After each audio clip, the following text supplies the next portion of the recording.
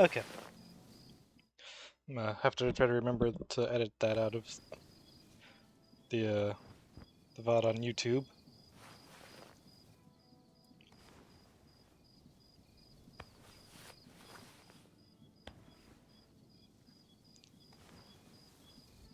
Can't you just ask for it back? Oh, I tried. They told me everything in that shed now belongs to Camelot. And if I've got a problem, I should go take it up with Norm, since they gave him money for it. Problem is, that coward packed up and left the same day. Either they paid him too much coin for that hovel, or he wanted to be long gone before they checked the place over too close.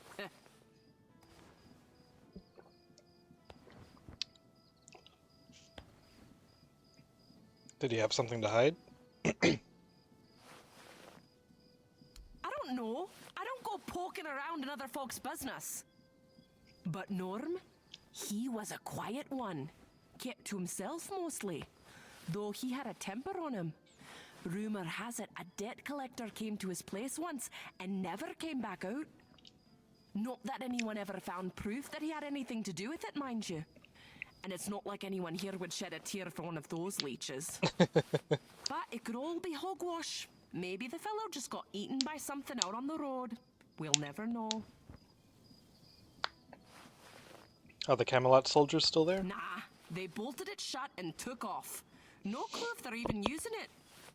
But if I tried to get our axe back and they caught me, they'd throw me in for theft. For theft! Can you imagine? Of my own property. I could get it back for you. Why? Because I like helping. Maybe you do. But I don't trust folks who offer things for free. They always want something sooner or later. We may not have much, but we're honest folk. Bring me back that axe and I'll pay you. Just don't get caught.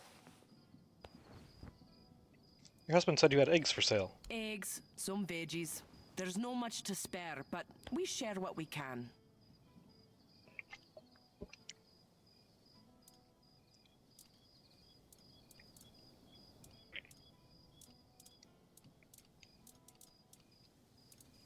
I just wanted to see if any of it looked weird tainted, but you know what? I may as well buy all of it.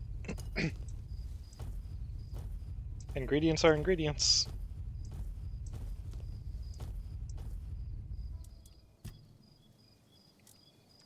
And ingredients are XP.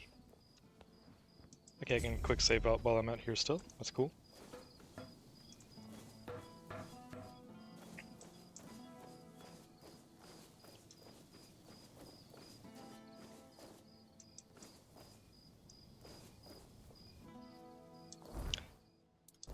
So, full disclosure, I did do a little bit of Googling during the ad breaks. Turns out I really should do that that quest that I started from the hospital and... Oh, there's a home here I could buy. How did I not even notice that? I guess I haven't really searched this place that well since getting Nice here. to see you.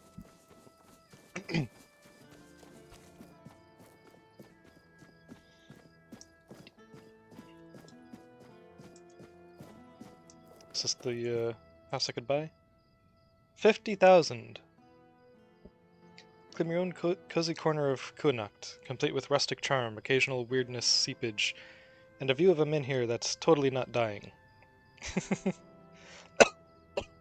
This one-of-a-kind home features creaky floors, a basement the locals refuse to speak about, and the occasional relocation notice slipped under the door. The perfect choice for brave souls with flexible long-term plans. I'll buy this after I get all of those attribute bonus items from Black Annis. Yeah, it turns out I really should do this quest over here.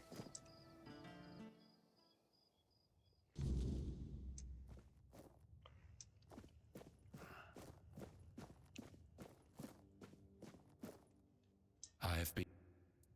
So it is decided. It will take but a moment. Now, Go to the place where I first said soon. You will be reborn. See you. Oh yeah, while I'm here, is there a way for me to... I don't think you should be doing that. Oh, your eye looks fine to me. Hmm.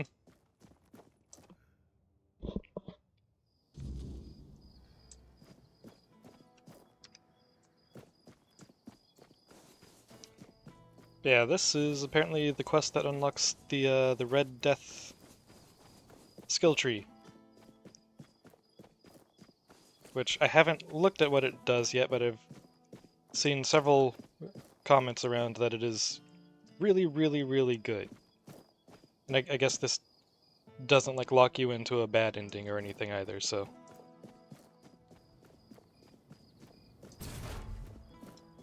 Let's just go ahead and do it.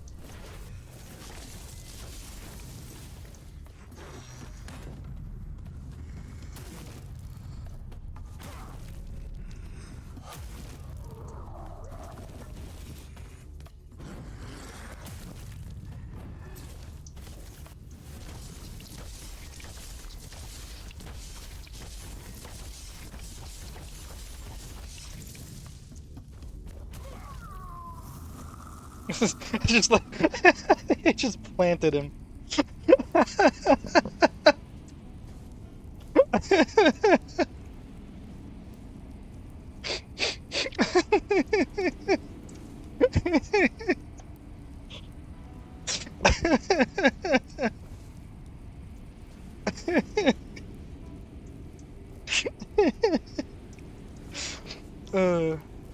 It's gonna grow into a pretty flower.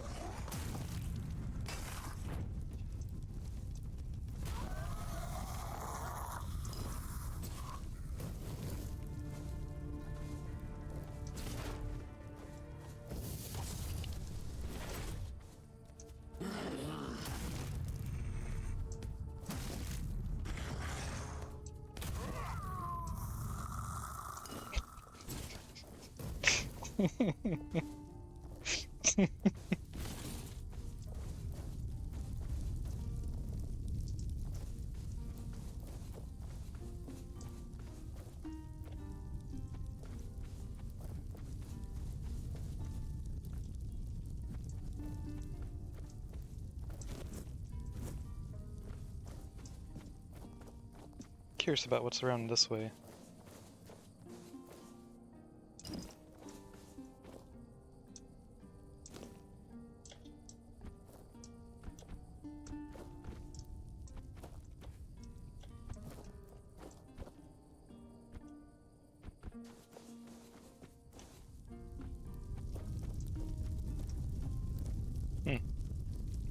Okay, nothing up there.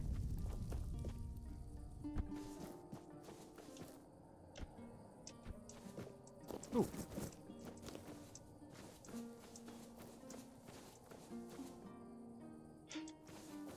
Did I check out this statue? I think I did, right? Yeah, Ezra the Silent Child.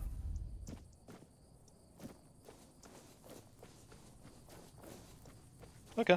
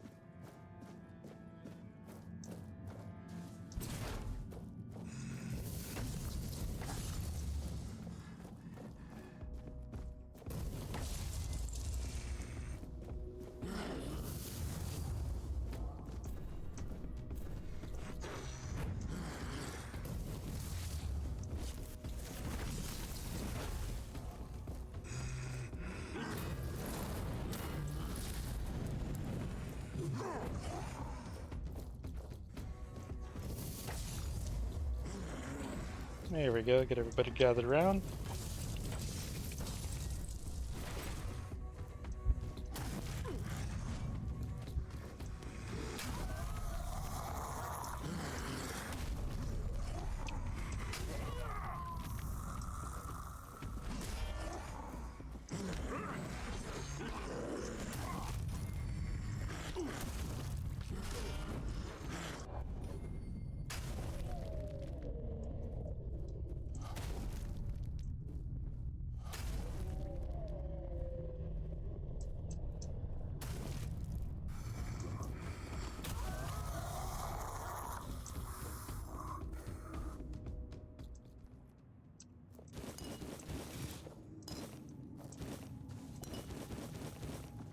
Oh, hi there.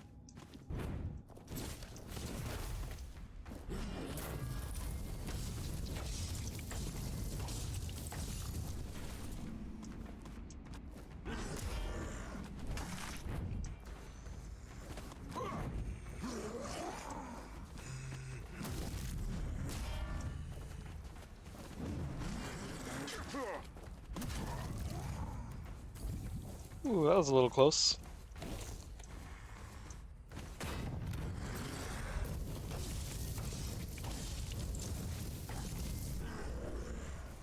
Yeah, this is definitely a lot more than last time. I approve.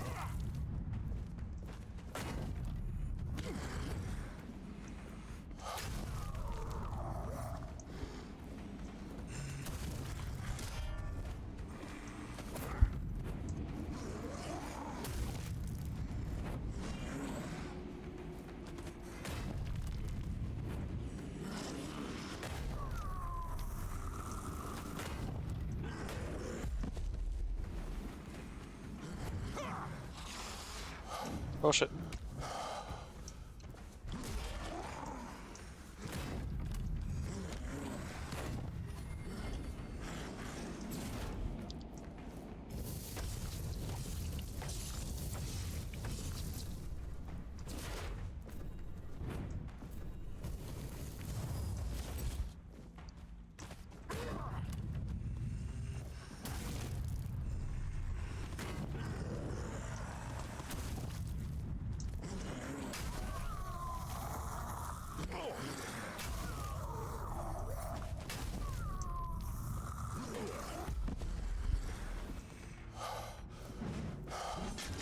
Oh, what? What's happening?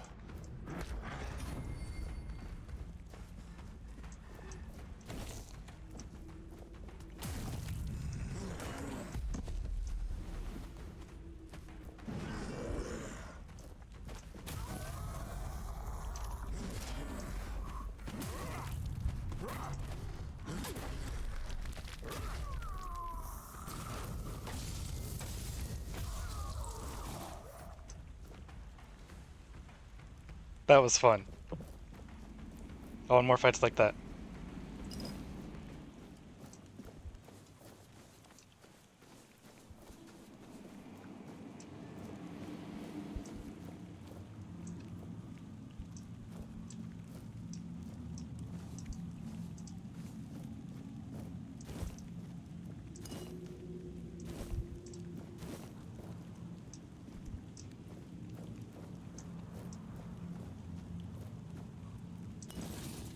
Just didn't mean to take everything there, but okay. Oh yeah, I'm still good on my carry weight.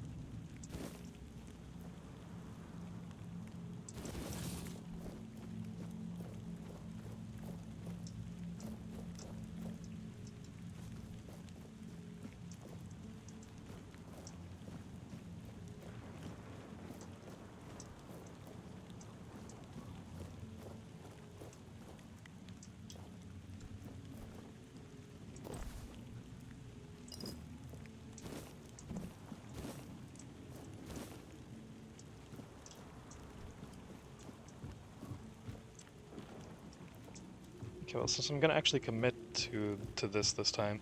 Last time I was just grabbing it to like just out of curiosity. That's why I just kind of rushed through and stuff because I wasn't planning on sticking with it. But now it's like, okay, well, it's really freaking good. So.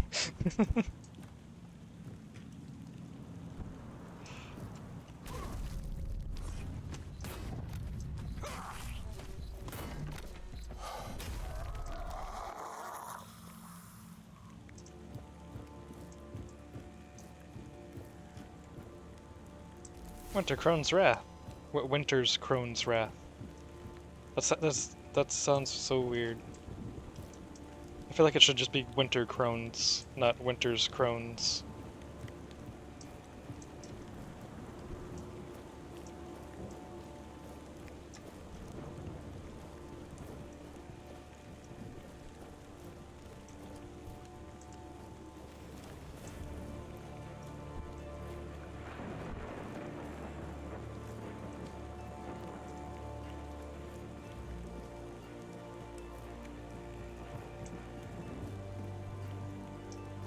Oh yeah, I spotted you from up above last time I was here.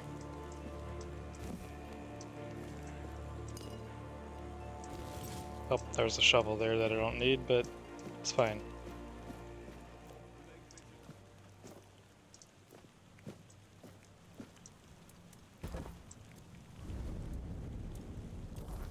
Let me just level up here first. More endurance. I might save this skill point actually.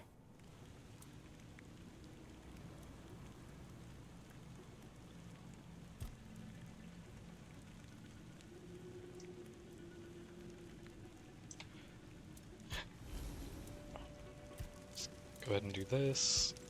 Nothing to identify. And rest until morning.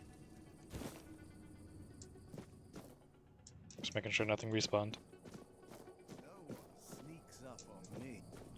Who's sneaking? I literally camped right in front of you. Sir Bernard. You're nothing but a pet.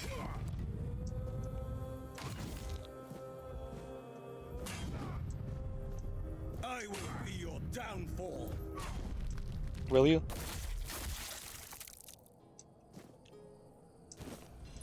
Duelist's Blade.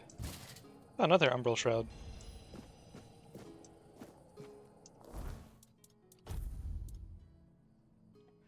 Deals an extra 15% damage when facing only one opponent. Increases melee critical chance by 25%. Critical hits with this weapon deal additional 50% damage. That's pretty cool. What's it look like? Yeah, it's just a rapier. Nice. I'll have to let Matt know there's rapiers in this game.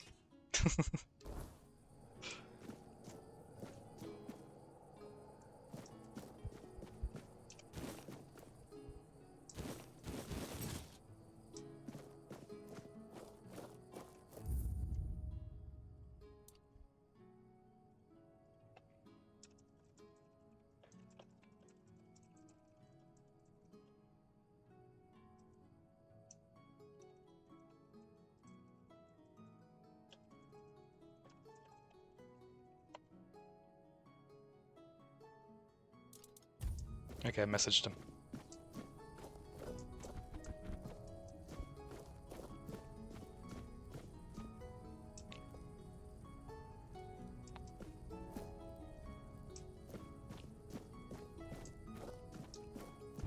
He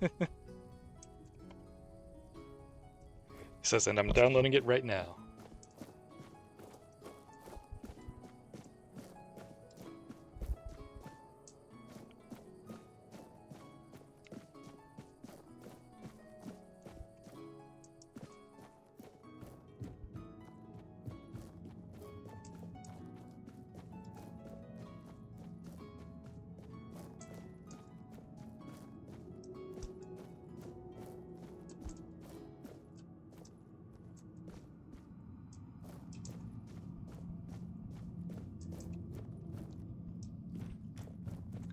Let's see, I already went this way, right? And yeah, that's where I jumped across and killed the dude and then jumped down there and... yeah.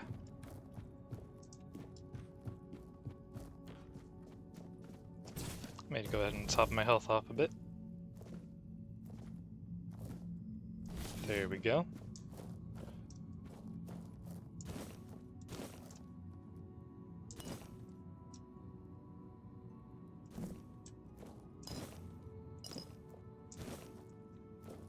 And see, this I definitely wanted to come back to regardless of whether I was going to do this quest or not. Give 10 max health to get an attribute and skill point. 100% worth it. Like, it's basically a net loss of 2 health, because I'm going to put that point into endurance. But then also get, you know, the increased encumbrance limit, get more melee damage because I have that skill I put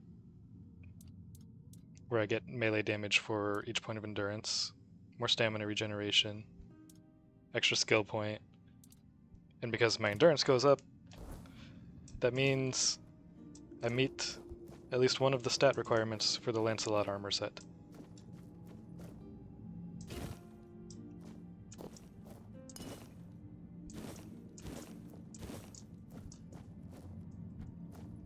Which I am planning on trying to build around once I've got it.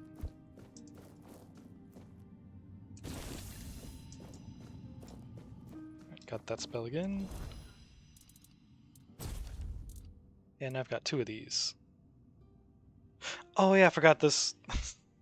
This explodes a corpse. In addition to healing from a corpse.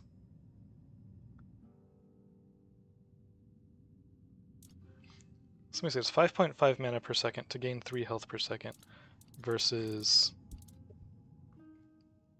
11 mana a second to gain 7 health a second.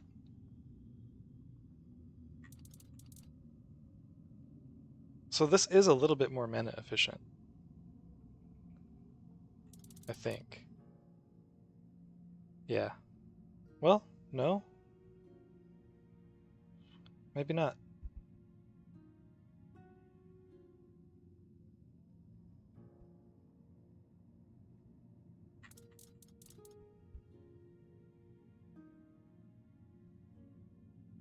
Let me look at the base costs. 6 and 12. 2 and 6. Okay, no, this is more mana efficient.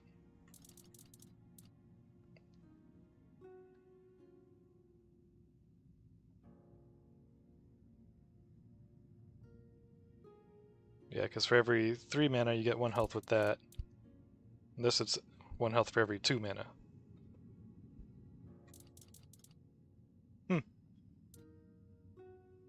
Okay.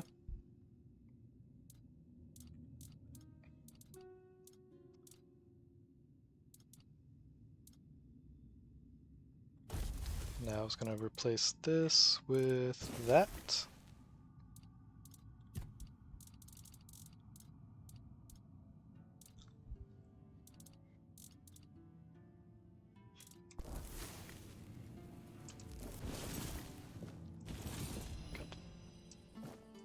Fields of Misery.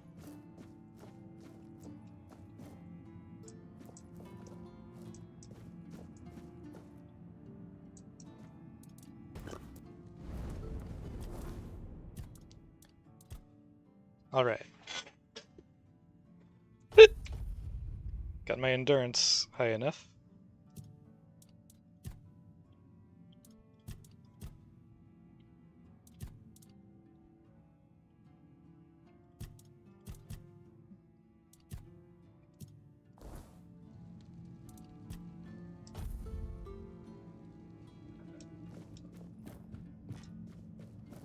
At least for now.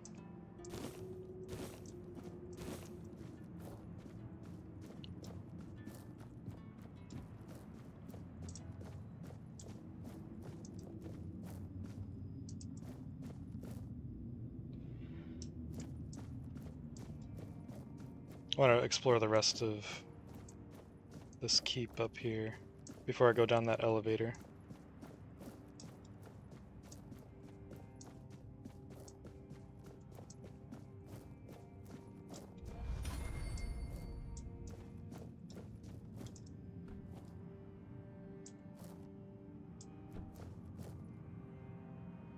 That's it?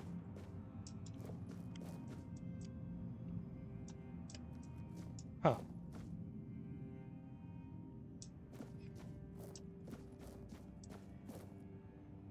Cool view.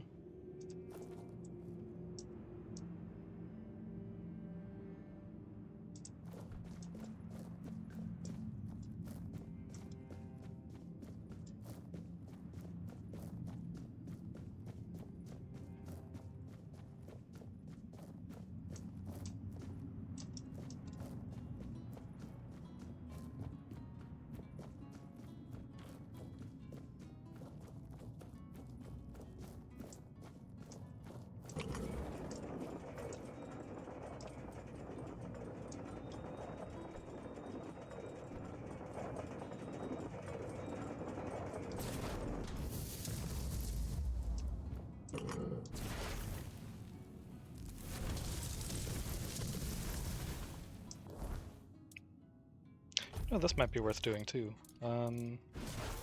Yeah.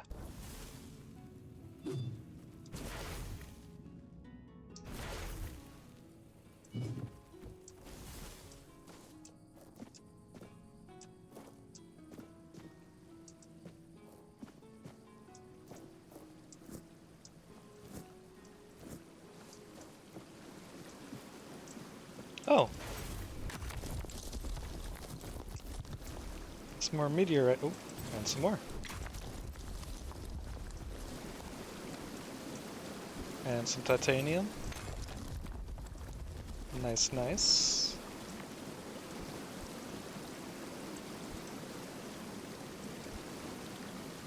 Oh, come on. Let me up. There we go.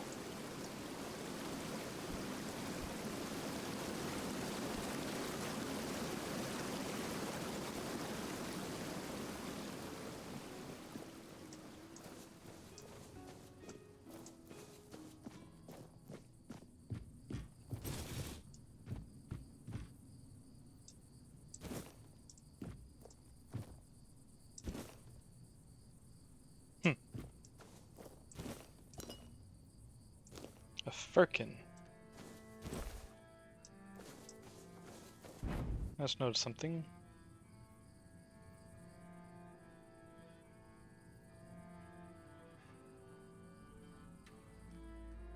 I wasn't hearing the streams that I was lurking in. There we go.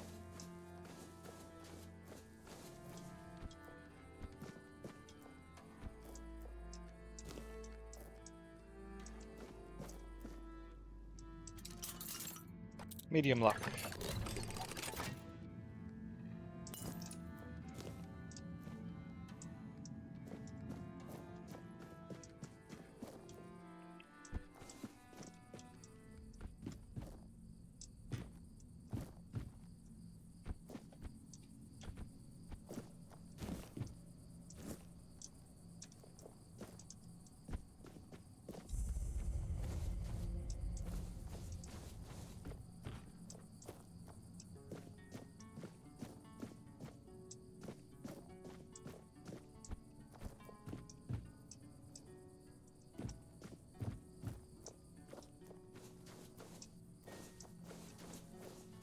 Oh, more meteorite.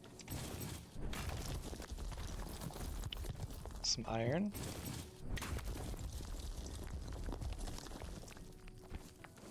The meteorite blends in really well.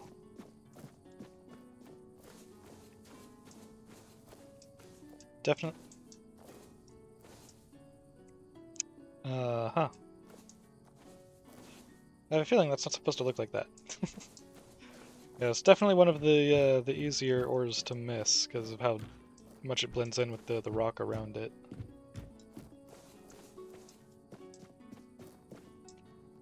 Okay, I can't jump back up if I drop down that way. So that's just a convenient exit, I guess.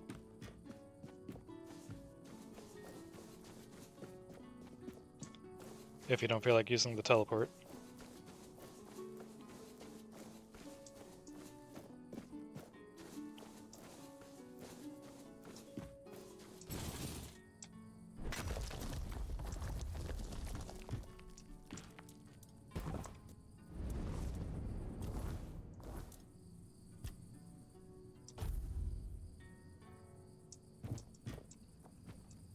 Could use this bed, I guess.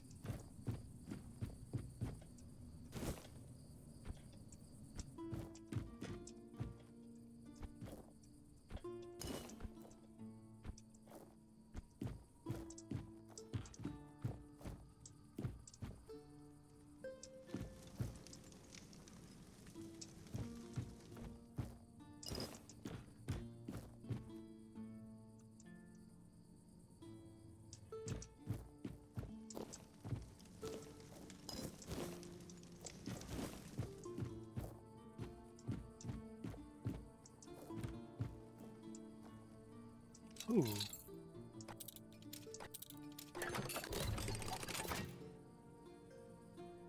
Summon Master Assassin.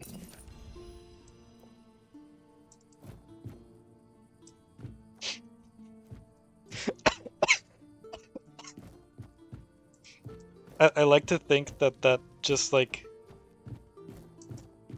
doesn't summon like a spirit or anything. I like to think it's just some Master Assassin is out doing their job. They're about to take somebody out, and then they just get summoned straight to me.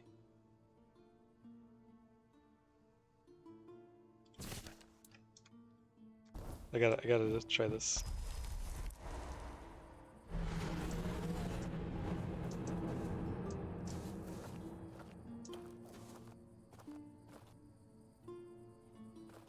He was just about to take out a king or something, huh?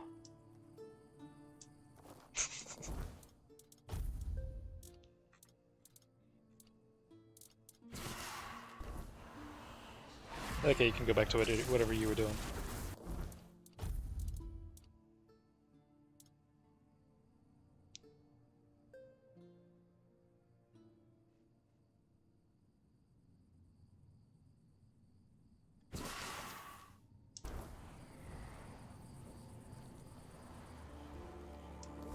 Oh wait, no, I wanted the shield here. There we go.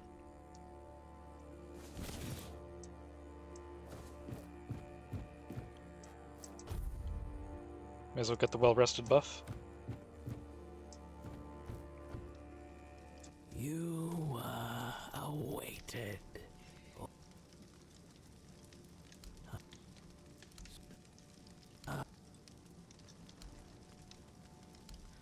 Already seen all this dialogue before, so. She in give much within you that when weeks you may but know the heart bleeds. Can at least pretend to be hesitant about it.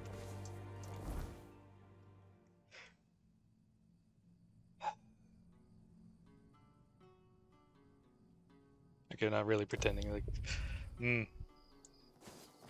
Oh, hello there. Hi.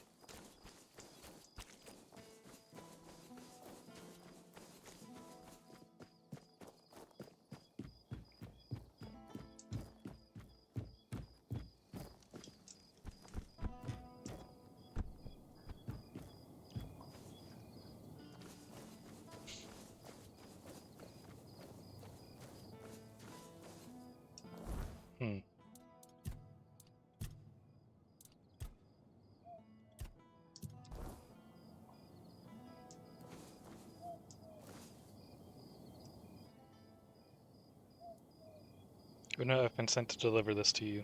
The plague's mark. So, it has come for me at last.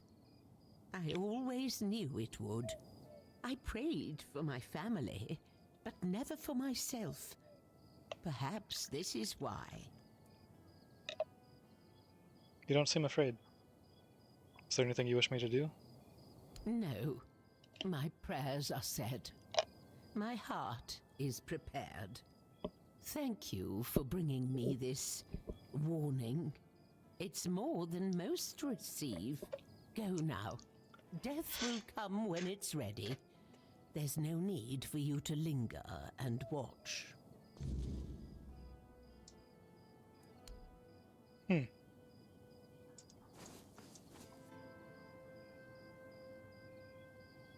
Well, okay.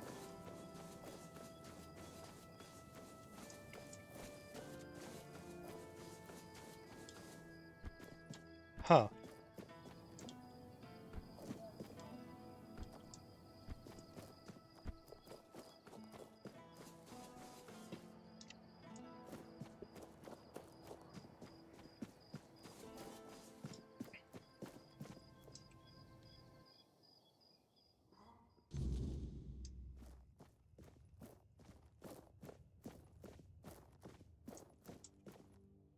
Welcome. The one has instructed me to pass this on to you. Actually, before I give Farewell. that to him, I want to read... Does it have a description on it? Wait, I still have 2 of them. Curse mark with the symbol of the plague. It should be in the hands of those destined for the Red Death. Yeah? This mark. No. But I don't understand. I was told to wait. An empty shell. Just as it was said. Why are you doing this to me? Why, when I gave you such a wondrous gift?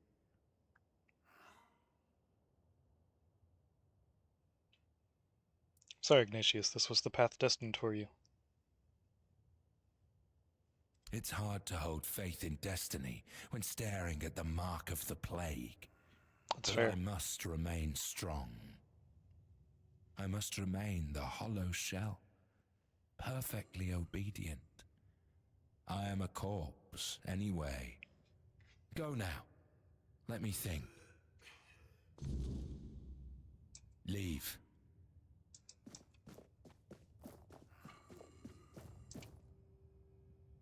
Hmm.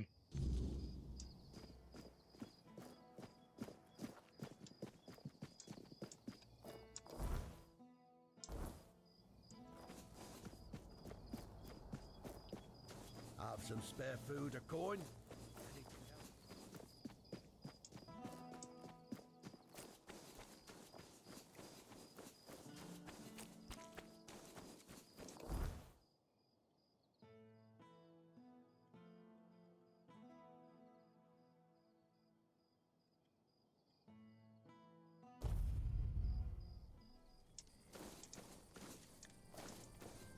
So do I still have 2?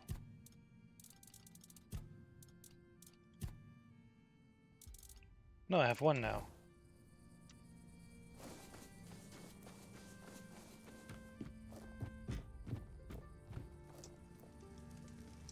You are back.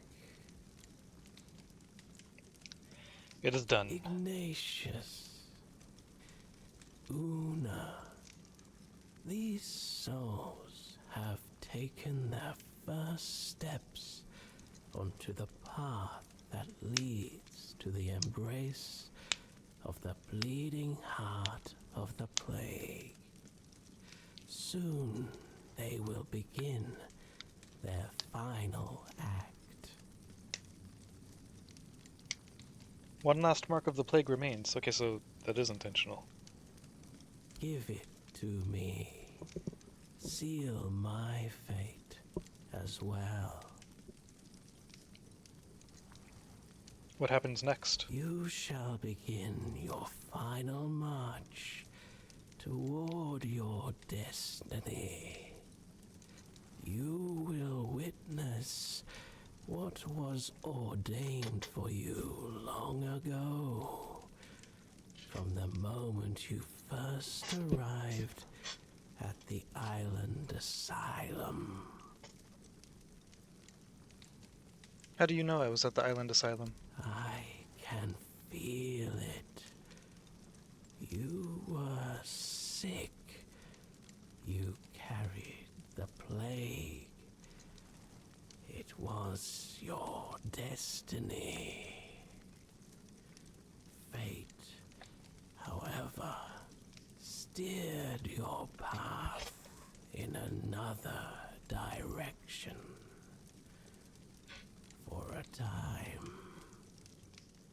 Yet here you are, a lost child, making its way home.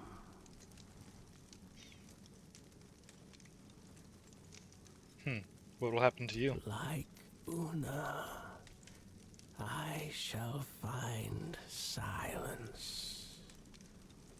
I shall finally catch my breath. I cannot wait for that moment. Here's the symbol. And so, my final act unfolds. Let us close our eyes together.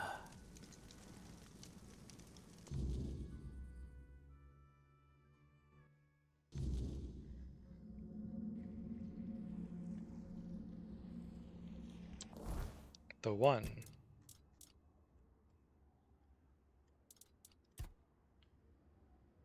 You could have left the clothes on for okay. The one is neither alive nor dead, but something in between, a veiled corpse surrounded by whispers and the ever-repeating commandments of the Red Church. He speaks in riddles and revelations, offering no comfort, only obedience. To meet the one is to stand at the heart of the Church's doctrine, where prophecy and plague become indistinguishable. Once perhaps he had a name, a will of his own. Now he exists only to carry out the designs of Prophet Kai and the Bleeding Heart. The 7 commandments echo through him without end, for he is not a man, but the mouthpiece for a faith that demands nothing short of total submission. Arrived in a strangely familiar place.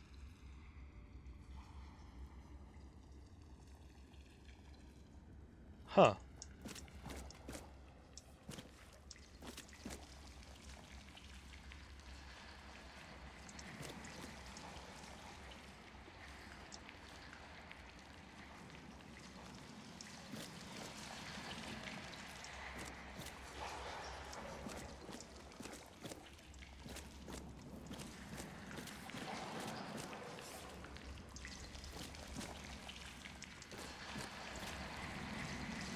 Okay.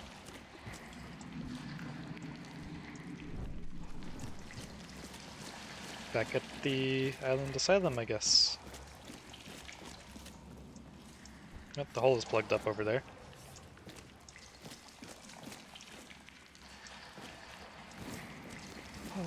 May as well take this.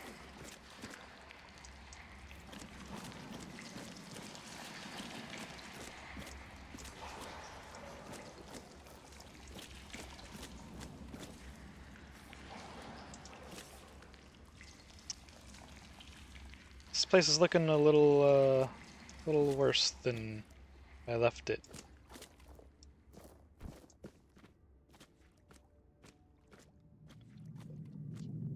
Now, am I actually back at the Island Asylum, or is this like a vision or something?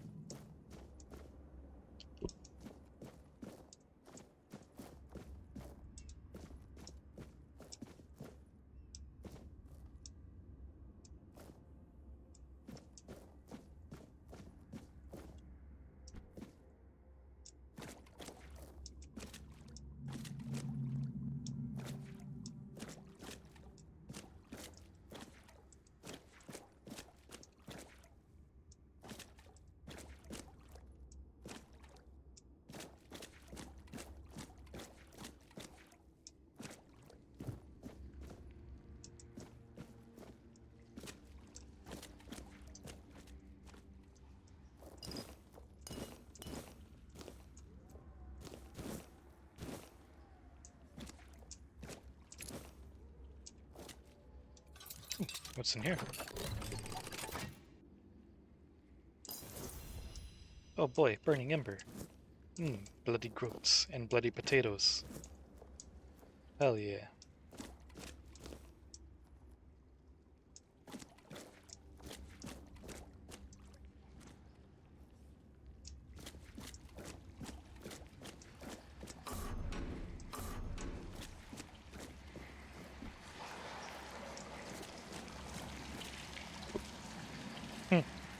I was expecting an enemy to come charging out of that right side and be something like a little more threatening than the zombie that came out before.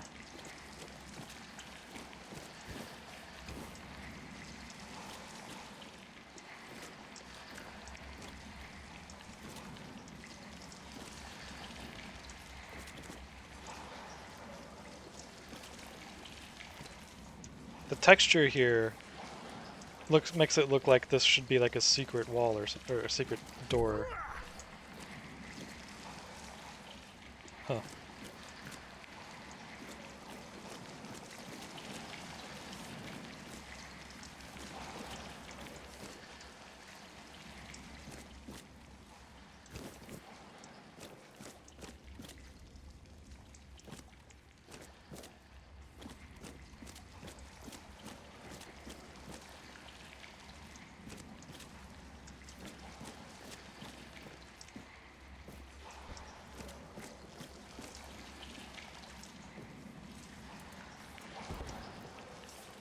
Nope.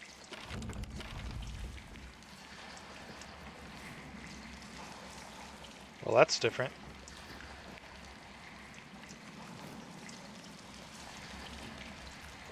Oh, that's a cool skull.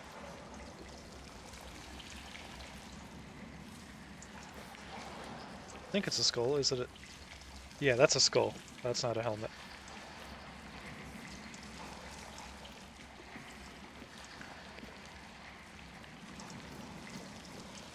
Oh, down we go. Oh, the body dump.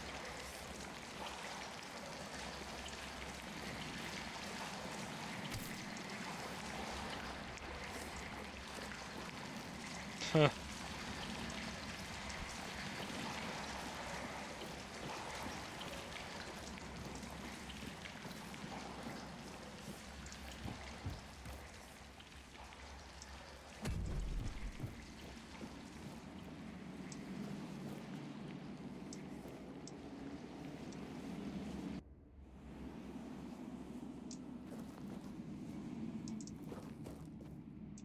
That's looking like it's gonna lead to a boss fight.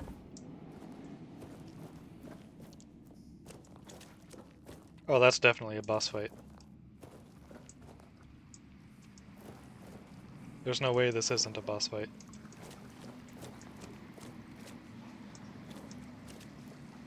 Plague Wraith.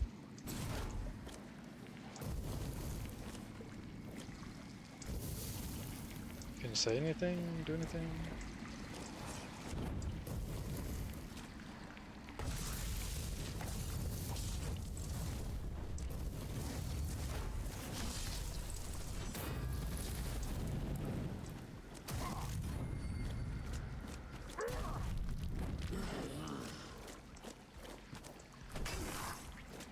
Huh, you missed.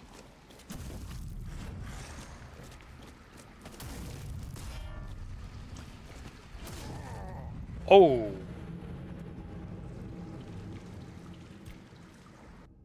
I should have used that shield spell. That would have been a good idea.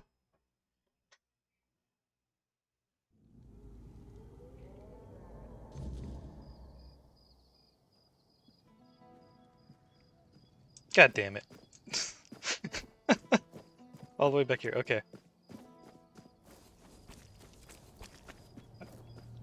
I thought I saved right before talking to him. But I guess not.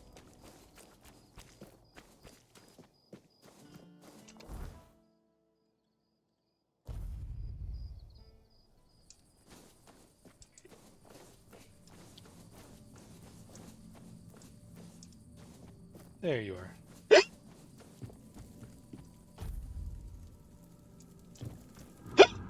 Well rested.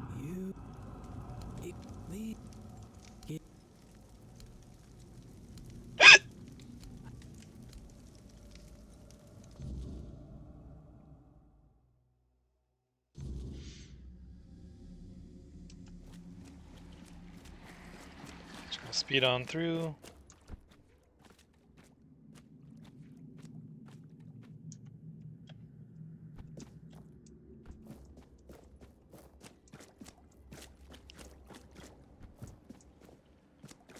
Grab stuff in here, since there was actually stuff.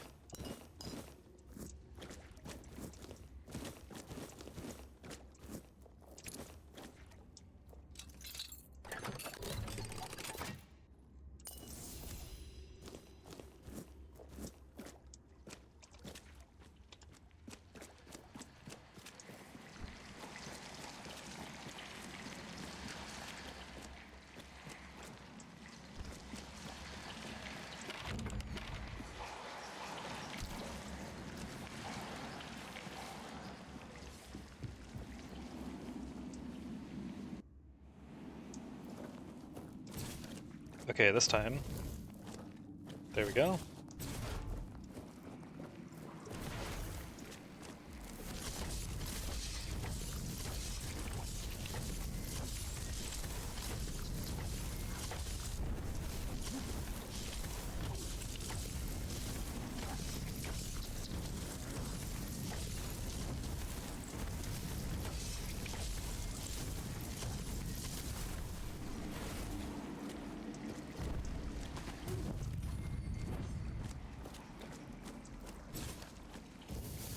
Shield up again.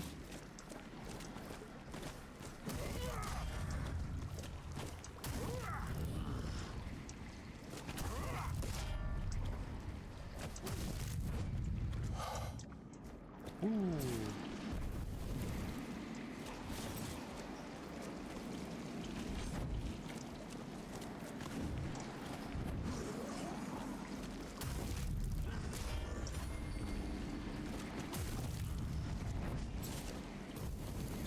This is a very good spell.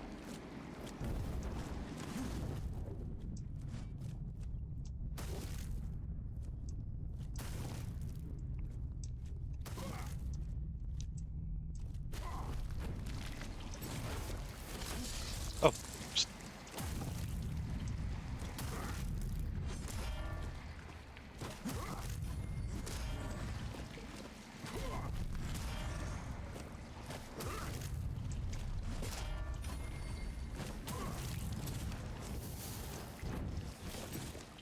You can heal. The hell?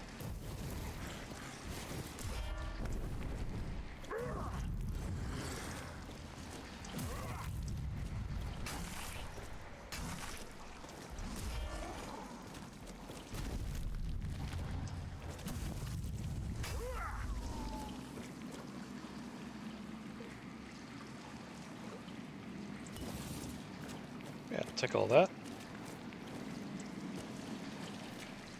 Plague Wraith. Well, armor doesn't do anything really. Crimson Crusher doesn't do anything special.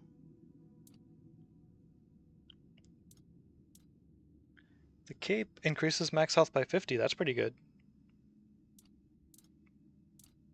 And a bucket.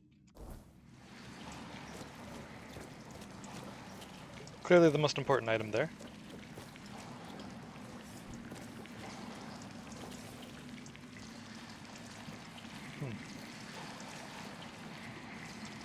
Bonk.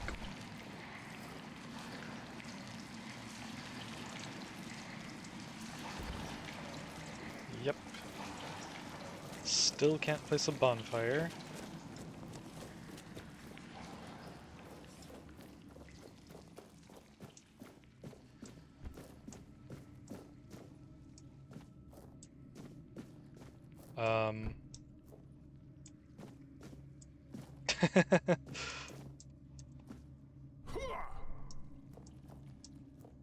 Not sure what this is supposed to be, but probably not whatever it is.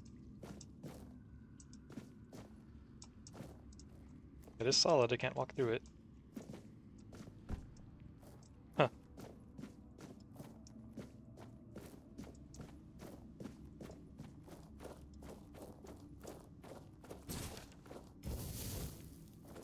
Just to refresh that.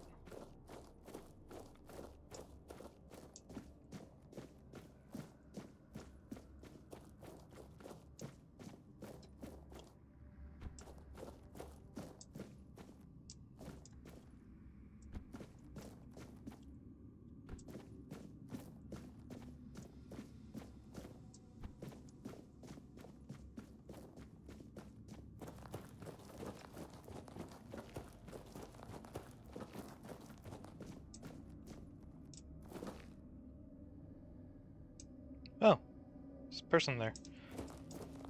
Before I talk to you, just wanna look around a bit, okay. That's about the extent of the looking around there is to do. I'm sorry, Wanderer, but you cannot rest here. Not yet. I sense my brother's soul within you. The pull of his destiny is stronger than any of our desires. You're Arthur's sister? I am. Well, his half-sister. A very important distinction at court. To Arthur, though, I was always just sister. The one he liked. Not only loved. I stood by his side, listened to him, and spoke my mind when he needed it. And when the visions came, I was the only one who understood they weren't just madness. My poor brother. I couldn't bear to see him suffer. There was little I wouldn't do if it meant I could help him.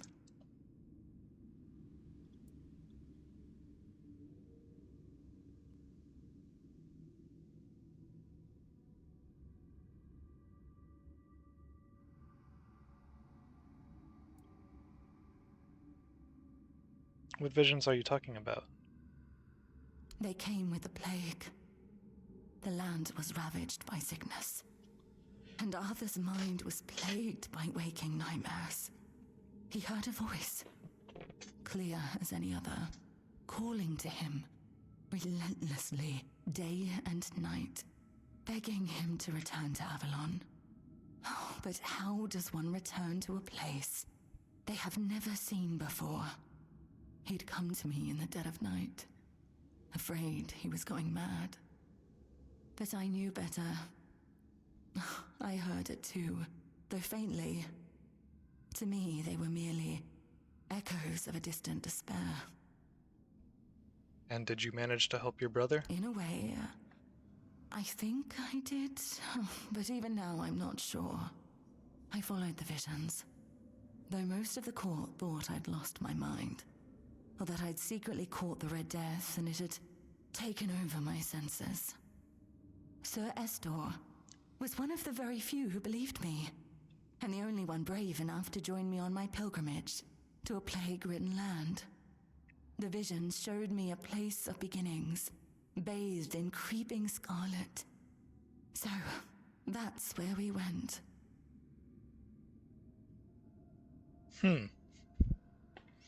Well, if...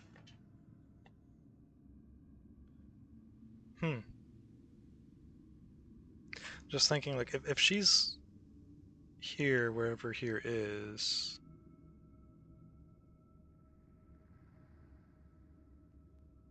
I mean, I guess that doesn't mean that she can't be that giant bird. Could still be the same.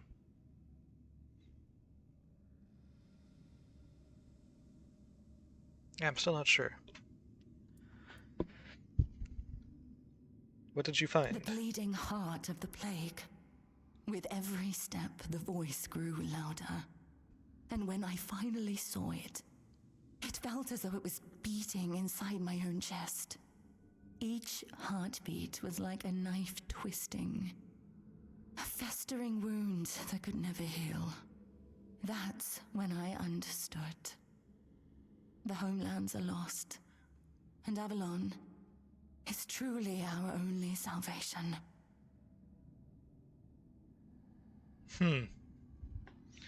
So there's no homelands to return to, it sounds like. If she's right. Can you tell me more about that bleeding heart of the plague? I see no reason not to believe her. There was something almost human about it, and yet it was so terribly alien. It's like it's actually her. It was like staring at your own reflection in a distorted mirror. Everything seemed familiar, yet profoundly wrong. I've had centuries to reflect on it, and I think I've almost uncovered the truth. A truth that's both simple and devastating. The heart is a grief made manifest. The sorrow of a mother who lost her child. So the heart, the grief, and the plague are interlinked with each other? Undoubtedly, yes.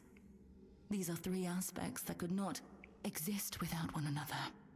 There was a heart, struck by immense grief. That grief gave birth to a force as untamable, as relentless as the plague. I believe that there's no cure for such matters, except time. And time is a luxury only we humans have. Is there anything that can be done about it? I don't know. I thought leading Arthur to Avalon would keep us safe. But then it followed us here, too. I'm not sure there's anything we can do to cure a bleeding heart. For a being that exists outside of time, with only a rudimentary grasp of mortality, there's no such thing as an end. I doubt she wants everyone else to suffer with her. She just doesn't know how to stop.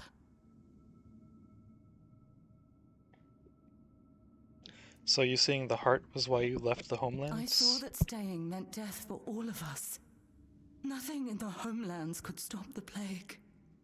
And the voice, it kept calling night and day, promising safety on Avalon shores. Arthur once told me it sometimes felt familiar to him, though he could never say why. Even then, he wasn't sure if he could trust it. But after I returned with Estor, he didn't hesitate anymore. We sailed for Avalon, and the voice led us straight to its shores.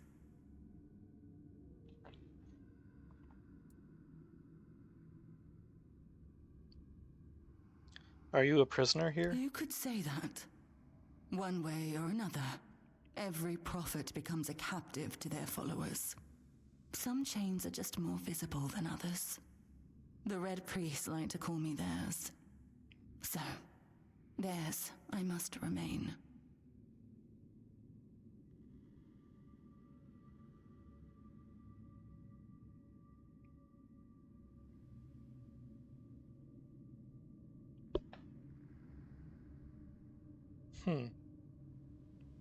How did you end up becoming the prophet of the Red Church? After we left the homelands, people started listening to me. Not just to my brother. It was terrifying, stepping out of his shadow.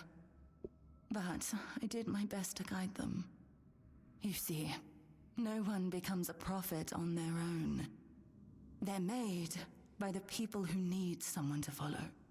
I became what they needed. Sometimes a guiding hand, other times a whip over their heads.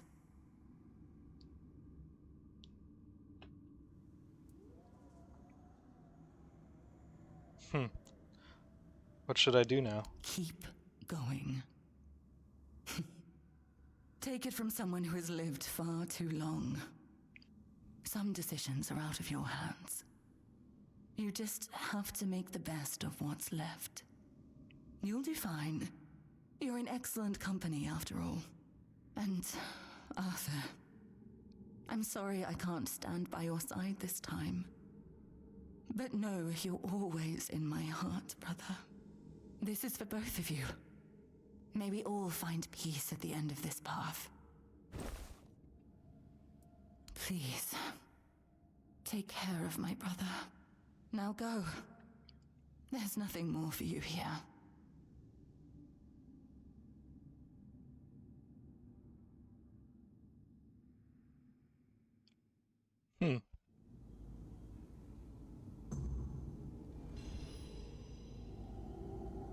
Red Death skills unlocked. You were meant to die. The Red Death already claimed you once, and your fate was sealed in fever and ruin. Yet by chance, or perhaps by something far worse, you were spared. Then you returned to the place where agony once held you in its grip, and as before you left it changed. The lament breaks most, leaves them shattered, but you've learned to wield it for your own purpose. You've unlocked the Red Death skill tree. Kai, wait. Kai?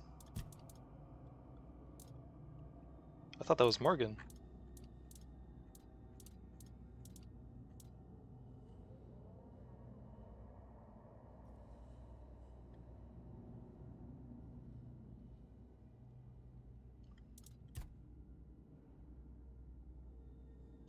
Huh. Prophet Kai is remembered as the voice of the Red Church, but first and foremost she was Arthur's sister, half in blood, holy in loyalty. When the visions came, whispering of Avalon, she was the only one who believed they meant something more than madness. She listened, guided, and stood by him when no one else would. It was Arthur who led their people across the sea, but Kai was the one who whispered truths in the right moments, hoping they'd carry him safely through the storm. Now, bound in silence and shadow, she watches Avalon unravel, still the prophet, still the sister, and still quietly grieving the man her brother used to be.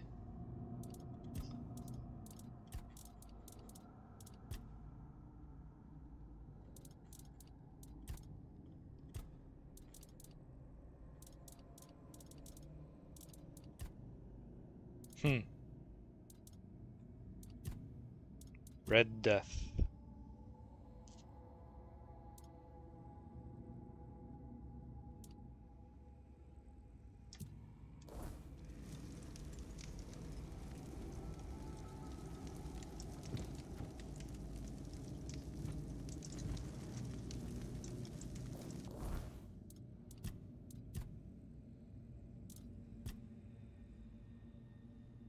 Perfect obedience. Okay.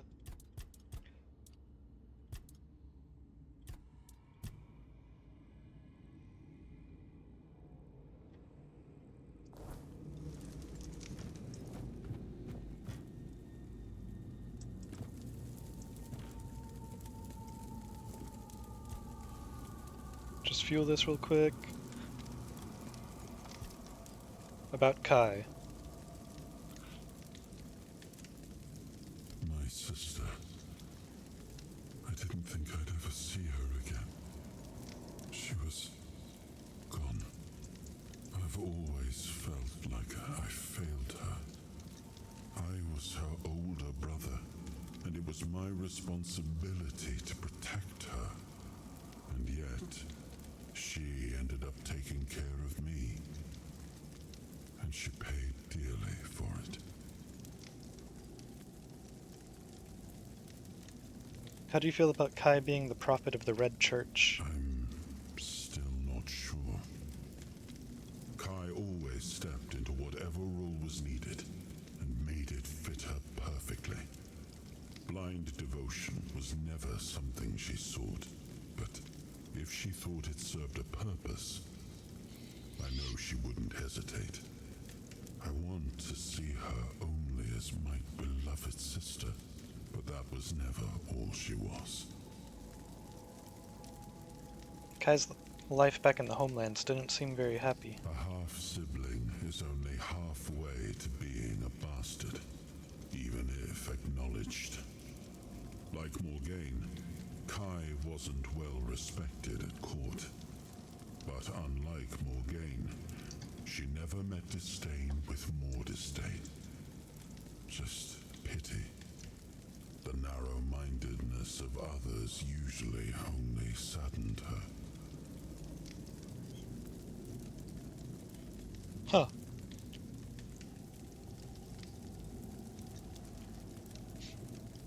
So you have two sisters.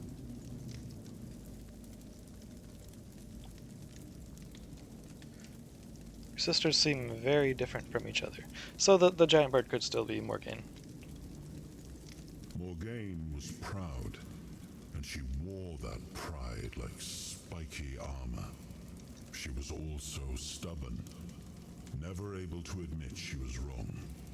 Kai was different. Softer, but not weak. Quietly unyielding, full of unwavering conviction. Sometimes I envied her for that. But most of the time I was simply grateful. You sound like you admire Kai. I do. I always have. She always stayed calm, no matter what was thrown at her. I don't think I ever saw her hesitate. When she made a decision, she was certain. I miss her presence and her counsel.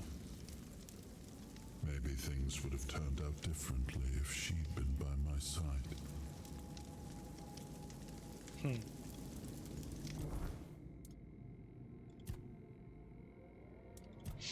Okay, well, let's look at these. This one's smaller, so I'll start with this. Cannot lose more than 50% of your max health from a single hit. Yeah, that's good. Prevents death once, renews after resting by a fueled bonfire. Also good. Okay, that I see why they call this the survival tree. It's not really much of a I mean, it's not really much of a tree, but it's cool. It's definitely solid. Losing 1% of max health grants a stack of Lament. Lament increases damage dealt by 0.4%. Max 100 stacks. Yeah, this will go really well with the Lancelot armor set. Huh. Max 100 stacks. Okay, the maximum number of stacks doesn't increase. Killing an enemy grants 10 stacks of Lament. Okay. Dealing damage to an enemy has a 25% chance to grant a stack of Lament.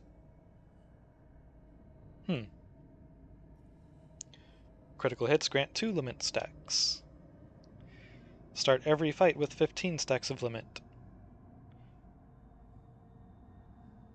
Right, so do the Lament stacks have like a timer on them or something? Oh, yeah, there it is right there. Increases the delay before Lament starts to decay by 50%.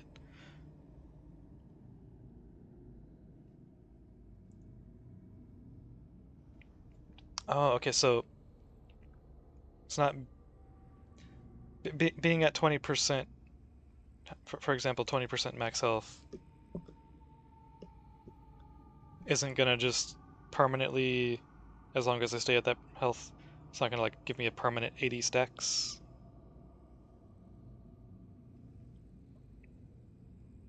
If I'm understanding right, because it says losing 1% of max health. So basically taking damage is what causes a Lament stack. Oh, increases max Lament stacks by 50.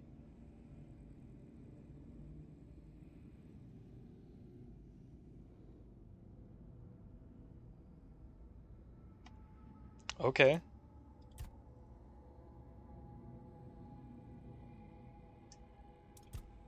I'll go with that one.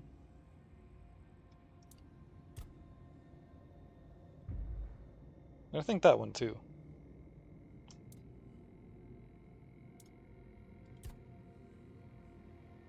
Actually, I want to see it real quick. Okay, it goes to 25%.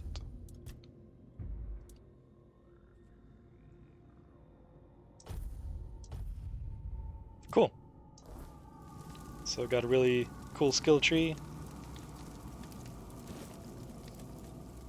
And some really cool lore. So yeah, that was worth doing. That was definitely worth doing.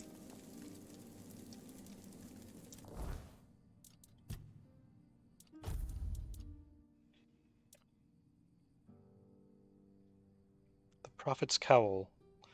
Increases spell power by 100% when below 13% max health. Increases magic crit chance by 100% when below. Max mana by 100. Mana regen by 25. Critical damage. Oh, and this isn't just magic. Just all critical damage increased by 100% when below 13% max health. What do those look like?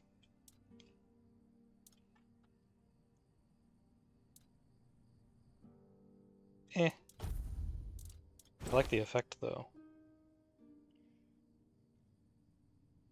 Then again, crits restore 10 stamina and 20% melee damage, but 100% crit damage. Huh. I'll have to compare the effect to the Lancelot gloves, because I don't remember what those do exactly. I just remember they give you a benefit for being on low HP. Not quite as low as 13%, though.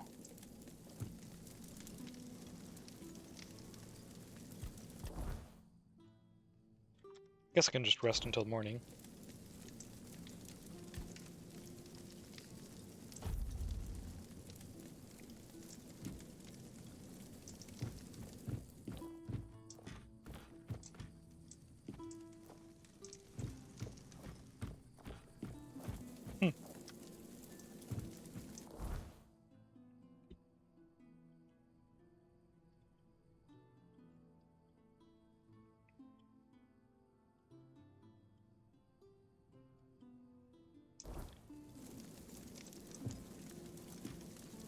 Okay, so that wasn't quite as, like, super horrible evil as I was expecting it to be.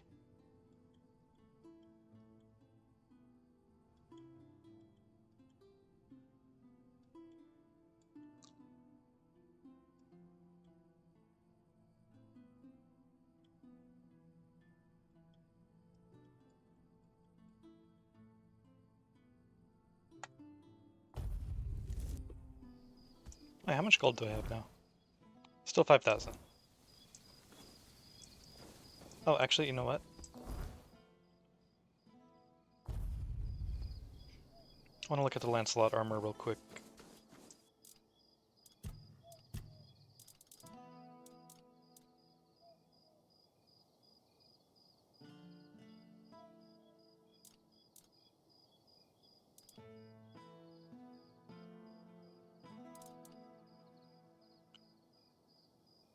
Weighs 1 pound.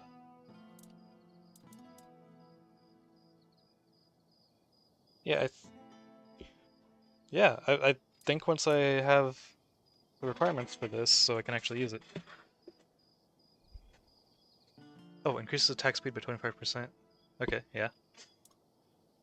Because this is actually a fair bit, not even a fair bit, it's a lot lighter than the armor I'm wearing.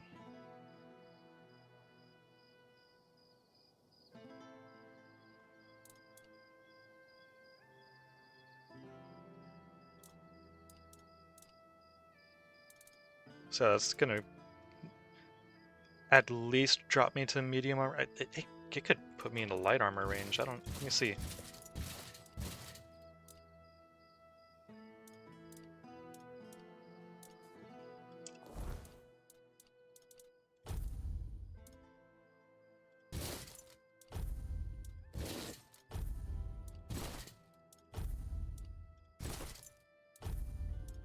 Okay, not quite the light armor range, but not far from it. That's pretty crazy.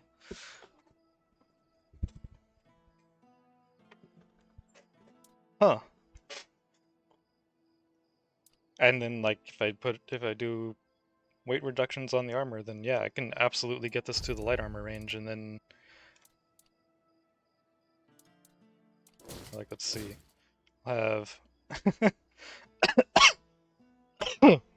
Holy shit, that's a huge difference right there.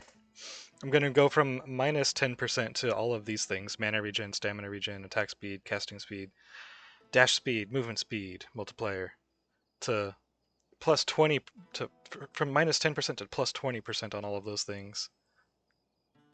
And also have a dash count, excuse me, dash counter of 3. That's crazy.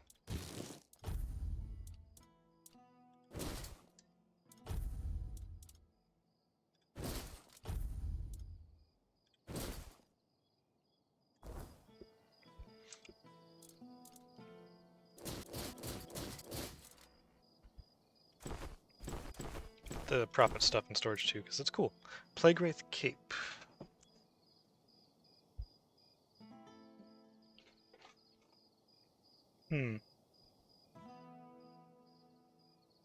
I'll put it in storage, but probably not going to actually use it. Always a pleasure to see you. What are you doing? Welcome.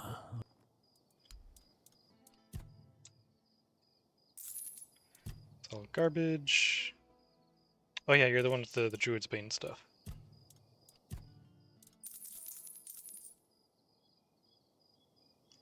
I might hold on to this just because it's cool.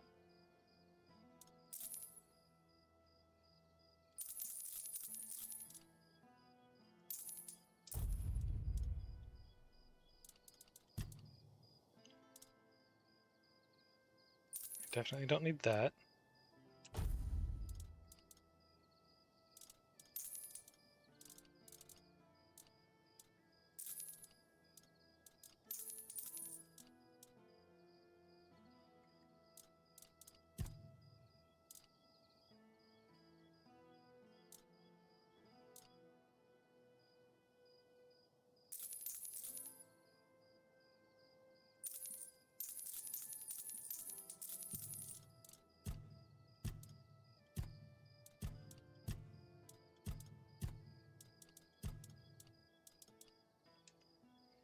Always a pleasure. See you. Let's see, where was the crafting station here?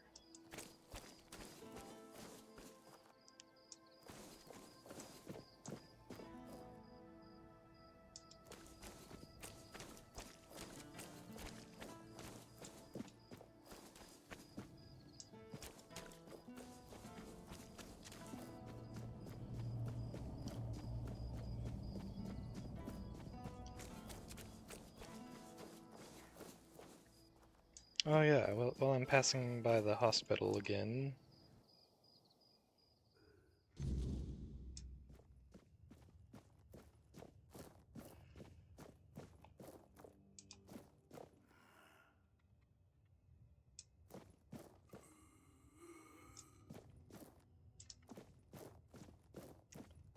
Yep. You gonna say anything about him? Nope, okay.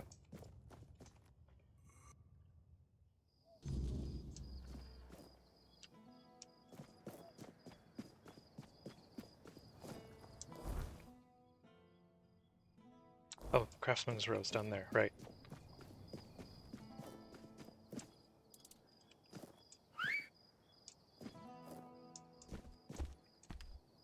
This thing is so ugly.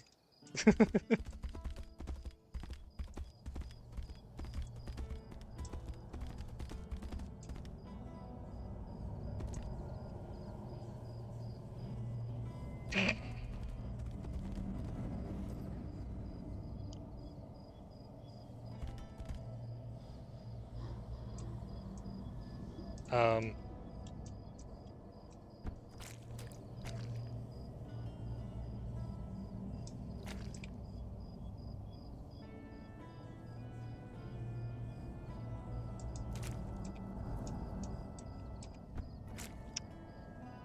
Yeah, you can just hang out there.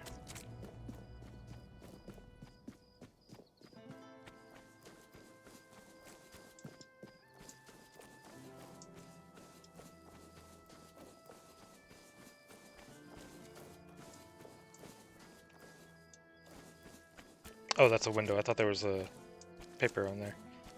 Let's see, here's the smith. We still need to do the quest for.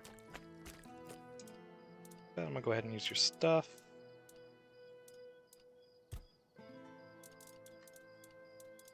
Because I want to convert all these.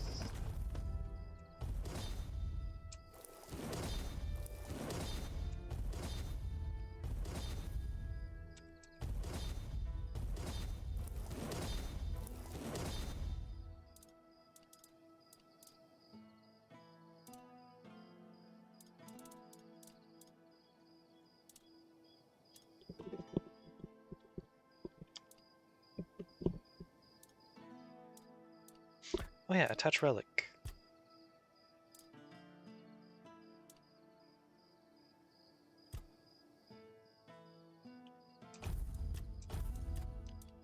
Now, spell power and more spell power. Yeah. What about my armor?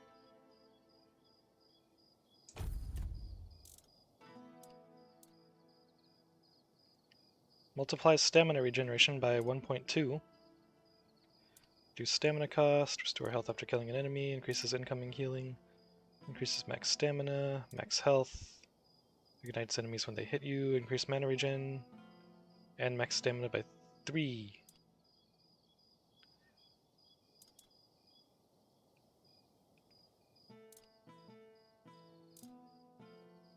Hey, what's up, Remy?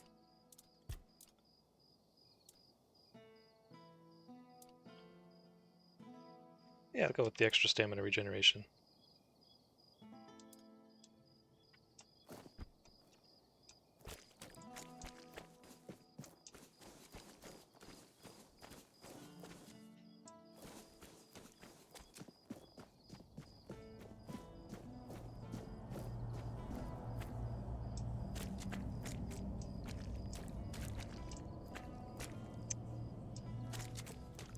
Okay, you'll just stay there.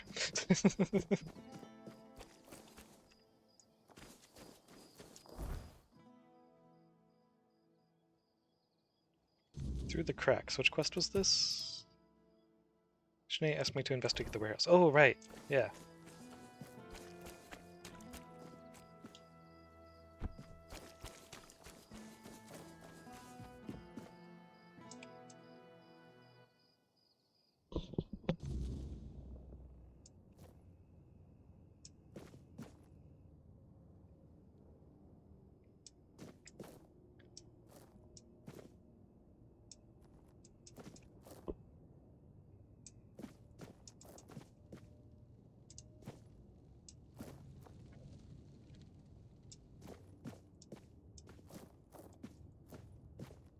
Not gonna lie, I was expecting there to just be like a hole in the wall somewhere. It's just something like super obvious.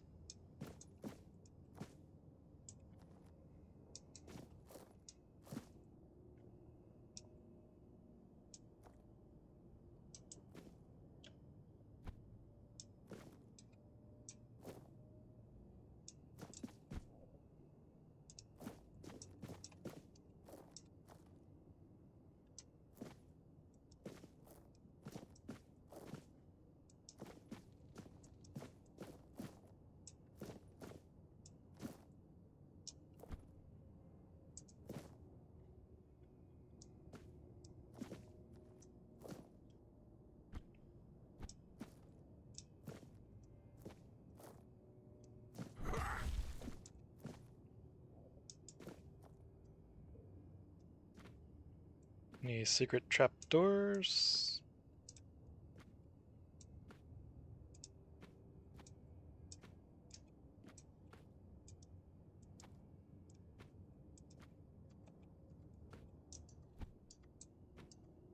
I can't stand up. There we go.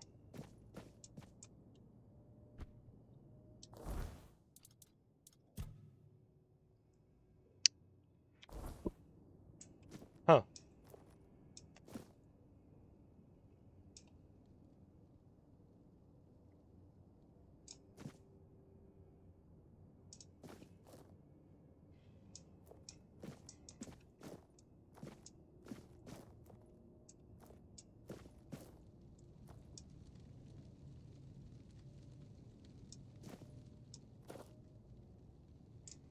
Maybe I should come back at night.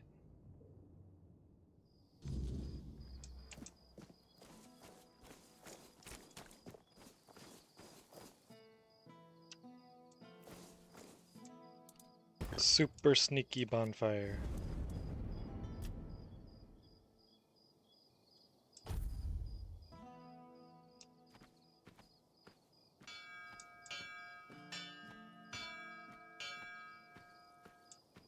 Bro, it's midnight.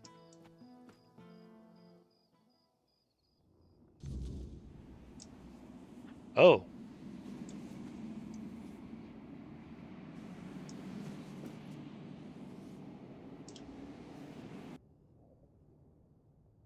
Well, that's not what I was expecting. Found myself in a strange dimension. I need to investigate what's going on here.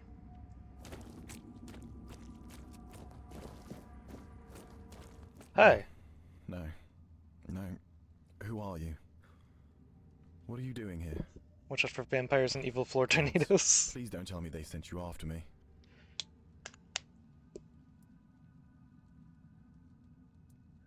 Percy, so you haven't deserted. Is that what they're saying? Gods, this is a nightmare. I'd never desert. I swear, the lads are my family. I've got nothing else. I can't believe I'm going to die here.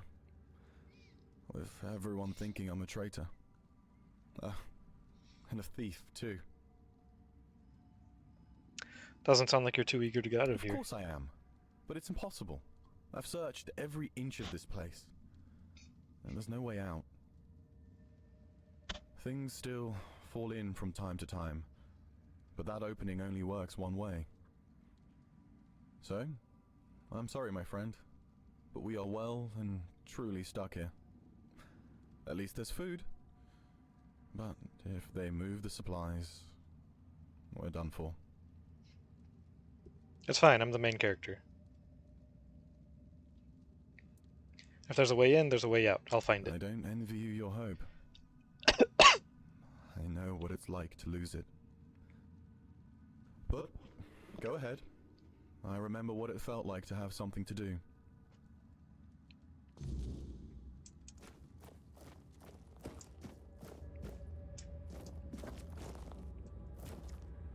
Huh. So it's like some kind of Kuanoct shadow realm thing. Cool. Button. See, you couldn't do that because you're not the main character.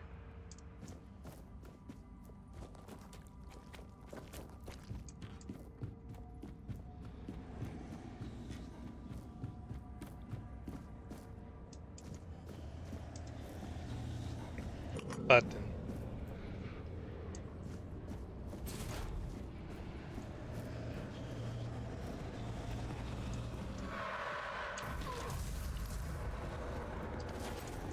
I forgot these things exist.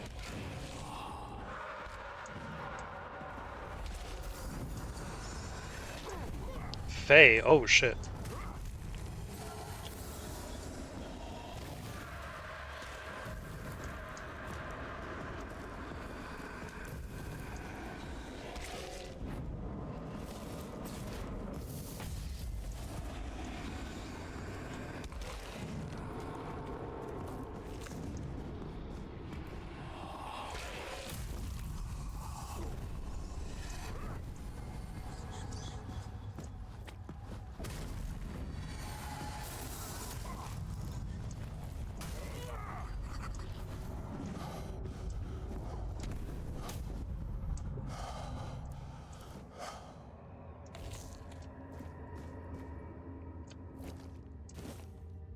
Faye's blood.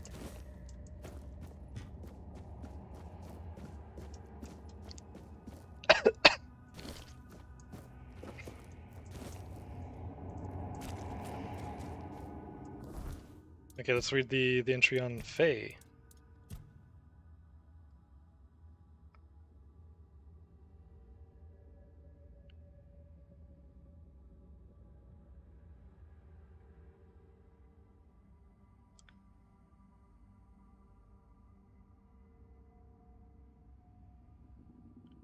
If I can find it.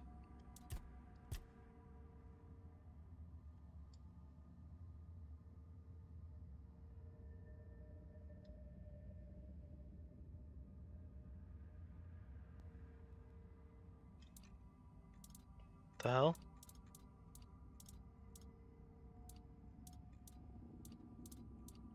It would be the Faye entry that's hard to find. Don't tell me they put it in characters.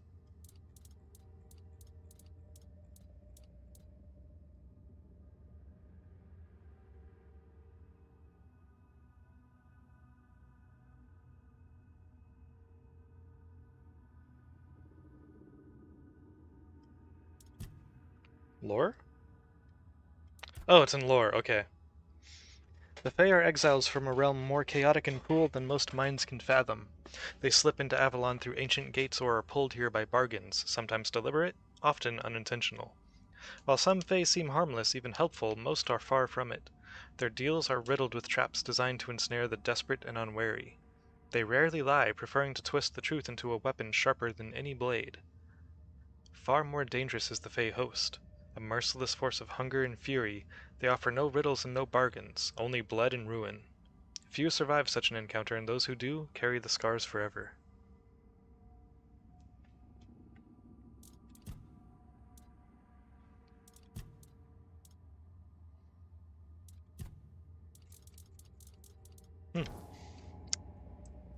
Good times.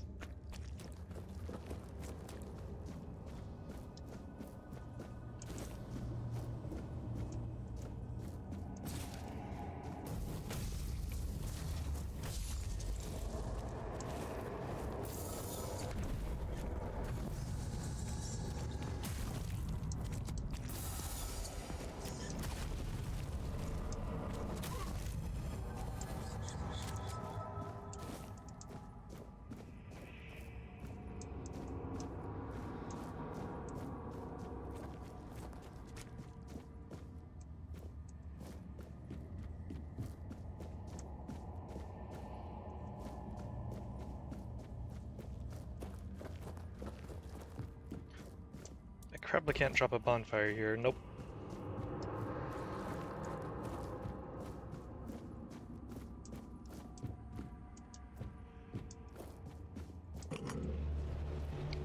Okay, the quest marker says to go over there, so I'm gonna not do that, because I want to check this place out.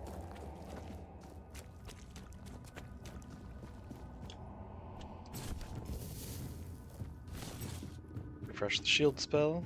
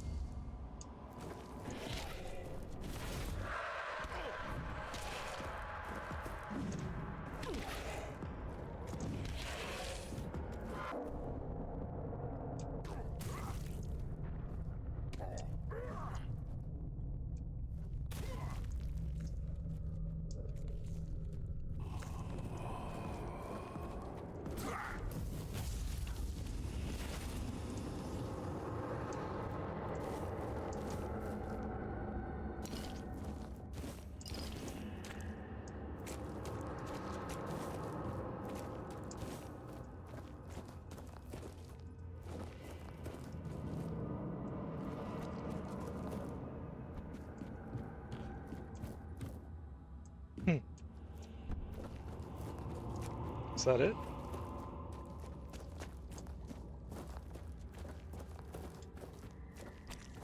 Okay, guess that's it over here.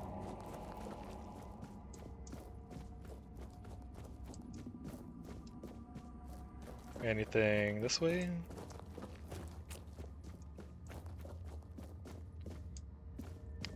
Yes, there's a death this way. Okay.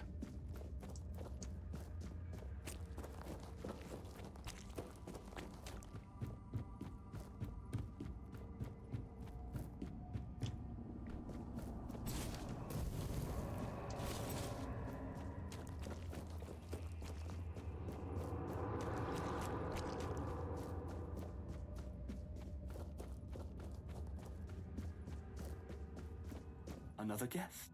My, how word must have spread. I didn't think there were still fools eager to walk in the shadow of my throne. Who are you? I am Garrick Tarian, rightful lord of Kunacht, blood of Palamedes, born to rule, my legacy squandered by lesser men. And yet, here I sit, not in a hall of marble, but in this realm of broken things. Door's right there. Just saying. Why are you here? Because I made a mistake. A single, miscalculated mistake. I toyed with the wrong woman. I thought she was just another pawn in my game, a trinket to be used and discarded. But she was no trinket.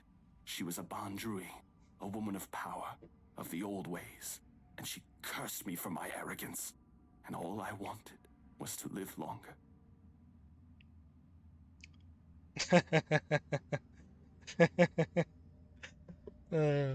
Sure she wasn't actually a fae? Seems like she granted your wish. Yes, and then some, as you can see. Eternal life. Sounds like a gift, doesn't it? But no, I was not given life. Only existence. Trapped in this mockery of a world, able to watch, to see, but never to touch. I have seen my house crumble. I have seen weak men take what was once mine, and I have seen it all from behind a veil I can never tear. What is this place? This is a prison, woven from the fabric of the weirdness itself. Only those with true mastery over the old ways, druids, Bandrui, could tear a hole in reality and trap something within it. A realm that both is and is not. A perfect, unbreakable cage. For me, it is damnation. A place where time does not move, where the world unfolds just beyond my reach. A theater where I may watch but never step upon the stage. And worst of it all, it is boring. No conquests, no feasts, no pleasure, no purpose.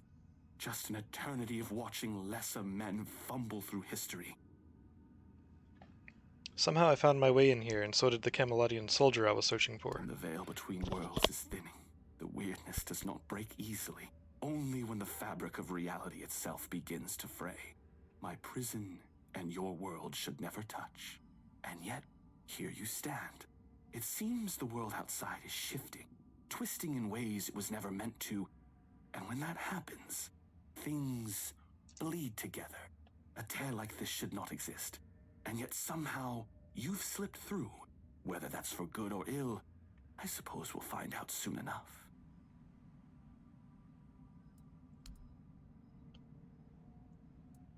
Lord Yvain is the ruler of Kuanok now. Yes, I know.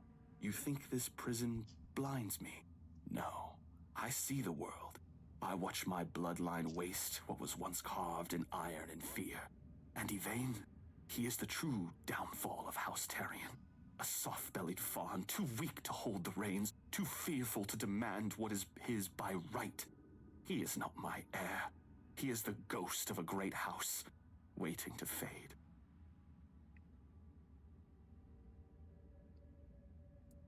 I've never heard of Gelric Tarion. Your name must be lost in history. Ah, history. The great devourer. It swallows men whole and spits out only what it pleases. Palamedes, my ancestor.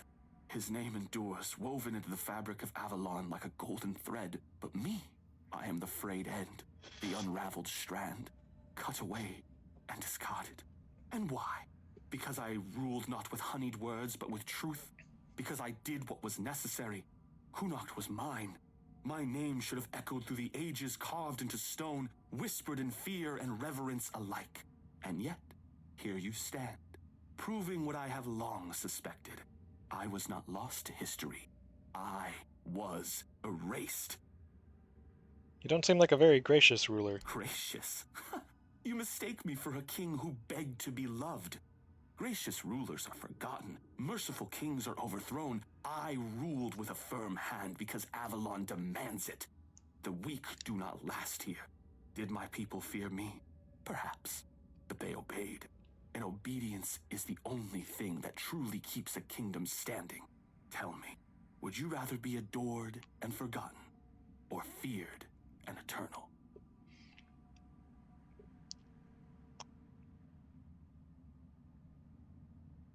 Well, it seems like being eternal isn't working out very well for you, so it's kind of an easy choice.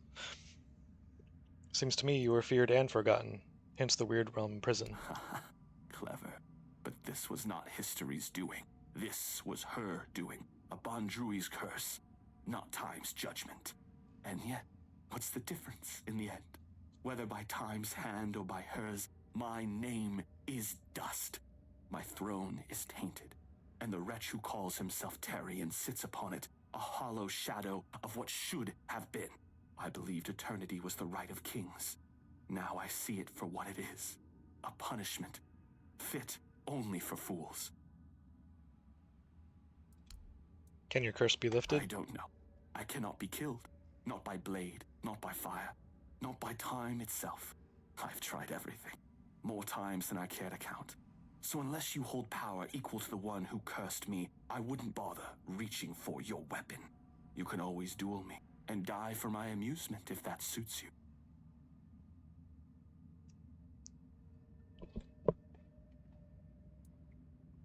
I might be powerful enough to grant your wish to die. Oh, now that is a bold claim. You are not the first to make such an offer, nor would you be the first to fall. But what am I to refuse a dance? Come then, let us see if your blade can carve deeper than fate itself.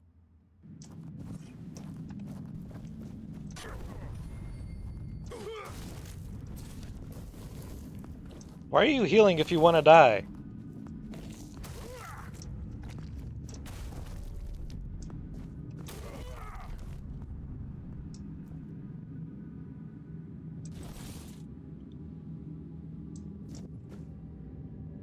Dumbass.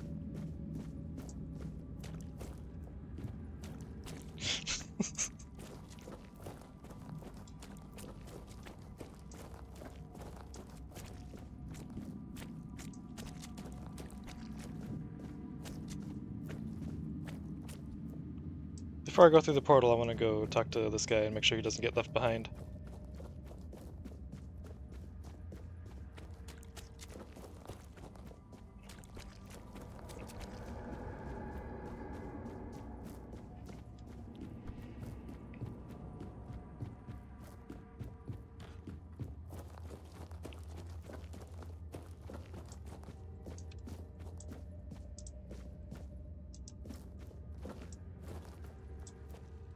You ever wonder if anyone will remember you once you're gone?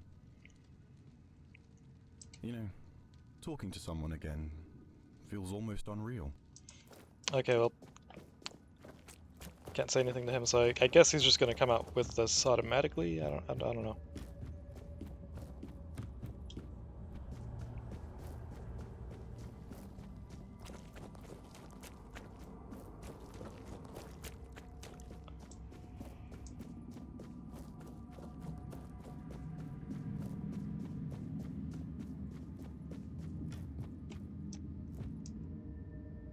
Well, that's weird. Touch. I can't believe it. We're actually free. You? How did you manage to get us out of there? Let's just say I'm a bit special. That I don't doubt, my friend. Oh, it's so good to be back. Funny, I didn't realize it before, but even the air in that place was different. Guess I'll go report to Shine. Honestly, I'm glad you were there with me. She'd never believe me otherwise. Alright. You know, sometimes I still half expect to wake up back in that place.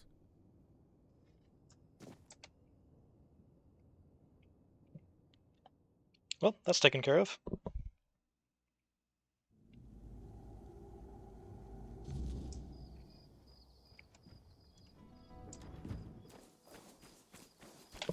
I just realized something.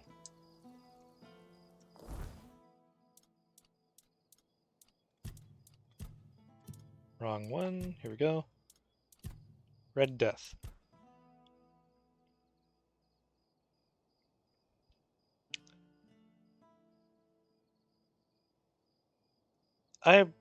Maybe I could take on those, like, blue guys in the night now because of that, since they're not going to one-shot me anymore. Maybe, possibly, hopefully. Would be nice. You're here. Speak your piece or let me work. Found out what was happening with the supplies. Percy tried to spin me some wild story about falling into another realm. I didn't toss him straight into a cell, only because he swore you could back him up. So, what did you find? Percy's telling the truth. There was a crack in the fabric of reality. Things were falling through. You're pulling my leg, aren't you? Tell me this is some elaborate prank you two cooked up. No, it's true. Oh, mother have mercy. Can nothing in this goddamn place just be normal? I may be a bit of a city woman, but you can't tell me that it's normal to have creatures made of bloody straw attacking outside the walls. And now you're saying there are cracks in the world. And does that mean I need to move my supplies? I've closed the crack. Your supplies should be safe now. Well, that's some good news at least. I'm not gonna ask how, in case there's something about you that we'd both be better off with me not knowing. Thanks for your help. Here, something for your trouble. You have any other interesting tasks for me? There might be something, but look, it's got to stay between us, right? I'm listening. What's the task? Well, one of our warehouses burned down recently. Completely down to the ground. When I checked what was left, I found a trapdoor. It must have been hidden under the floorboards, because I never saw it before. Problem is, it's sealed shut, and the lock looks ancient. Denholm told me to leave it alone, but it's been bugging me ever since.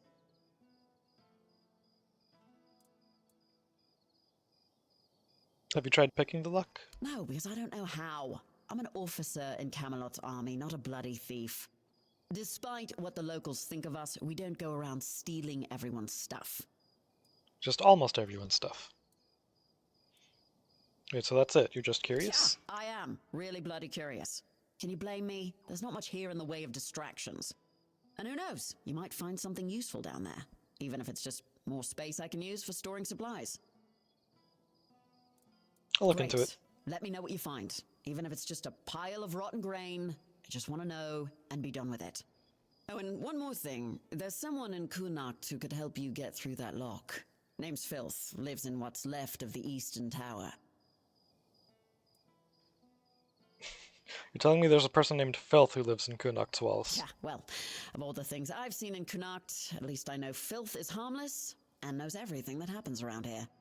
I've never caught Filth doing anything illegal, and as long as it stays that way, we're good. Mystic Ward.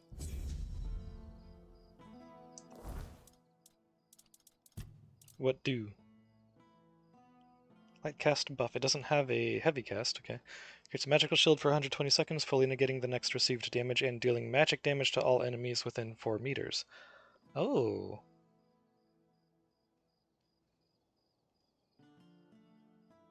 I see. So it's basically just an upgrade of the other shield spell I've been using, but I don't have the spirituality to cast it yet.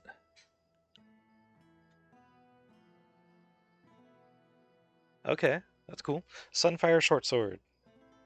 Heavy attacks additionally cost 20 mana, shooting a piercing wave, dealing 50% weapon damage and burning all enemies hit. Cool.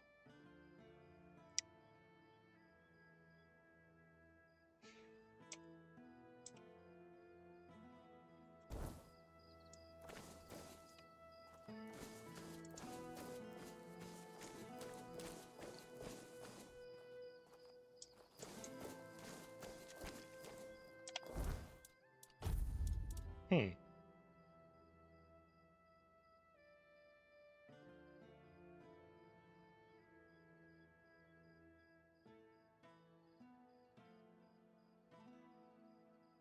You know, this might be a fun weapon to dual wield in like New Game Plus. Unless you can get another of these from somewhere else, then you don't have to wait until New Game Plus for that.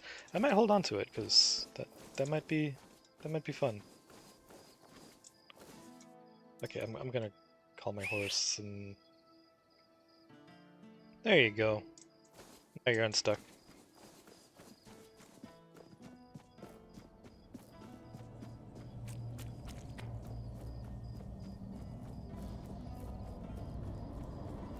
Gonna head up to the stash and put that away.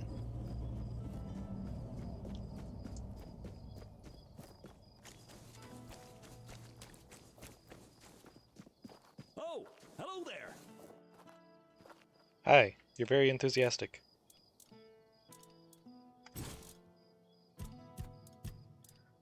Put that in storage too.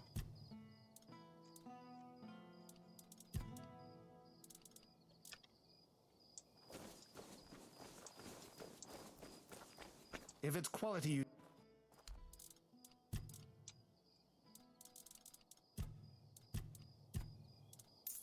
Don't need these.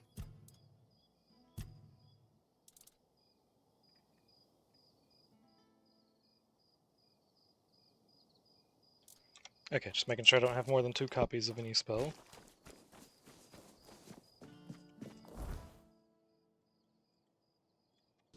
Fields of Light, let's do that next.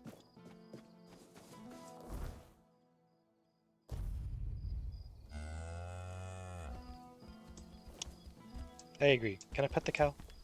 Won't let me pet the cow. Damn it.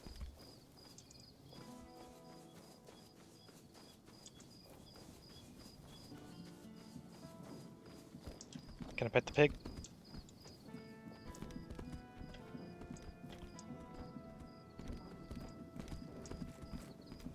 I can't pet the pig either.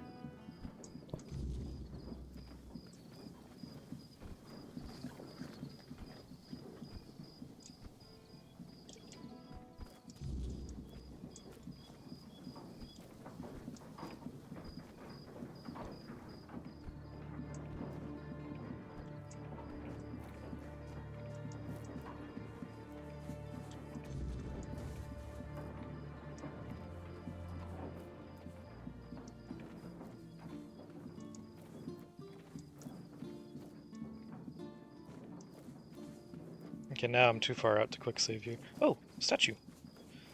So is it going to be one-handed or is it going to be block? I hope it's block. Palamedes the Unwavering, renowned for his unshakable loyalty and blunt honesty. Palamedes, the Shield of Avalon, never hesitated to speak his mind before King Arthur. His valor throughout the Age of Conquest and his role in founding the Taryon family secured his place in history. Honor his name and let his memory be forever praised. One-handed.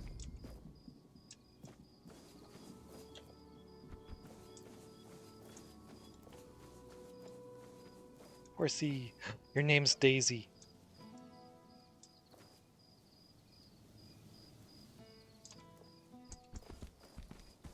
What's your name? Clover.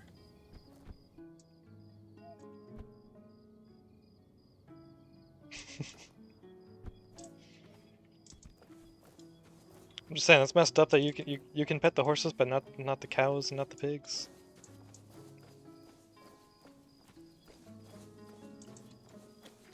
You can pet a freaking croakmaw and lose your arm. You can't pet a pig. Sometimes it's good to just sit and think. There's that again.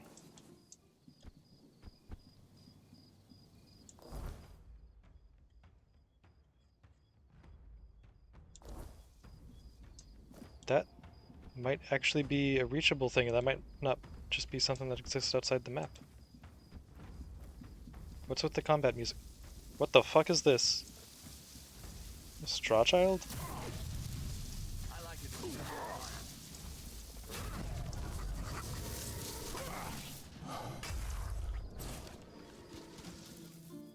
Was he even doing anything? Well, he has his bow out. Maybe he was trying to take some shots. Always a pleasure to see you. Huh. Straw child's skull.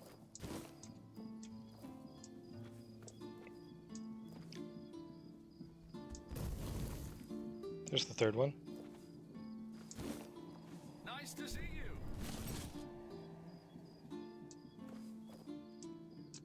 Well, that's the things that she was talking about, I guess. Huh. Oh! Hello there. The haunted, there's the well that she was talking about. Interact. Oh, I can just go in. What could go wrong? Oh shit. Oh. Well, okay, I'm stuck down here until I find my way up.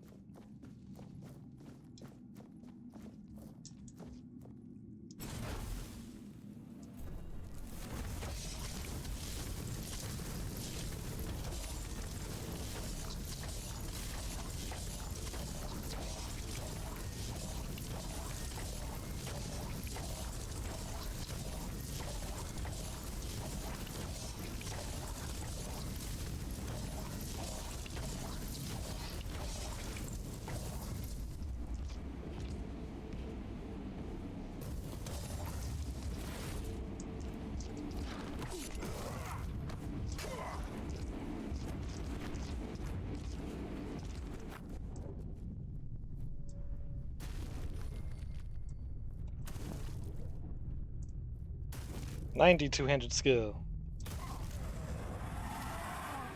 Ornate belt buckle. Brotherly love.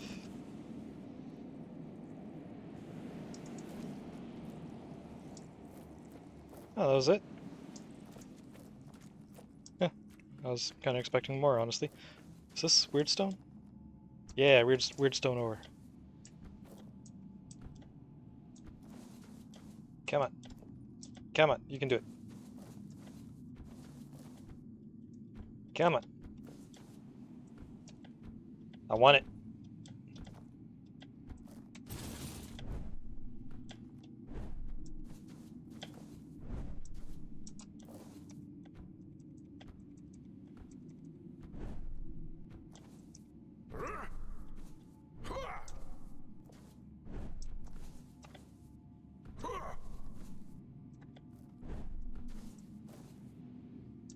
Hmm.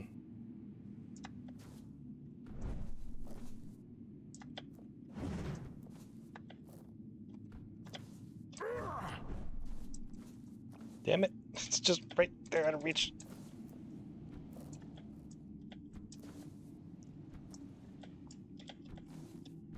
Oh, there we go.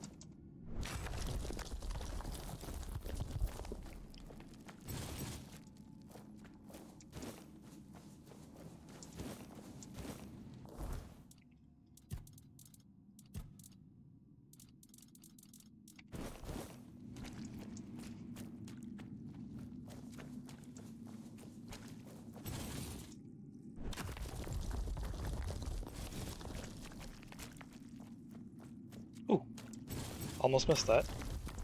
Is there any other meteorite ore hiding down here? Well, I don't see any, which either means there's not any or it's hiding very well.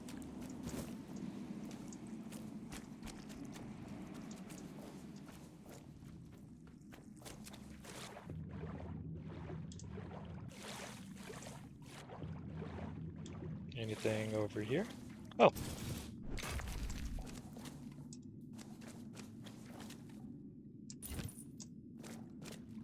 Is that it?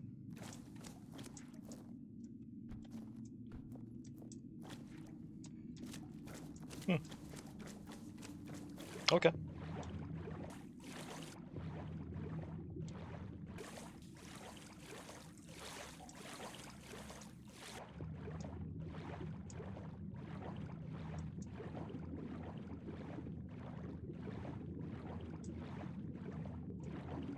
Empty crate.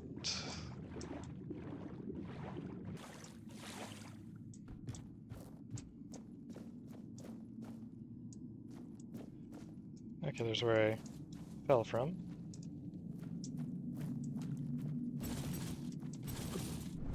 More meteorite. I'm curious about how the meteorite ore ended up down here.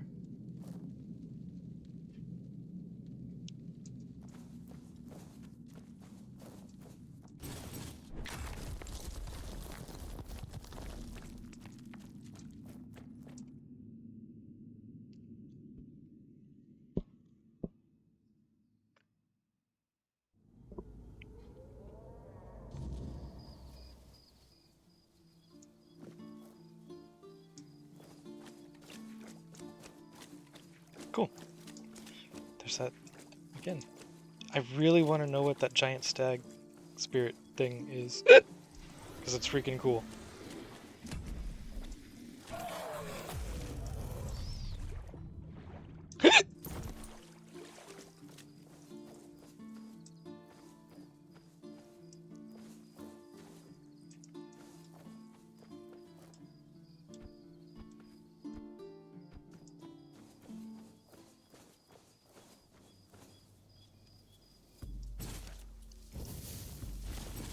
It's the children of the corn.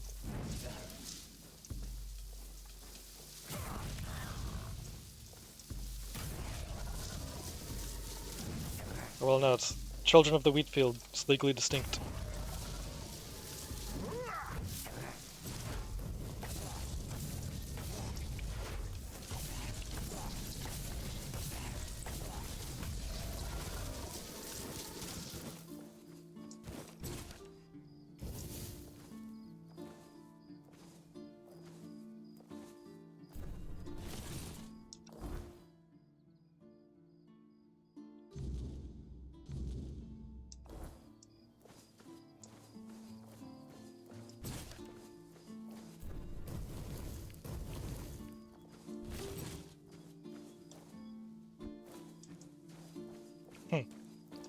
Okay, walking through the wheat, I can see how those things would be a problem.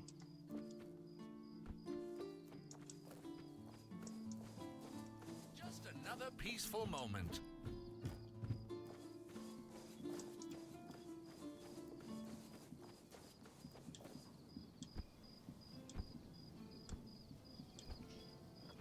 You lost or what?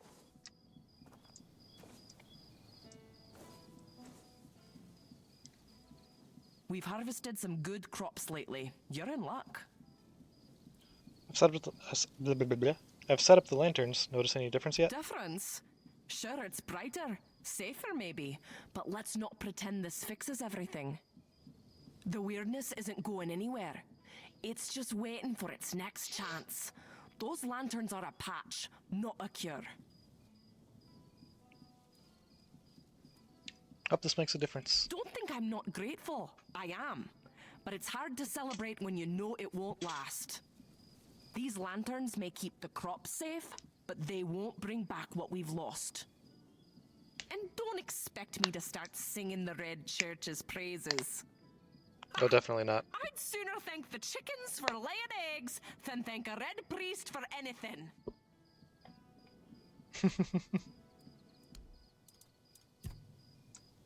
Sell all garbage. You can have that. You can have those. And that.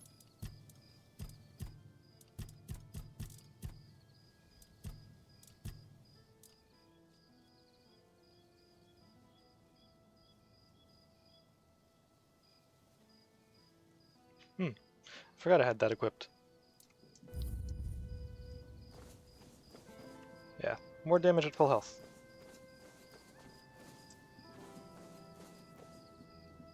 You looked dead for a second there. Can I speak to you? Oh, my back doesn't like this weather. Doesn't like it at all. I've put some weird lanterns up. How do things look? Well, I'll be damned. They actually work. Fields look almost normal now.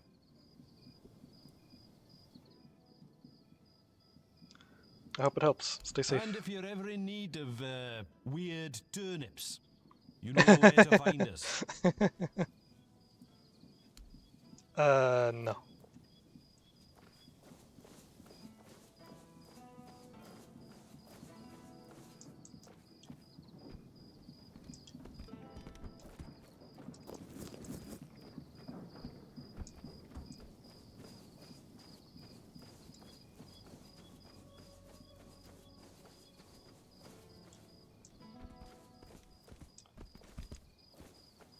Is the question mark really on the pig?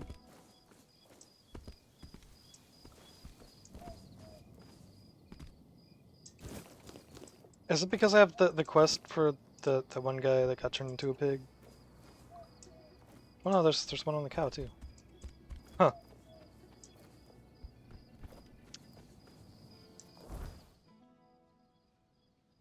There's supposed to be someone around here who might know something about this.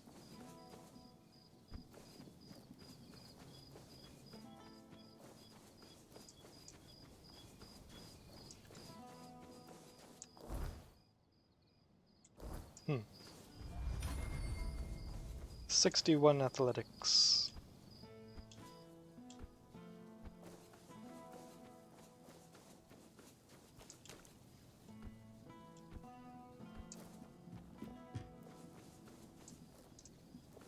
Mora and Reginald's house.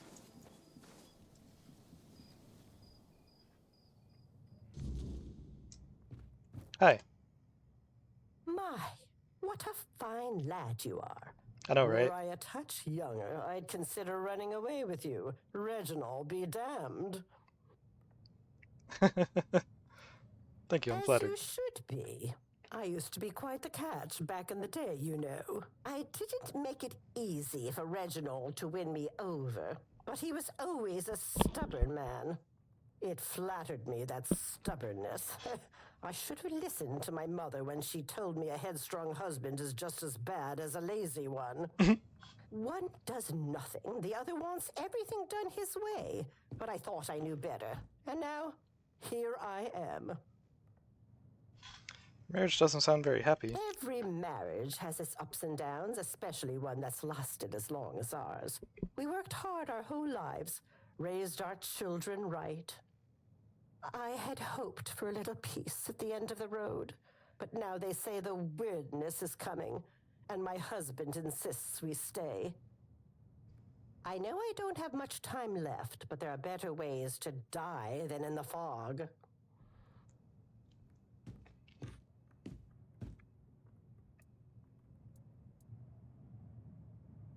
It is hard. I'm not saying it's not. But we wouldn't be begging for the kindness of strangers. We have a son in Burrow. He already wrote and said he'd take us in. But Reginald said no, and that was the end of it. Take care out there.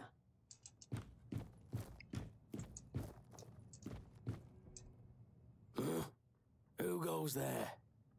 You're not from round here, are you? Whatever you've got to say, I'm not interested. I'm not going anywhere.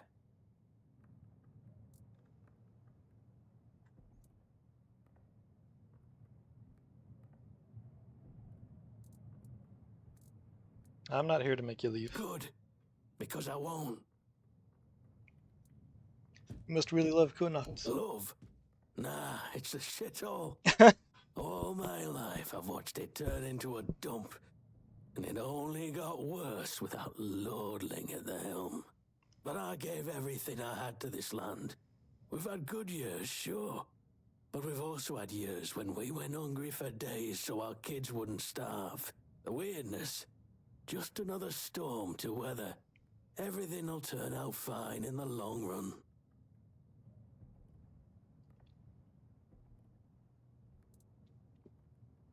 Your wife is very concerned about the weirdness. Mora's always been a worrywart. If anything goes awry, it's the end of the world for her. And don't even get me started on the nagging. Everything'll be fine. It always is, in the end. Besides, we won't be alone. Reese and Ida are staying, and they know how to work around the weirdness better than anyone. Wouldn't you rather retire somewhere? And do what? Fart into a bench and mooch off my children? I'd rather die than become the kind of father who turns into a burden. As long as I can lift a hoe, I'll work the fields. And if I can't do that anymore, then what good am I? No, I won't become a useless old man. I'd rather keel over here and now. Oh. Okay. You need something?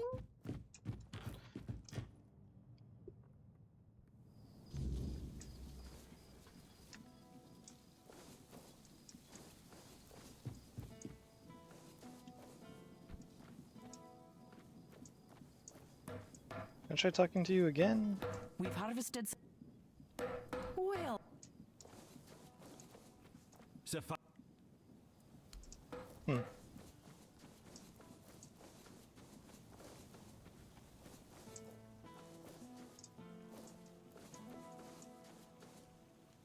I think there's supposed to be a window there.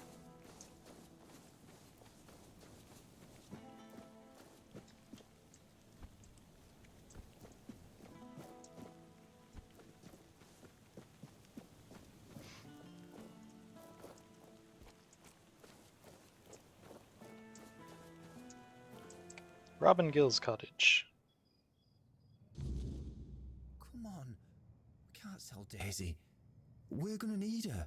What we're going to need is money. And she'll fetch a good price. We still need to move somehow, don't we? She could pull the cart. We have Clover for that. Look, I know how much this horse means to you, but I've already talked to Dinholm. He's willing to pay a lot of gold for her. But what if we... No, Gil. Enough. We're selling her, and that's that.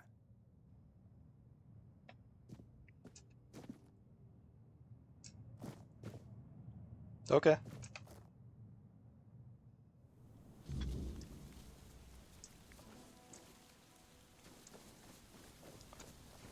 If you're interested in buying a horse, look somewhere else. This one's spoken for. She'll be going all the way to Camelot.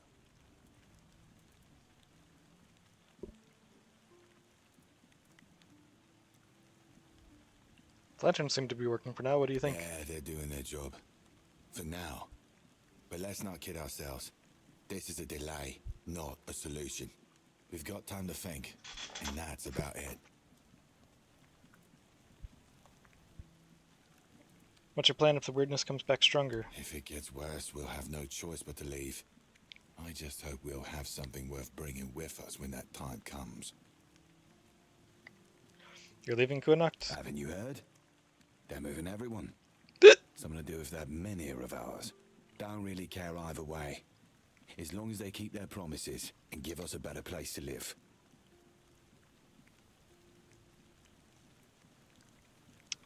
What are you planning to do after you leave? Don't know yet. But we're strong and we're not afraid of hard work. I'm a decent carpenter and Gil is good with horses. I'm sure we'll find something for ourselves. Is Kunak not a good place to live? Aye, and Morin Pa would rather us alive somewhere else than dead here.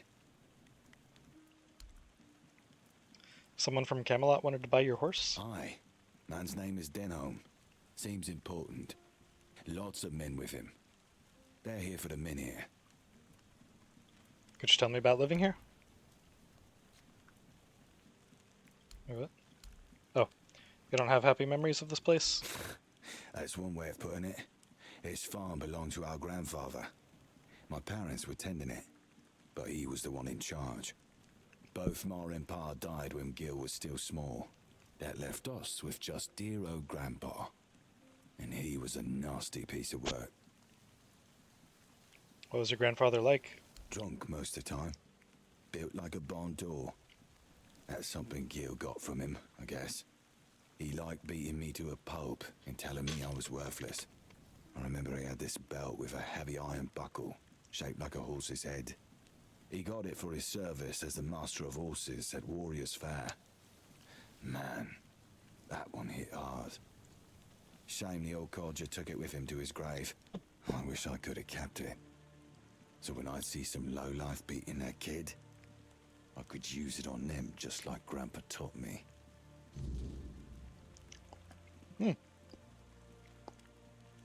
This buckle? What?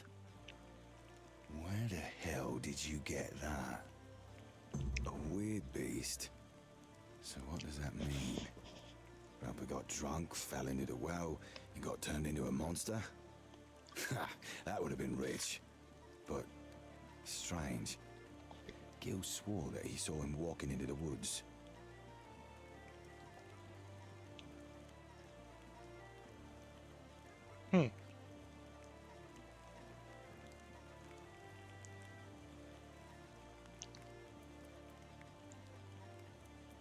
Maybe Gil knows more than he lets on? Why? Do you think he saw something and was afraid to tell me? Maybe. He was acting a little strange, but... I was in bad shape that day, so I didn't care either way. I don't think we've ever talked about it afterwards. No matter. As long as the old fart's dead, I don't care how it happened. Wouldn't it be better to know? Would it? Maybe. I don't know. I don't see the point in dragging up the past. Though, perhaps that's what Gil needs to finally let go of this place. Anyway, thanks for this. And for clearing out the well, I guess. We don't have much, but I hope this will be enough for your trouble.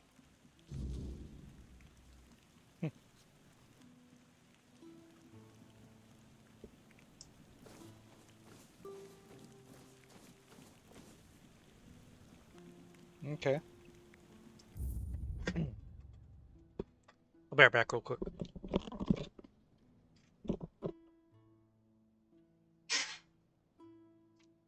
Okay, I'm back.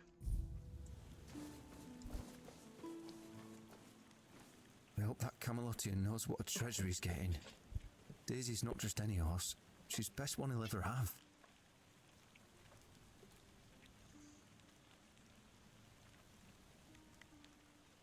Farm feels calmer now with the weird It lanterns. does give you some hope, doesn't it? The lanterns make it feel like the farm can breathe again, even if it's just for a while. That's more than we've had in years. Rob thinks leaving is the only option. What about you? I get where Rob is coming from, but this place is home. It's where our parents tried to build their lives. Leaving feels like giving up on everything they worked for. You really love horses, don't you? I guess. I've spent a lot of time with them. Rob would always send me to the stables when I was getting underfoot. He'd say, Gil, you go to the stables and don't you show your face again until I tell you. I guess I must have been an annoying kid. I do. Pa had to borrow money from Grandpa to buy it, and he had to work so hard to prove that he deserved it. After he and Ma passed away, Rob kept on working, and I did my best to help. Grandpa was, well, I don't know. I didn't see much of him in those days. And now we're supposed to just leave after everything. It feels like we're letting him down. Rob told me your grandfather was a violent drunk. He never seemed so bad to me. Well, like I said, he didn't bother me too much. If he was in a good mood, he'd even show me a thing or two around the stables. Well, that didn't happen often. But I suspect things might have been different for Rob. Have a nice day.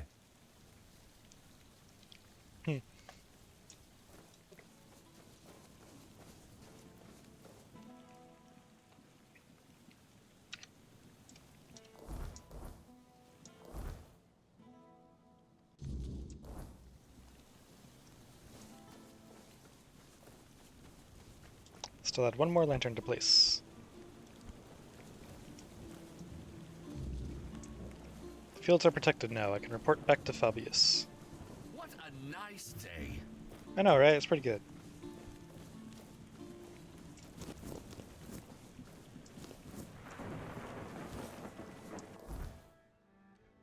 Grasping at straws. What was this one? Find her axe in Norm's old woodshed. May as well take care of that while I'm over here.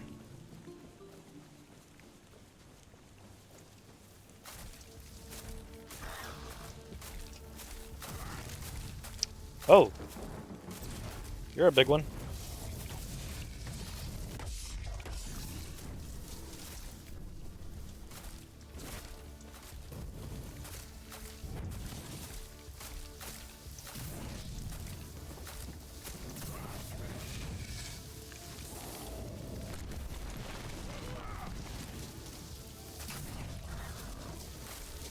Aha!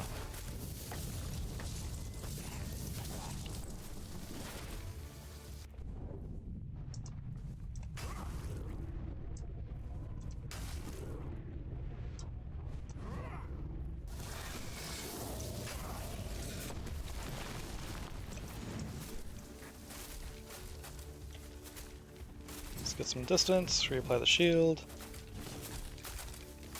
Oh, there's two of you. Oh, level 35. Weird touched peasant. Once weird humans were men. Now, they are little more than husks, their minds shattered, their bodies twisted by the creeping taint of the weirdness. The corruption scars their flesh, black veins spreading like cracked earth, and their eyes are hollow pits of madness. They lash out at anything that moves, incapable of speech and beyond pain or fear. Some say they still remember, trapped within the prison of their own flesh, screaming silently while the weirdness pulls their strings. Many have tried to cure them, but none have lived long enough to succeed.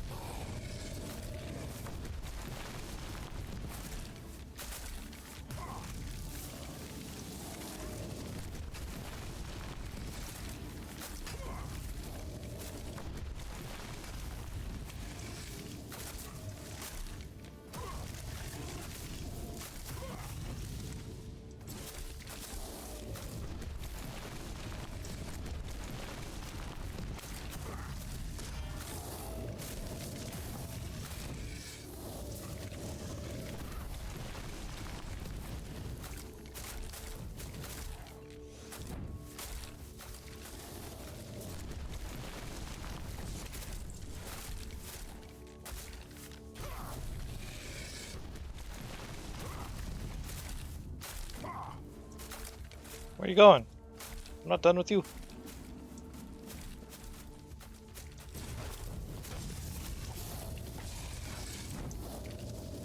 Oh, got too far, you. Reset his aggro.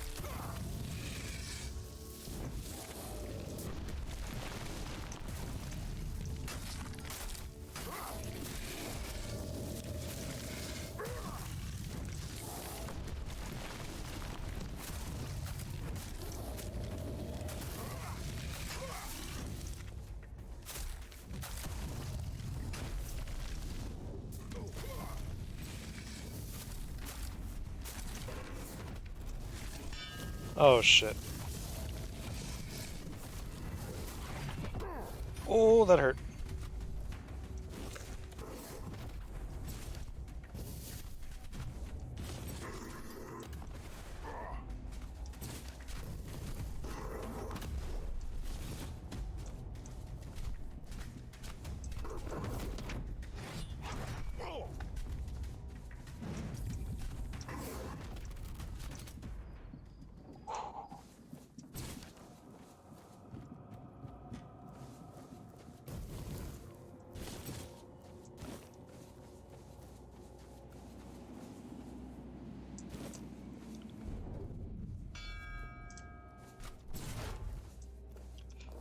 Okay, let's read this. Strawfather, the fields belong to him, not the farmers, not the reapers, only him.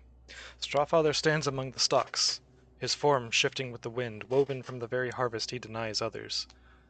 Some say he was once a guardian spirit bound to protect the land. Others believe he is a curse upon it, punishing those who take what is not freely given. When the scythes rise, so do his claws, long and sharpened by time, raking through flesh as though it were chaff. The price of grain is paid in blood, and the Strawfather always collects. That line goes kind of hard, not gonna lie.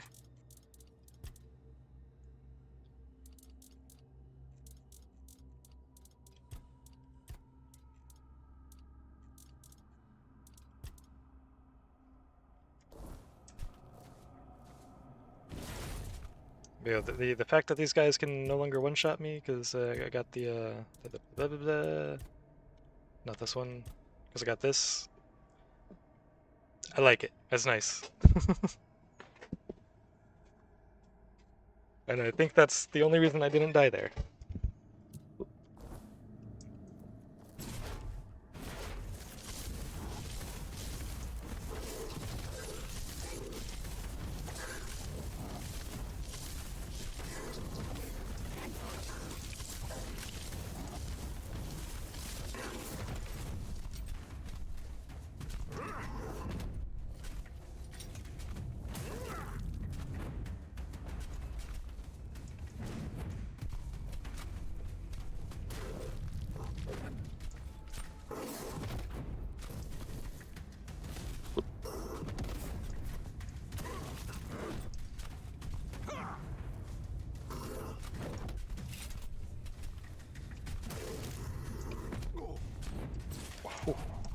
That damaged through the shield. That's not fair.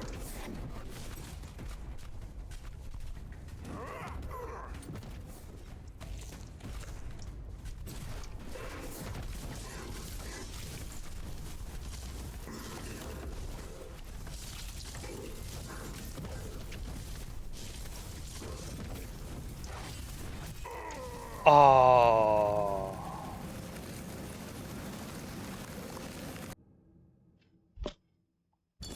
Damn it.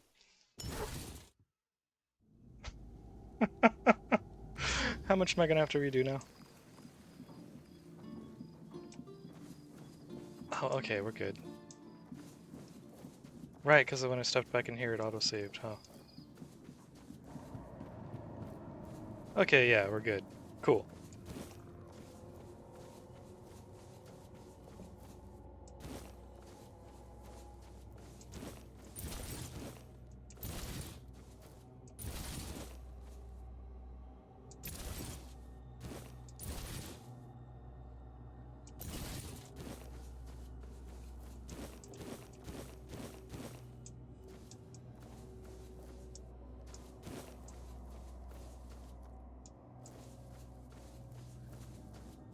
I'm gonna beat those guys eventually. And it's gonna be awesome.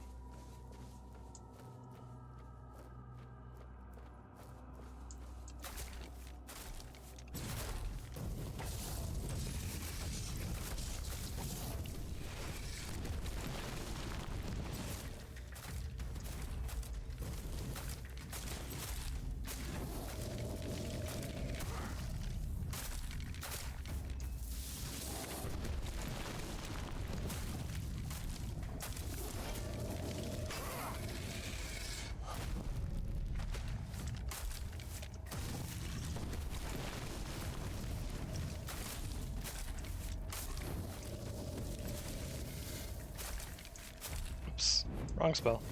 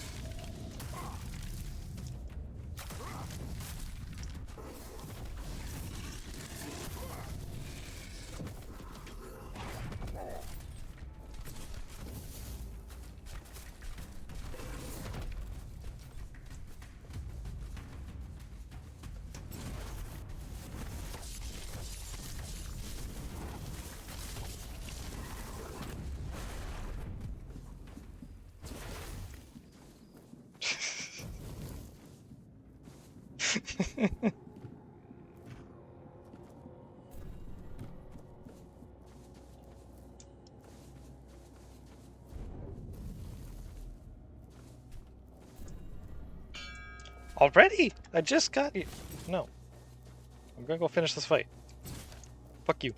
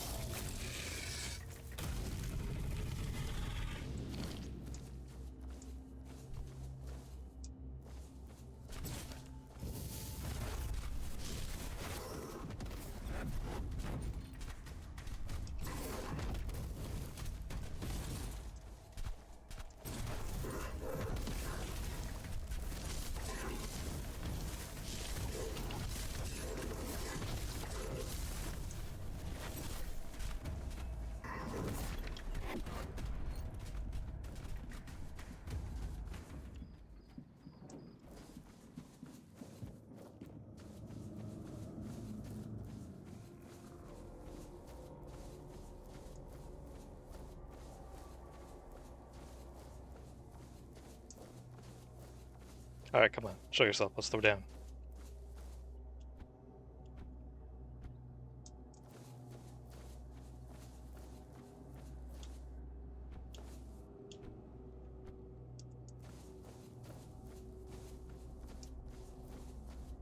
Now he wants to be shy.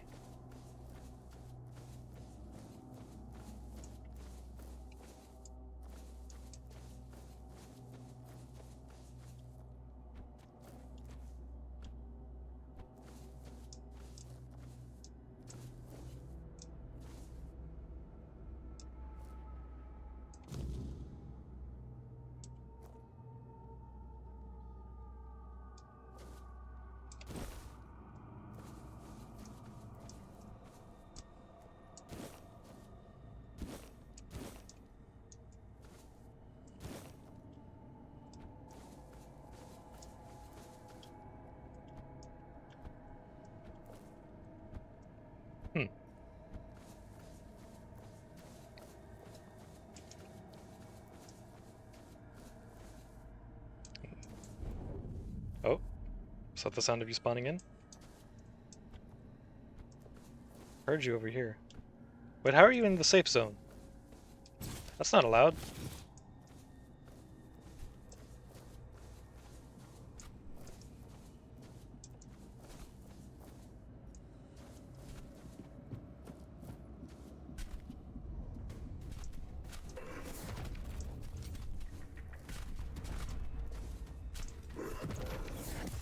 Oh,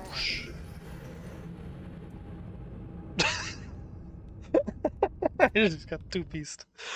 Okay.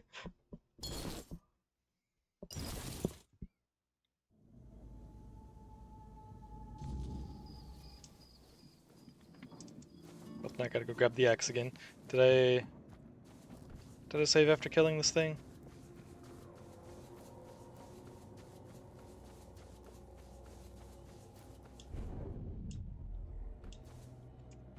Did it spawn in?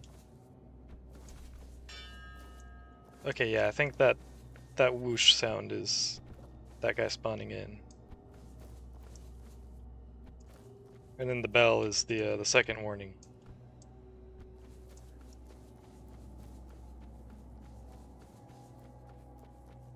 I really want to know what those dudes are, and I also want to kick their asses, because they're cool.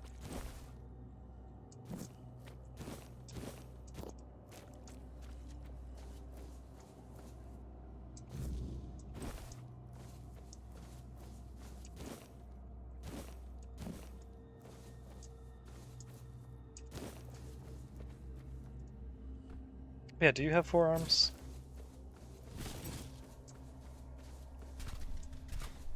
Yep, you have forearms. Okay. Had to double check. You probably don't want to go that way.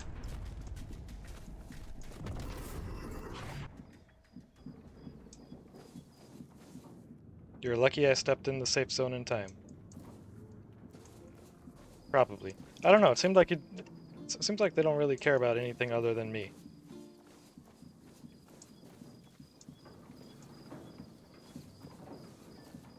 Oh, the weird lanterns. Right. Cool.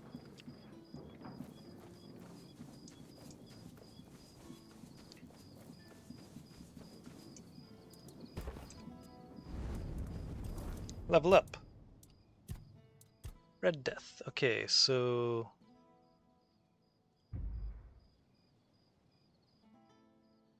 Wait. So increases the delay by 50% and then by 100%.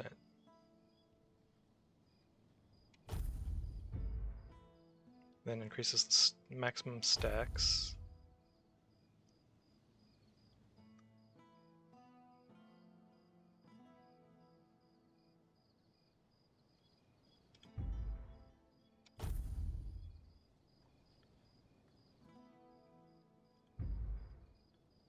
Next 0.8, and then it's going to be 1% most likely on the last rank.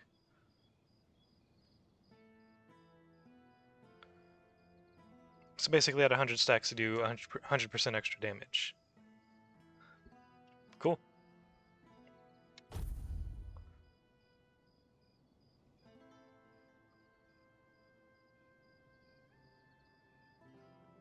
I think I'll go with this one for now.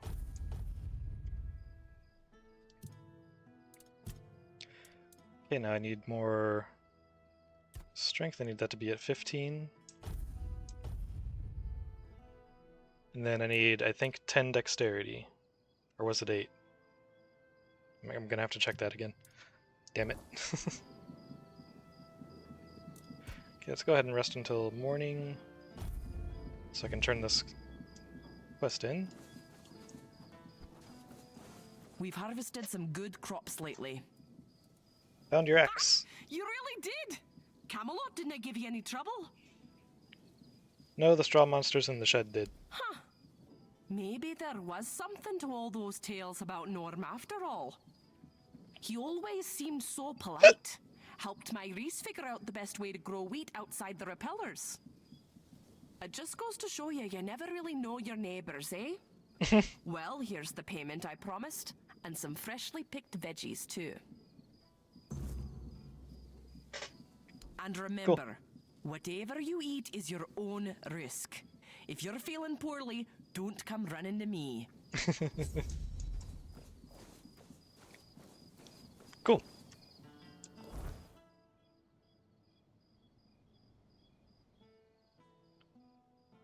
Apocalypticists. Oh yeah, that was a main story quest.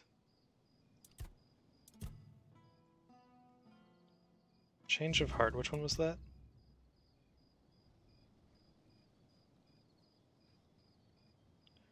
Oh, okay, yeah, the blacksmith, right?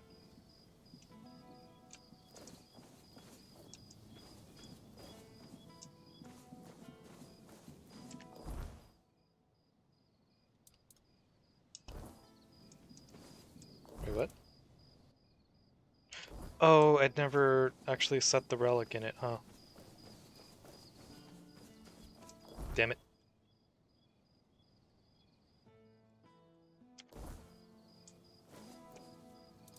Here.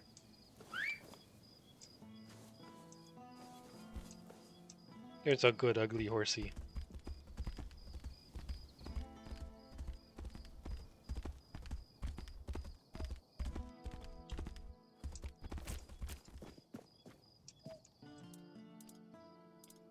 Attach relic. There we go. And I didn't do it with this either. There we go. Now it's actually in there.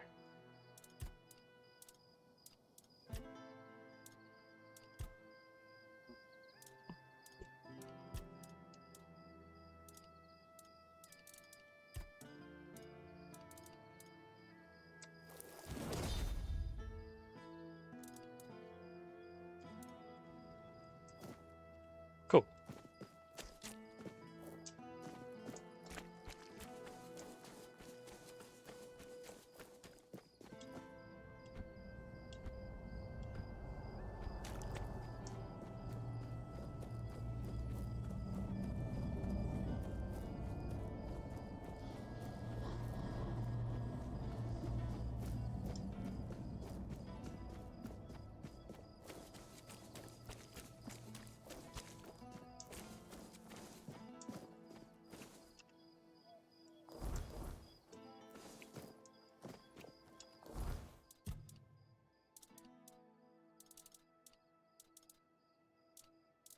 Weird scythe, thorny pitchfork.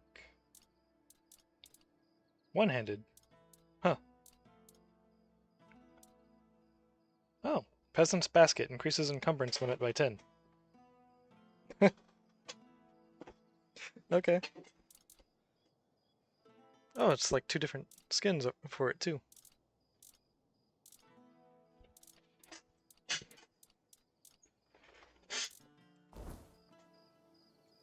Let me move all crafting materials. Always a pleasure to see you. Fuel, just so I can identify. Bloodstone, muskgrass, battlehammer +3. Oh, gem of dodge. Dashes regenerate 11% faster. Cool. Oh, the Ravencrest Executioner. So that's not a unique weapon. Attacks against targets at full health are always critical and ignores enemy blocks. Sadly, it's one-handed. Oh, hello there. If it's quality use.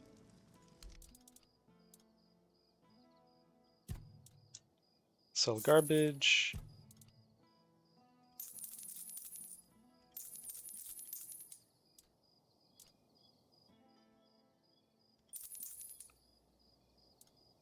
Weird shovel. Huh.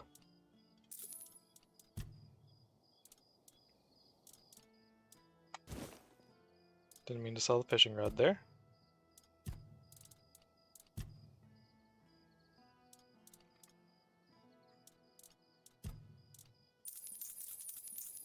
There we go, just sell all. There we go.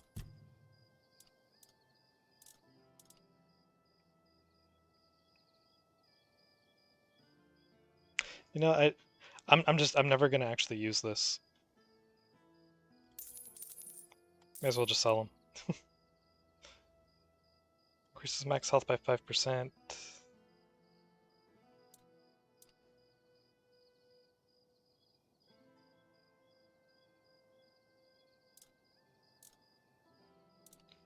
I mean, yeah, there's no reason for me to bother with this if I have that. Well, unless I'm doing the low health build, then maybe... Well, no, but because the health regeneration is only when I'm below 10%, so... Yeah, there's no reason for me to use this if I have this.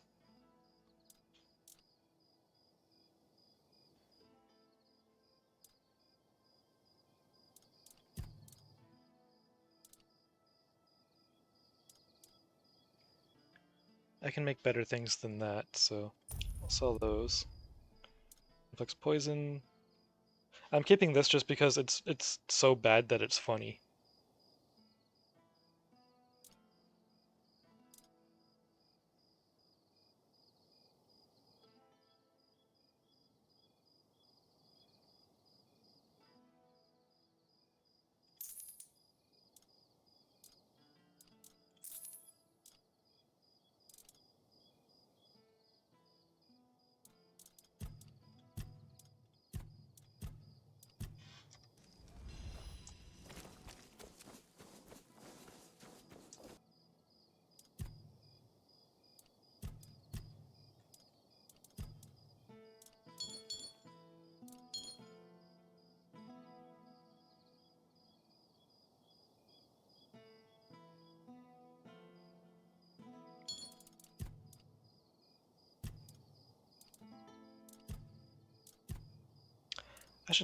I should check something. So, Gem of Dodge. Let me just put all of these in. Now, if I go back to the crafting station, do I still have the option of slotting those even though they're in my stash? Or is it the same as with crafting materials where it works even from your stash?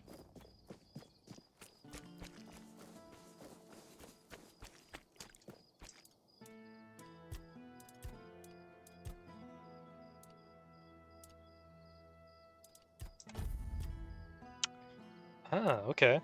It does work from the stash. Cool. Sure. There we go. Next quest.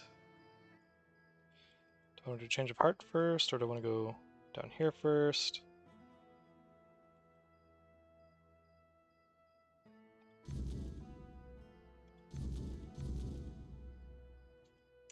Options. Do change of heart first.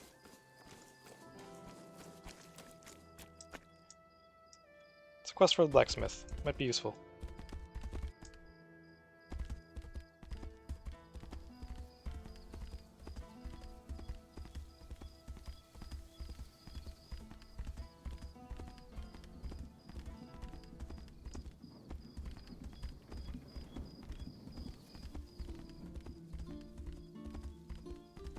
That wall looked like a person standing there for a moment.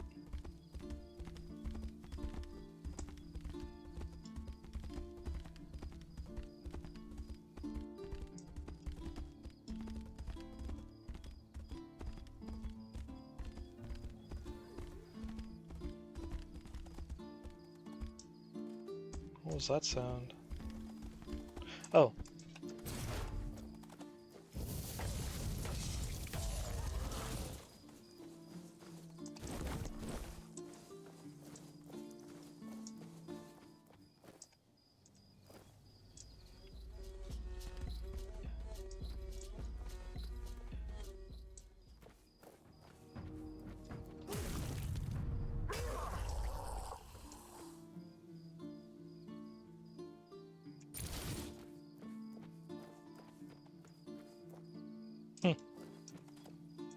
Oops, dang it. Nope, nope, there we go, mount.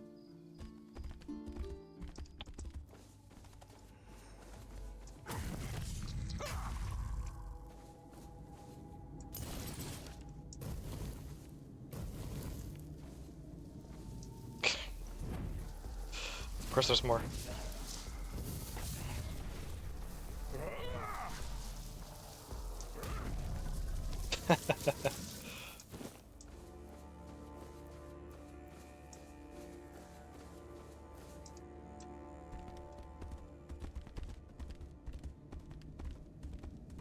Prepare for battle. I'll strike you down. My arm never failed me. Blow for blow. I'll strike you down. I don't think I've managed to freeze a single enemy in Act 2. Your downfall. I'll strike you down.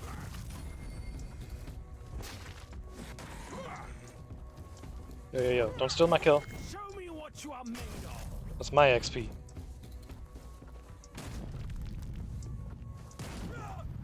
Show me what you are made of.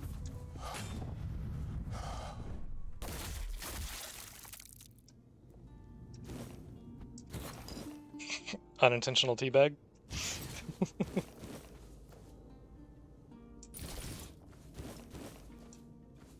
Where's the other guy?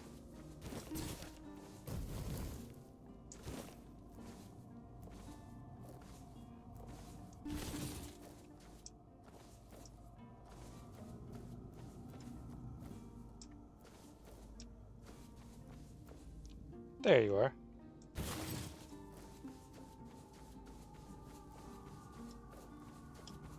Well, did you have anything good in your camp? Potato, milk, egg, whiskey. What more could you need?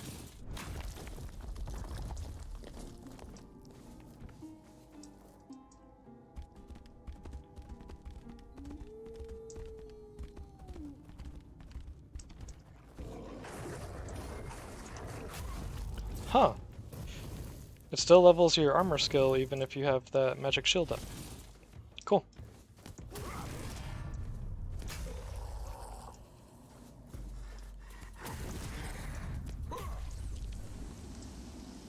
Numb.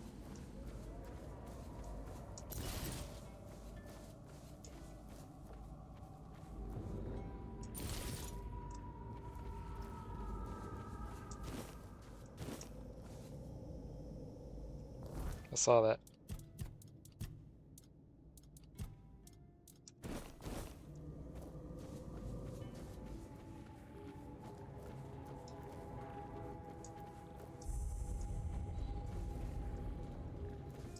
Lover's Hollow. Oh, this is the spot. Right? Yeah.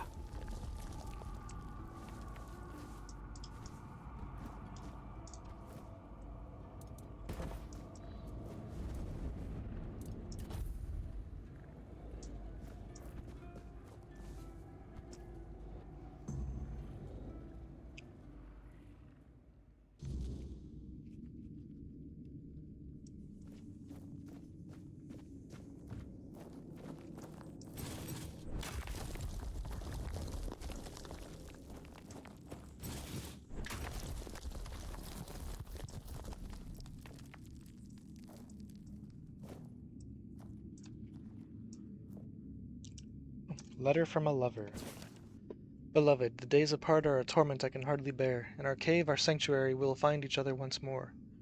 Let us escape to our haven, where love flourishes and we belong to one another. Yours devotedly, F.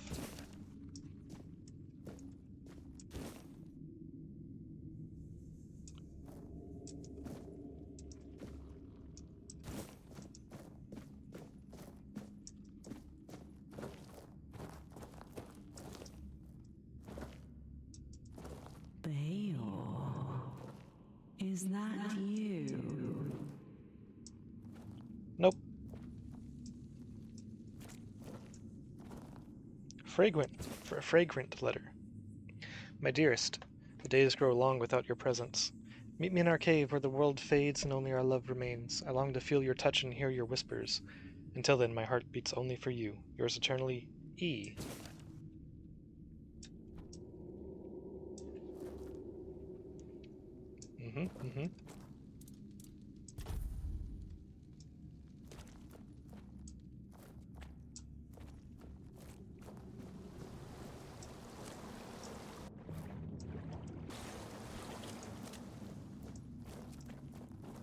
Warren Lover's Letter.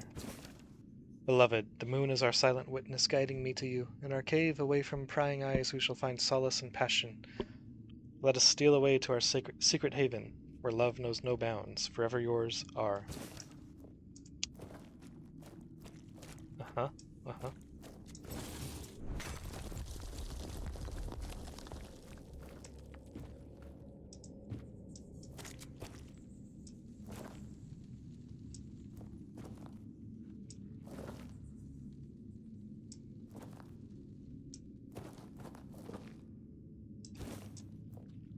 Letter from a grandmother. My dear Philin, I am deeply troubled by your choices. This path you tread leads only to heartache. Return to us and remember the values we taught you. Do not let this woman lead you astray. With concern, Grandma Brit.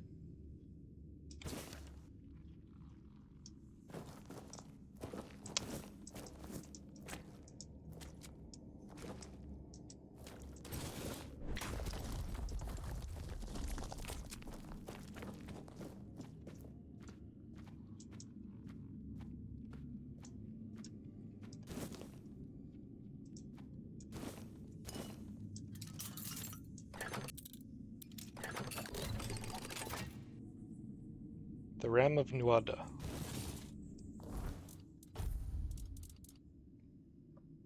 Sprint attacks cost 30 mana and apply a massive force to enemies in front of you. Huh. Cool.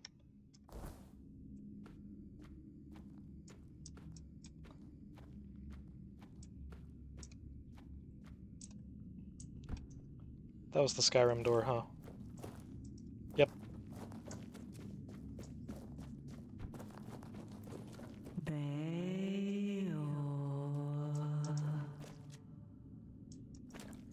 Chill, I'll be there in a moment.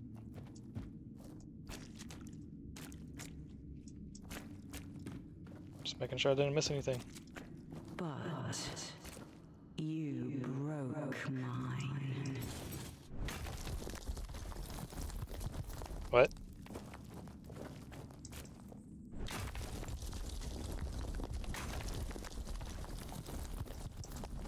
Broke your heart, I'm guessing? I missed you so much.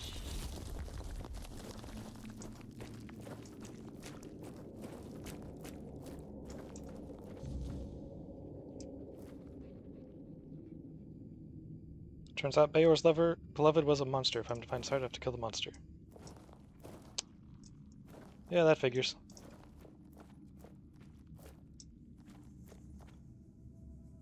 What's up?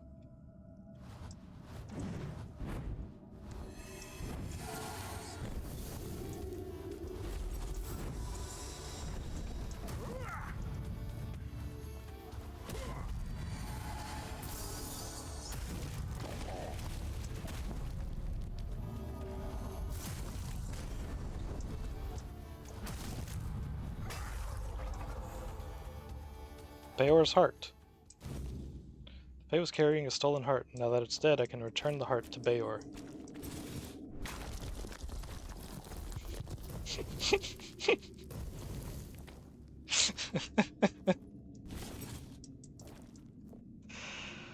Of course. Of course, the Fae literally stole his heart.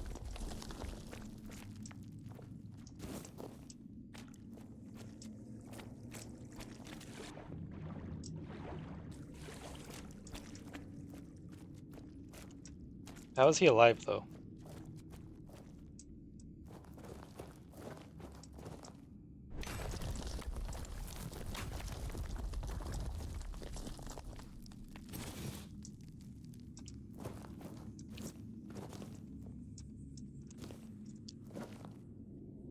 Call me crazy, but I get a feeling Beor wasn't the only victim. Letter from Auntie. Dear nephew, have you no regard for your parents? This affair brings shame upon them. Think of their sacrifices and the love they have given you. Forsake this dangerous path and restore honor to our family. Your loving Aunt Croya.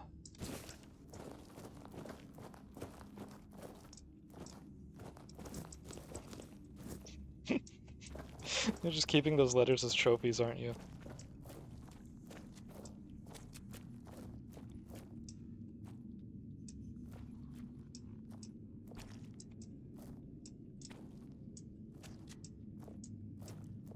Pink letter. My love, every moment apart is agony. Meet me in our cave, where the shadows hide our secret tryst. There we can forget the world and lose ourselves in each other. I await you with bated breath. Yours always, A.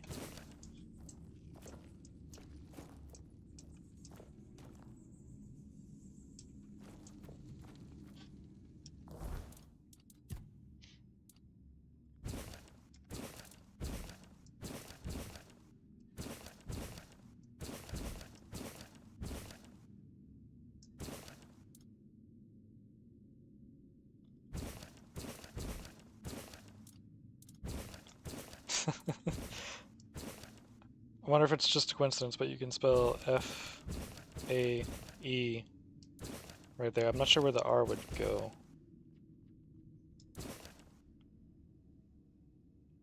You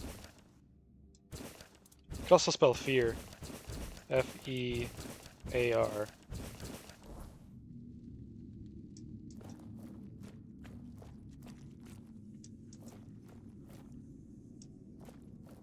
Huh.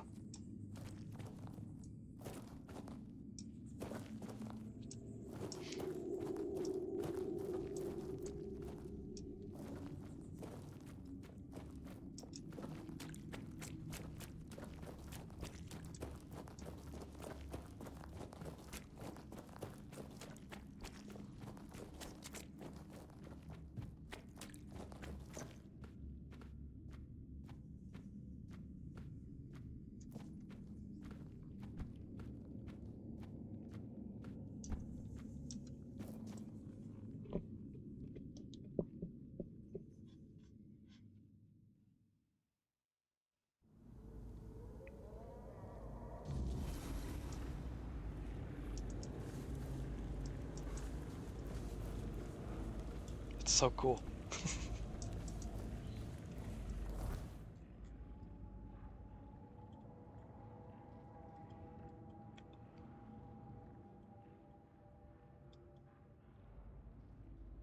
Price of healing and happily ever after.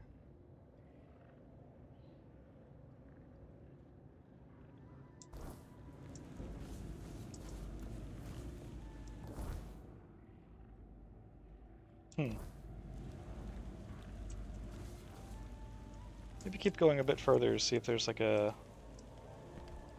waypoint or anything nearby.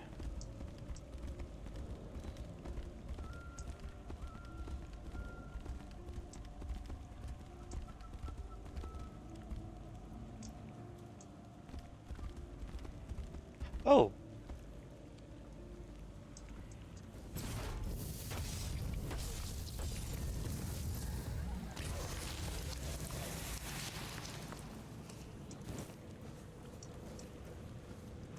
Shrine of the Stag Lord. Okay.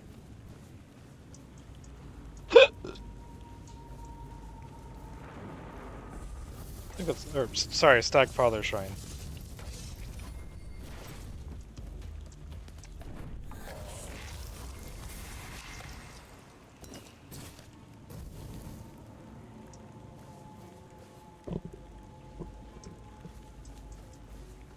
Who's the Stag Lord?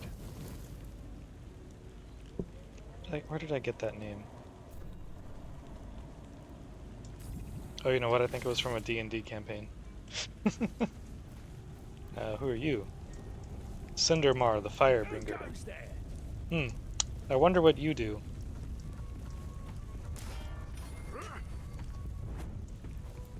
This is going to hurt.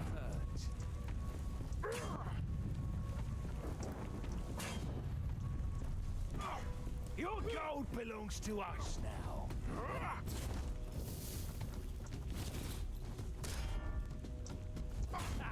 That's all you've got.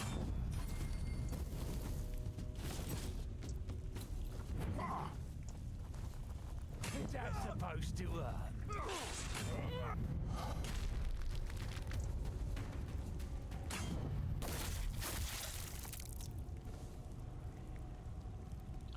Inferno Blade.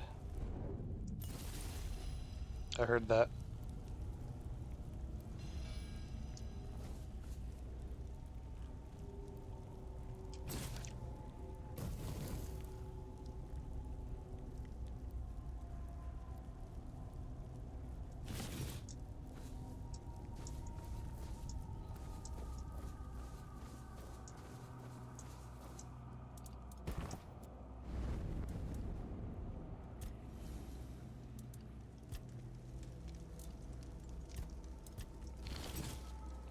Red Plasm, Poisoned Knight's Gladius.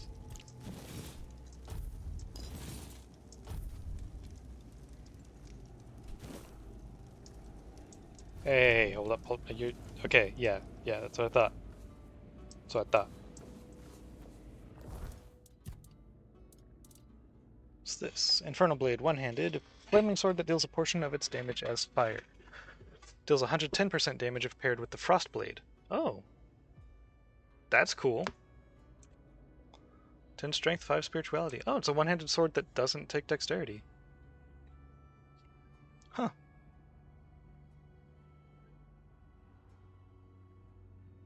Cool. That might be something to make a build with at some point.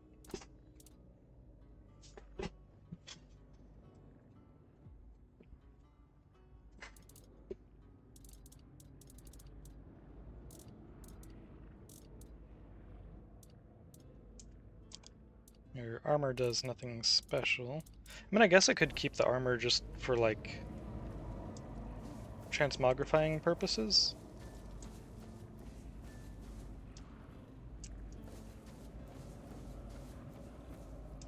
Not the worst idea.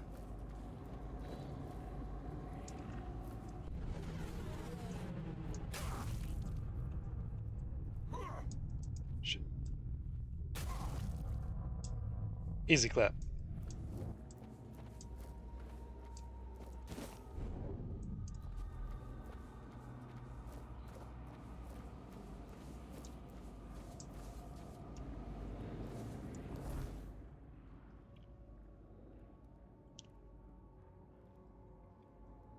Let's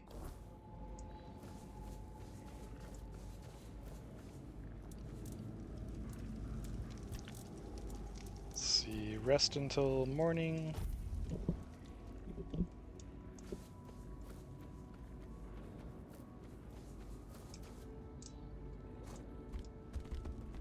Whoops, wrong way. Let's see, try following this road.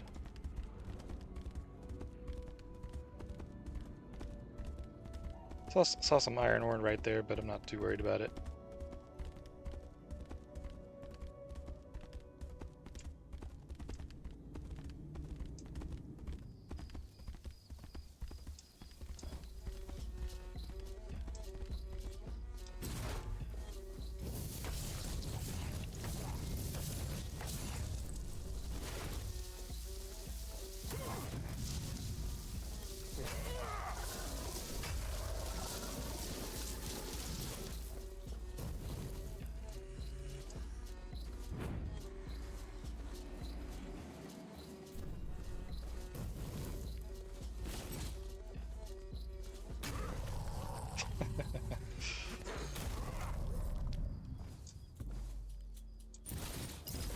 What's my carry weight at? 235 and 255.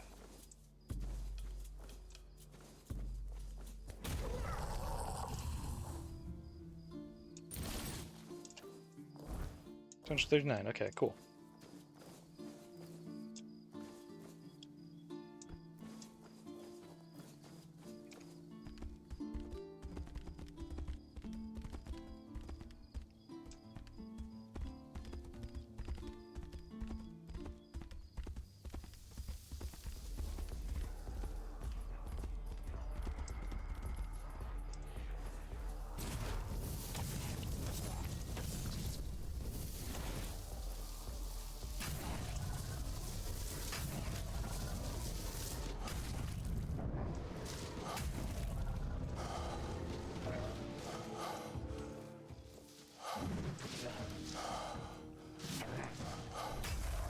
Those stacks go down pretty quick.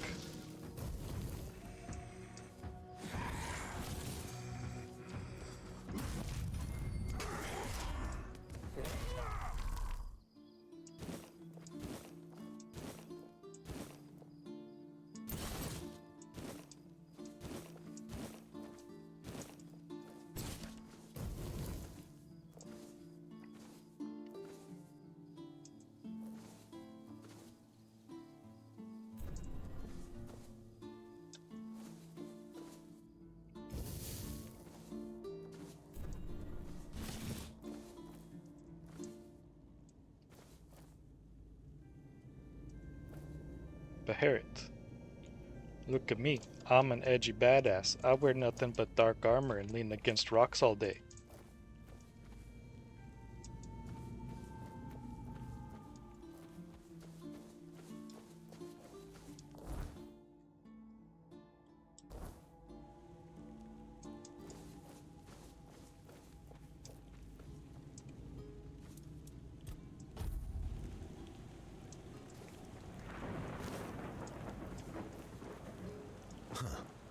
Another vessel of flesh wandering these damned lands. I sensed the stench of mortality upon you from miles away. Was it the church? The druids? Or have the old gods marked you as their sacrifice? Don't answer. All paths lead to eternal darkness.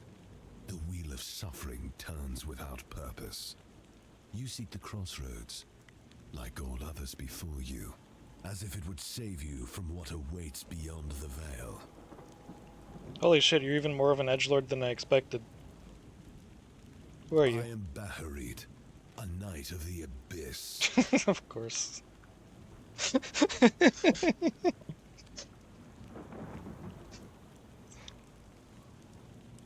You're trying too hard, man. You're just being a fucking dork. The crossroads? It's where the weak gather, desperately clinging to the illusion of hope, to their prisons of flesh. It does offer temporary shelter, one final respite before the eternal night.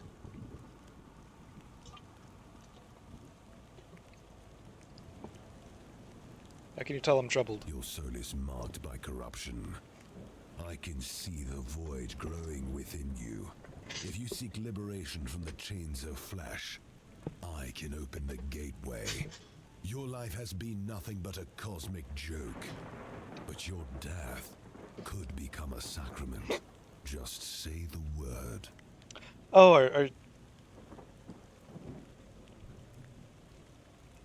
and if I emerge victorious?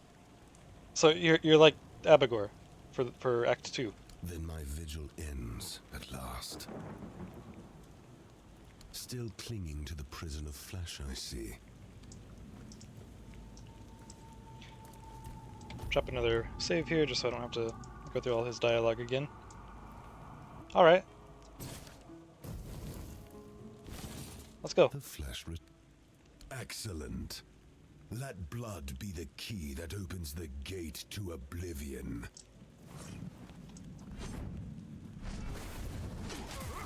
Ooh, you hurt.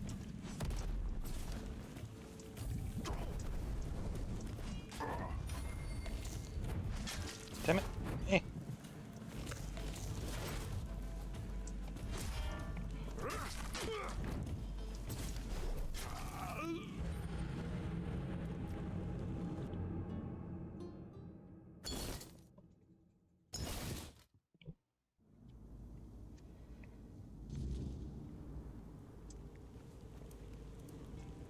I can still act.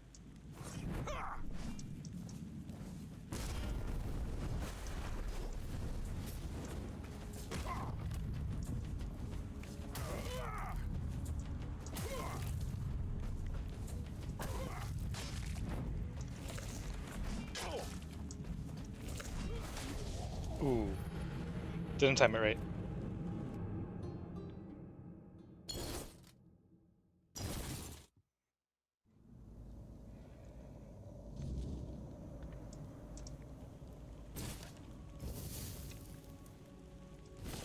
The flesh.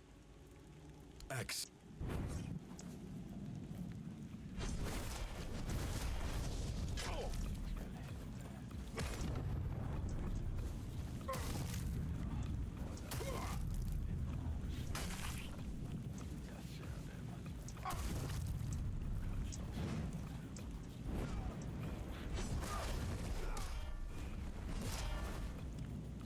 You gotta work on your stamina.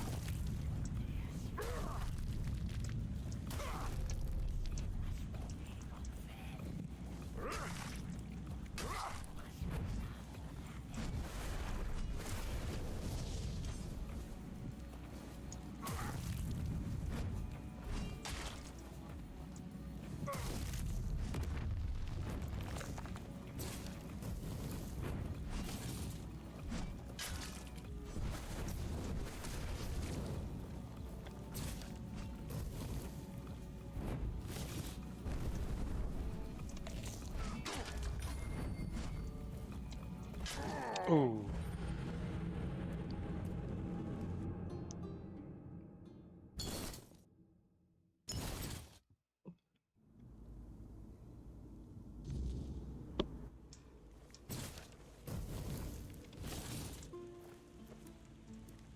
The flesh. This is definitely winnable. Excellent.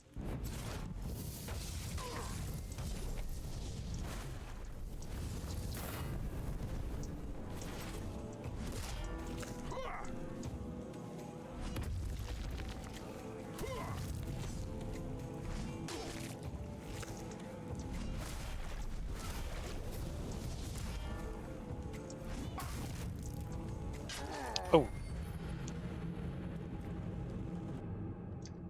Got me there.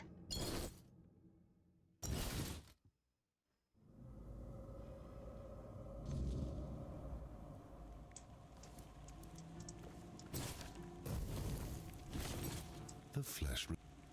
X.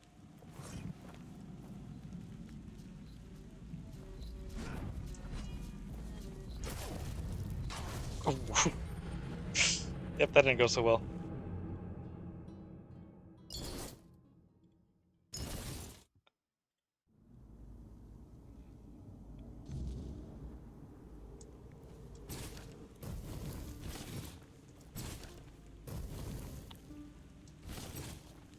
I can.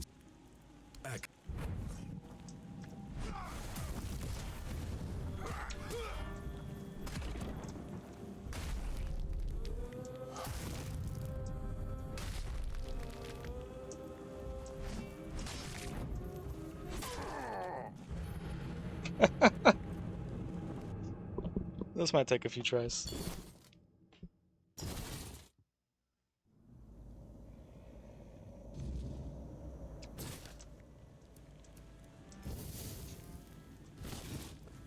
I can.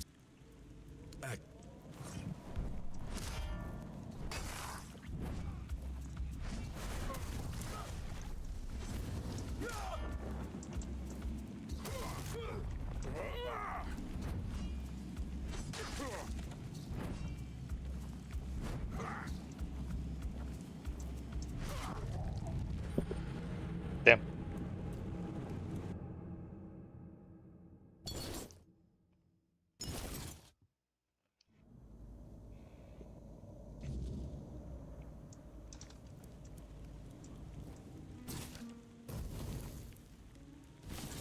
The flesh. Axe.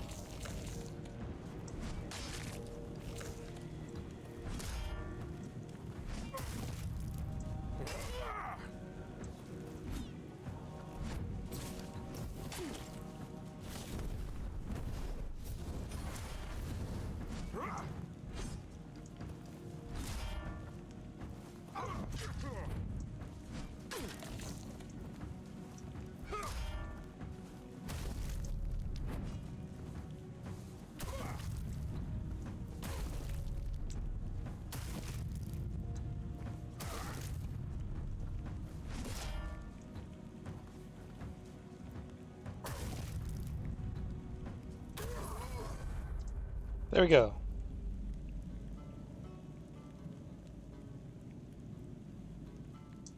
That's another dual knight set.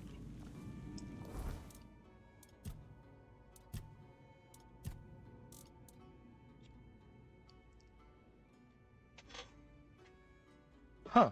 Increases physical damage by 33% when your health is below 25%. Increases attack speed by 50% when your stamina is below 50%. It's 11 armor. It's heavier. Okay. Dual Knight Helmet increases max health by 25, increases incoming healing by 25. Huh. Decreases dash stamina cost by 5. Increases movement speed multiplier by 10% when stamina is below 75%. Honorary Sword, two-handed. 100% more damage to staggered enemies. Attacks against targets below 33% health have 33% more chance to be critical. And blocking regenerates 50% of the blocked damage as stamina. Increases enemy stamina loss after a successful parry by 100%, and increases attack speed by 25%. Increases max stamina by 25 when your health is below 25%. Increases crit damage by 25%. Huh.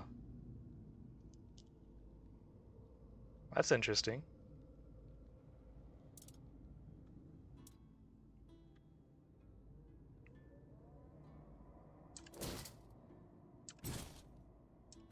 Go ahead and drop some of that stuff that I don't need.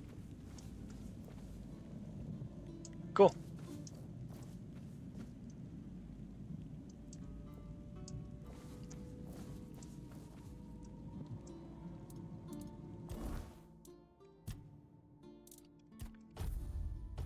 Edgelord down. You'll never be as cool as Abigor.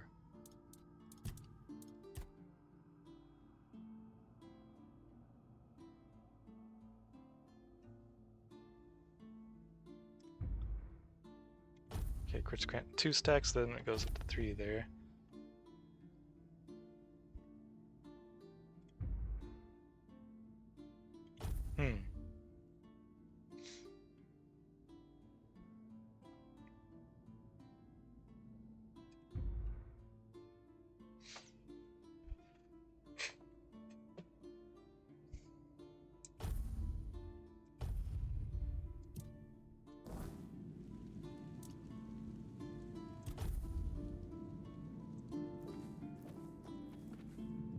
Now, for the love of God. Is there a goddamn waypoint around here?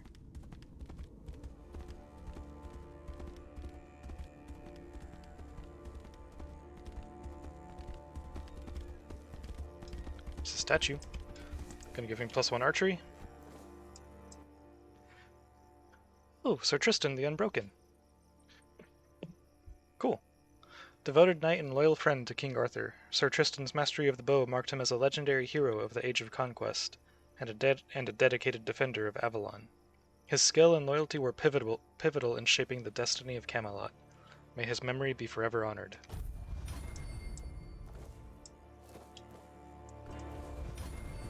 Ah, there's a waypoint. Cool.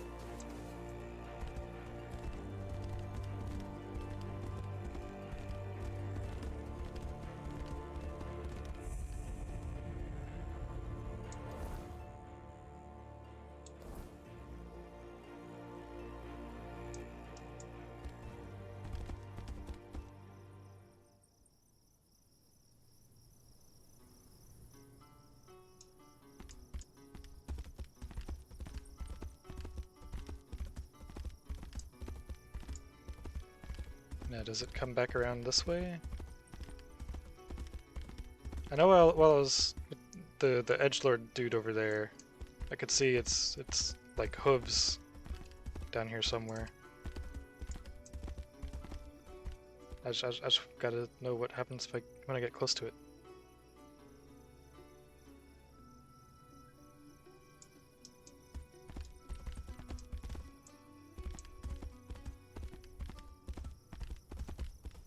Wait, did it disappear?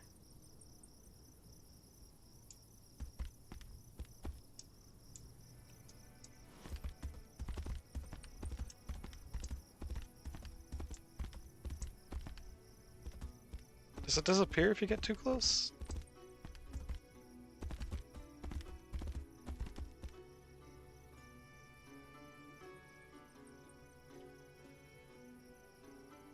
Huh. Well, there's some kind of shrine over there.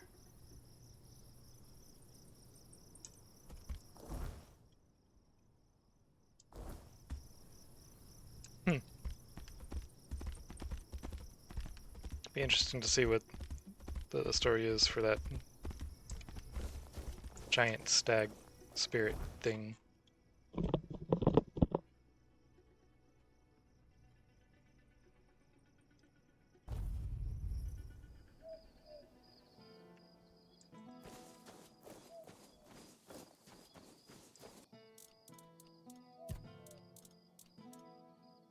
Let's see, I put that in storage, that and that.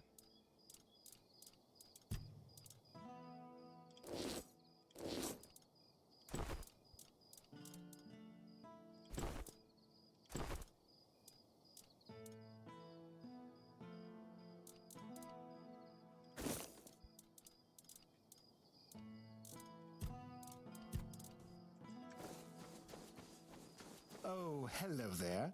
If it's quality...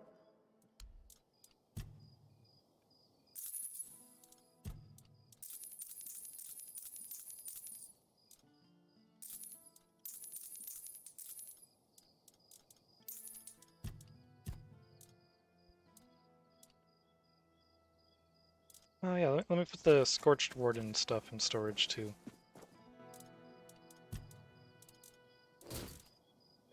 Just so I could use it for skins later if I want. Because it does look kind of cool.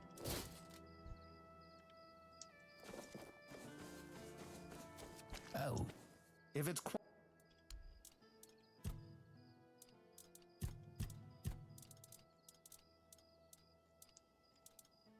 Okay, yeah, there's nothing else special here.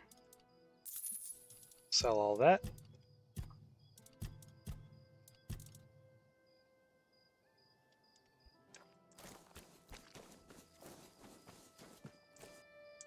Move all crafting materials.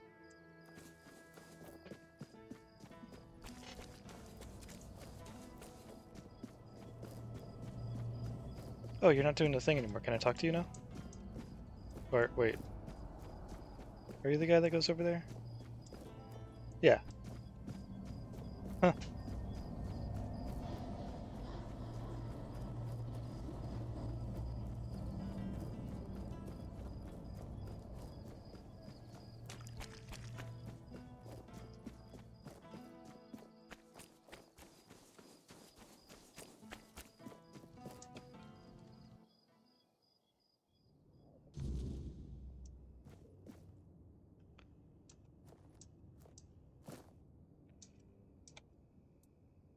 I think I have something that could help. Give Beor's heart. Really? Well, if this can put Beor back on his feet...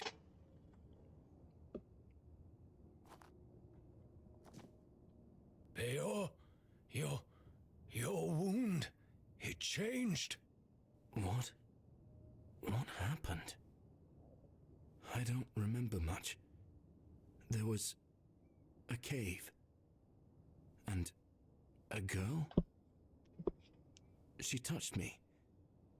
I came back and dreamt. Then there's only darkness.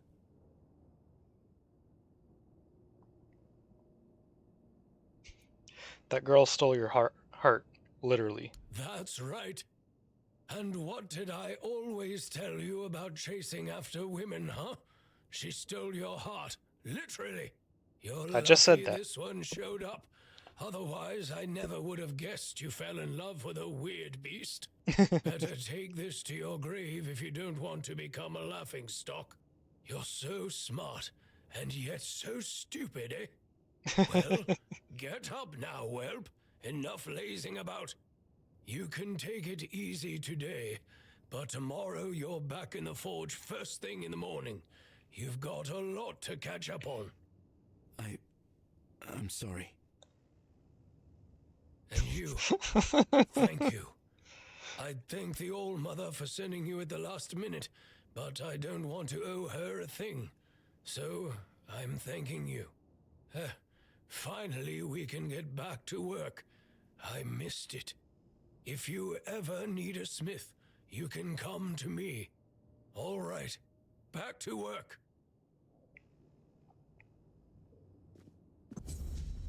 Bosses be like, I know you just had your heart ripped out and put back in. You get 1 day off.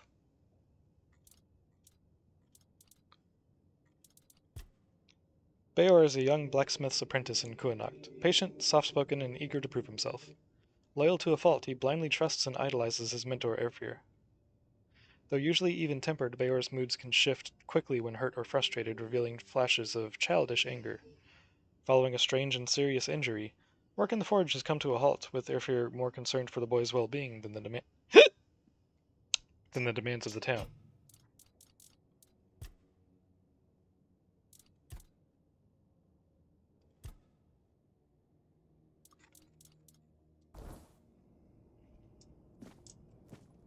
You good? Yeah, he's good.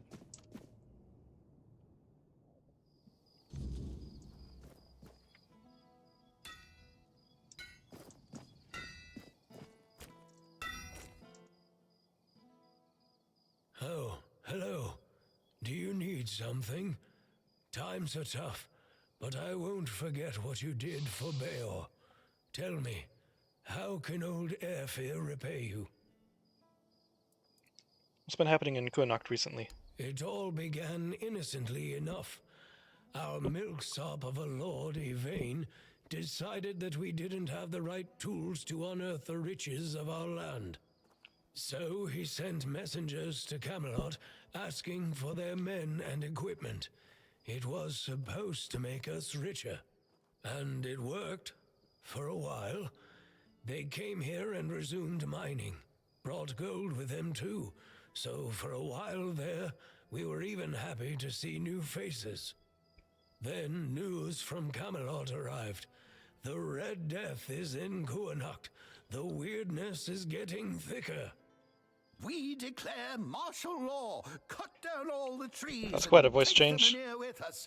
Everyone goes to Camelot. Load of bullshit if you ask me. The weirdness has always been here. Kuanacht has been doing just fine without the support of the dog fuckers of the Round Table. Denholm, the one in charge of their army, came here with the Red Priests. It seems like he's well aware that his orders are stupid, and that people from Kuanacht are smarter than Camelot thinks. And now Kuanacht is divided. Some want to leave for Camelot, others can't imagine it, like me. I just can't stomach leaving the land of my fathers. Do you have to leave Kuanacht? Camelot says we do. I think we don't, even after the moronic theft of trees. Lord Milksop, of course, doesn't know what to do. If he supports the people, he'll lose his dealings with Camelot. If he leaves for Camelot, he'll become just another arse-kissing sponger princeling no one gives a toss about, and the court is already full of those. Here, at least, he's somebody, or he can become somebody if he makes the right choices. The men here is dying, that's true. More and more weirdness creeps into our homes at night. Soon, the flame will no longer be enough. I don't know what would need to happen for everyone to stay in Kuanacht.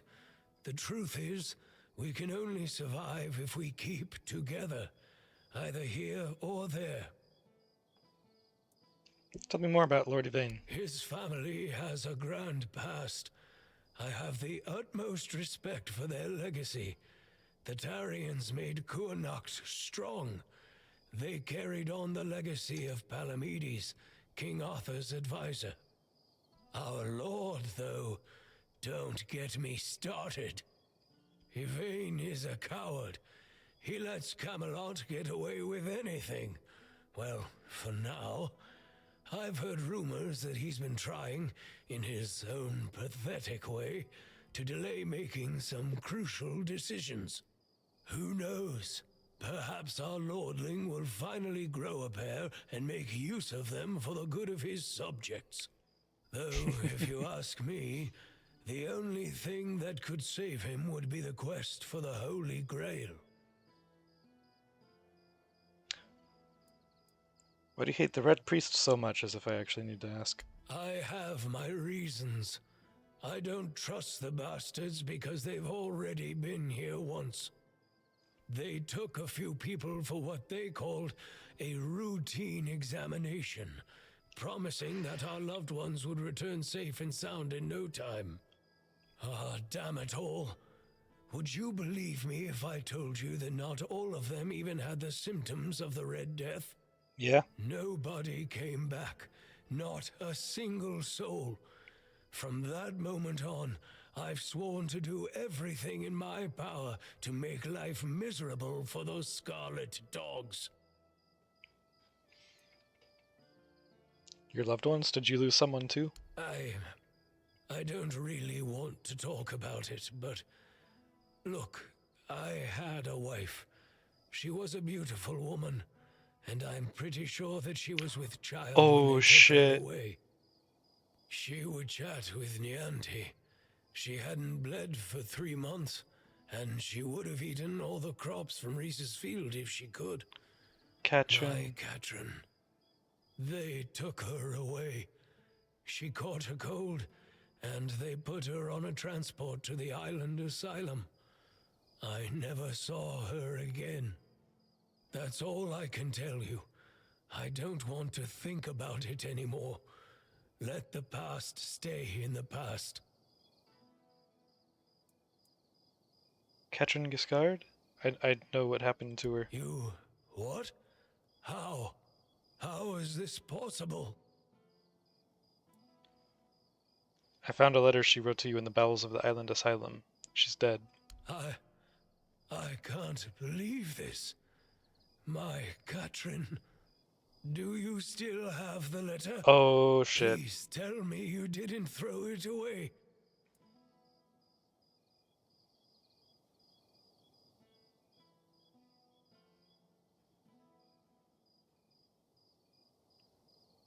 Fuck.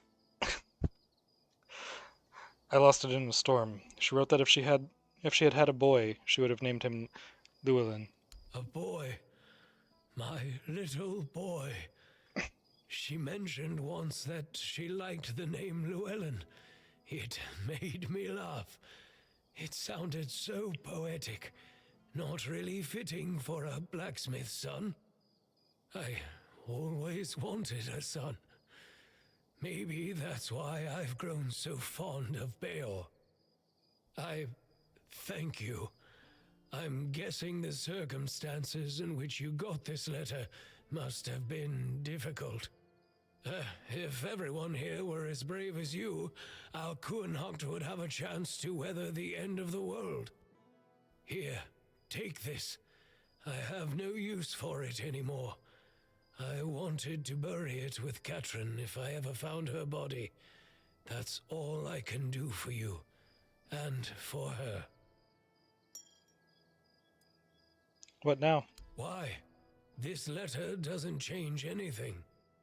Years ago, I swore I wouldn't utter a single good word about those red vermin, and I'm not going to change my mind on that anytime soon.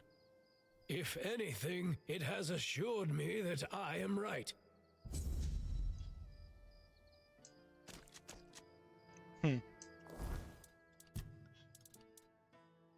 Health ring increases max health by 20.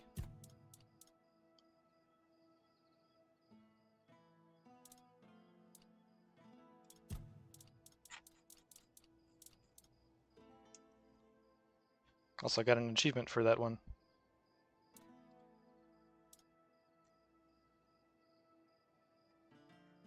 What was it? Forged and lost. Deliver sad news to the blacksmith from Kuhnhacht.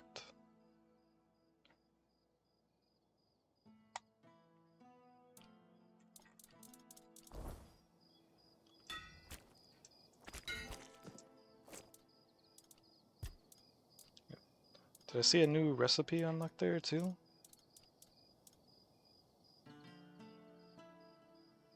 Or no?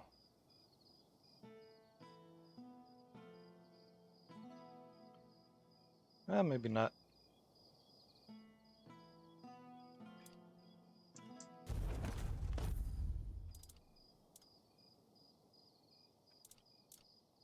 Oh yeah, can make more of these.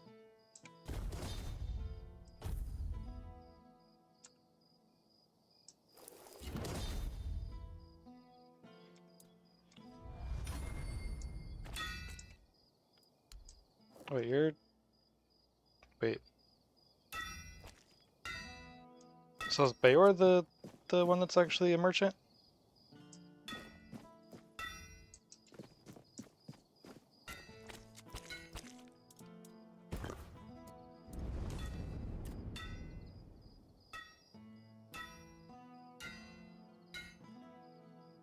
Oh yeah, I could just do that instead of trying to drag it all the way around like that. Whoops.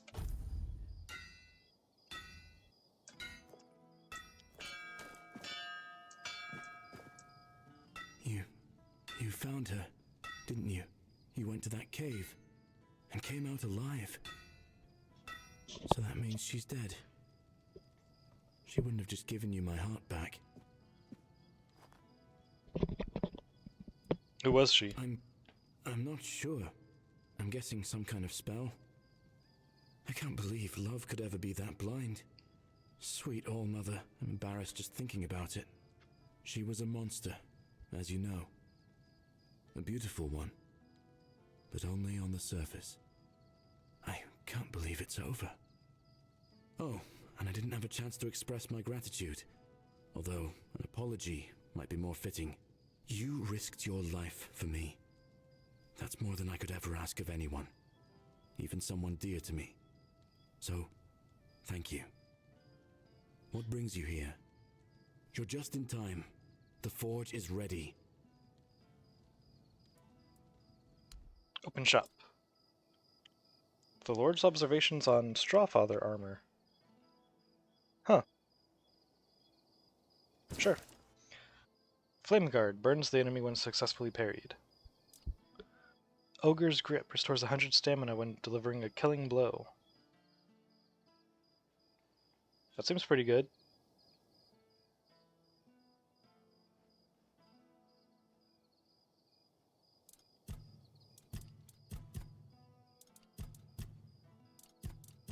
Oh yeah, let me sell you all these.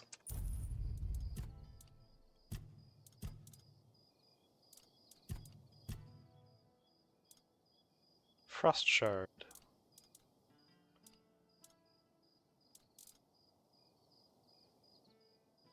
Huh.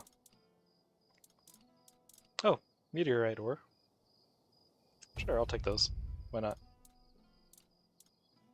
Titan's armor. 12 armor and increases max health by 35. That is heavy. Holy shit.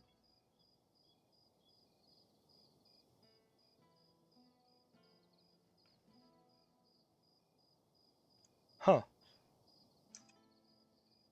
Requires 10 endurance. Could definitely get really damn tanky with that. 12 armor. Hmm.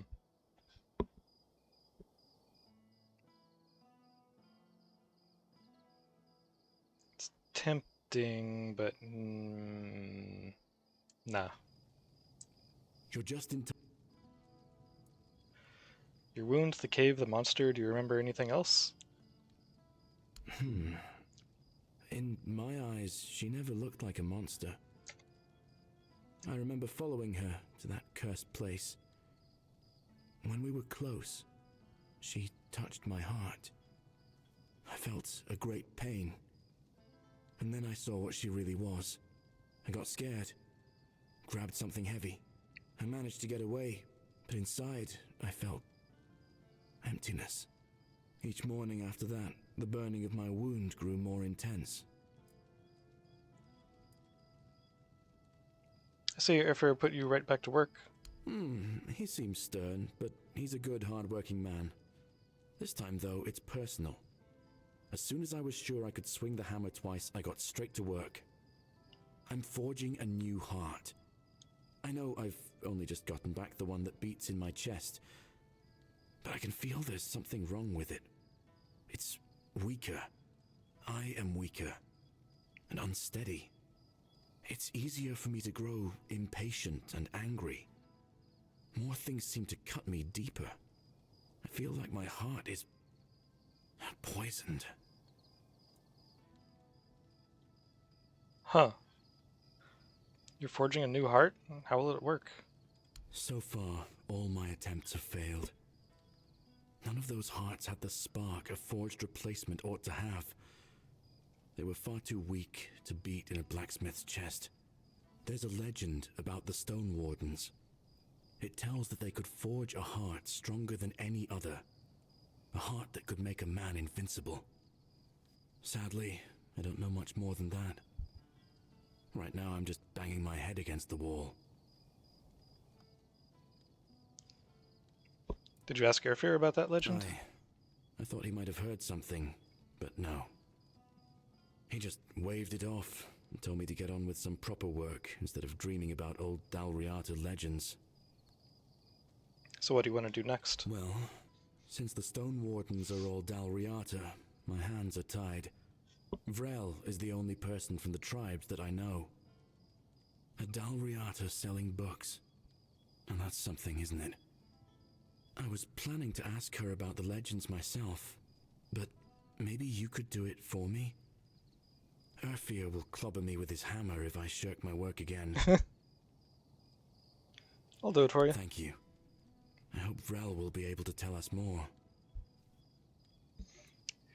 So what exactly is Camelot doing here? The men here in Kunacht is dying.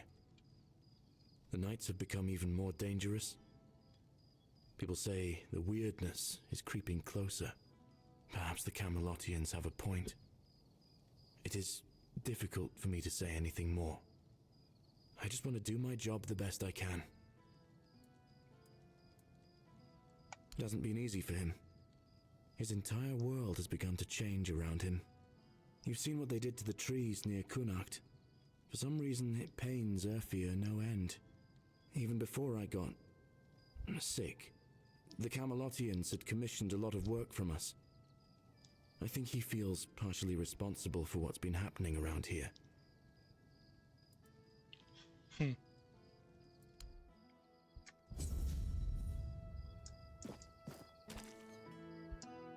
Oh, that's another quest picked up. Every time I hear that bell, it just makes me think the freaking blue guys are showing up. What is it now?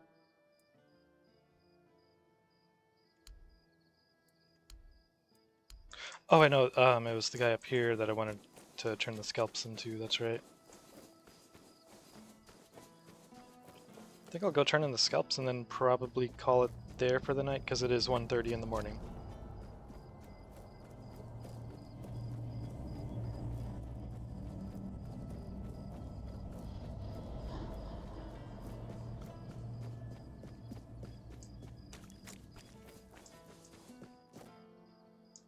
Wrong way, I think.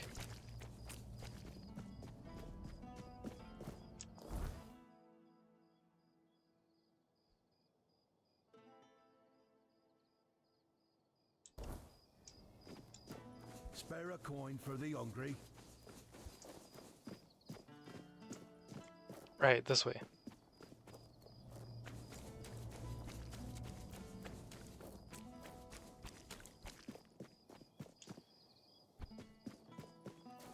Spare a coin for the hungry.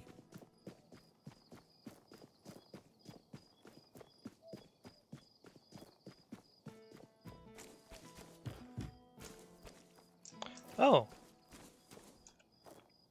Okay, here's the bounty board for these other people I was getting the heads from. Okay. Critical bounty. Lame Lorcan. Issued by the High Command of Camelot. A reward is available for the head of a criminal going by the name of Lame Lorcan. Deliver proof of his demise to the nearest military outpost, Immunis Asgal. High-risk bounty, Surveillance. Issued by the Council of Camelot. A generous reward is offered for the head of Surveillance, a disgraced knight who poses a severe threat to all challengers. Adventurers should be warned, Surveillance skill in combat makes him a formidable adversary. Bring proof of his demise to the nearest authority, Immunis Asgal. Nevera the Chillheart. Issued by the Council of Camelot. An urgent call to arms is declared for the neutralization of Nevera the Chillheart. Nevera was exiled and has since turned her lethal skills against all, wielding a chilling power that leaves her victims frostbitten and lifeless. A substantial reward is offered for proof of her demise. Immunis Asgal. And then Kestrel the Piercer. Issued by the Council of Camelot, Kestrel, known as the Piercer, a notorious rogue sharpshooter, now roams the land, executing individuals under the command of unknown patrons. A substantial reward is offered for proof of her neutralization. Immunis Asgal.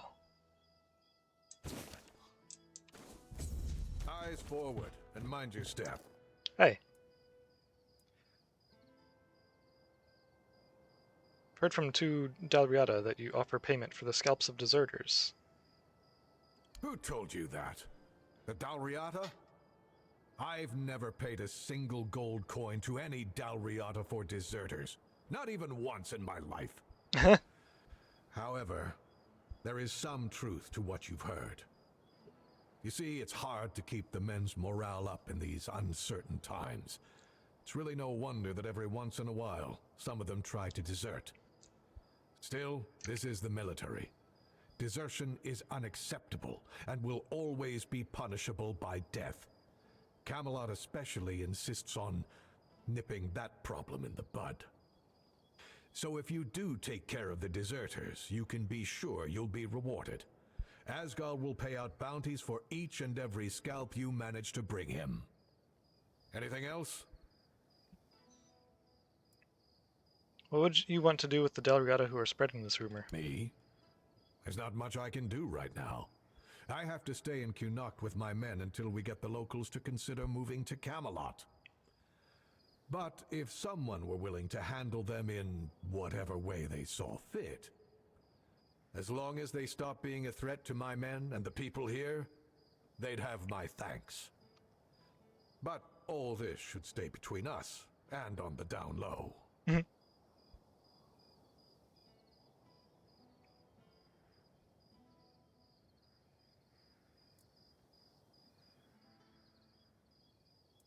Excellent. If you need anything, you know where to find me. I'll await your return.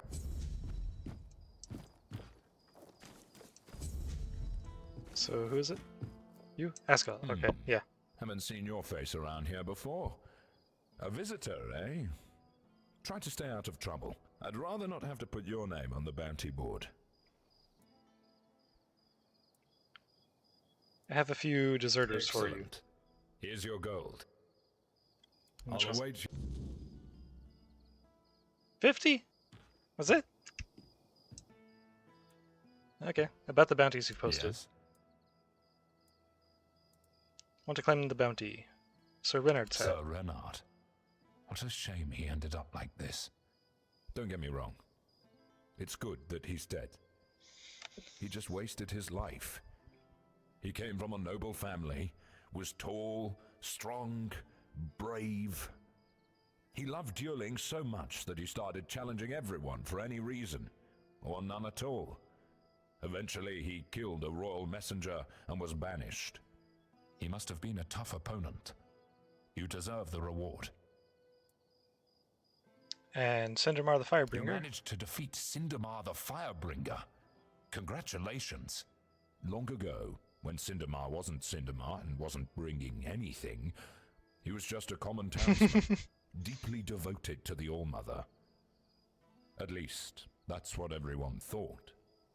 Secretly, he was studying forbidden fire-summoning magic. Eventually, he stopped hiding it. You can imagine the havoc. Personally, I'd take 100 Furkets over one Cindermar any day.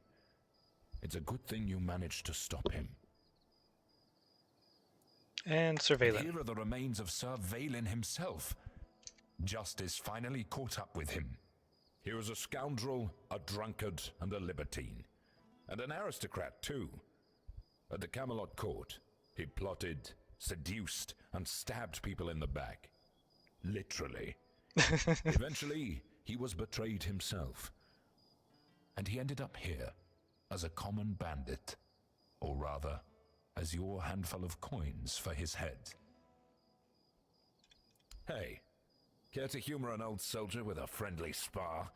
These bones could use some warming up. Sure, why not? That's the spirit. Let's see if I've still got some fight left in me. Put that away before you regret it. You'll pay for that.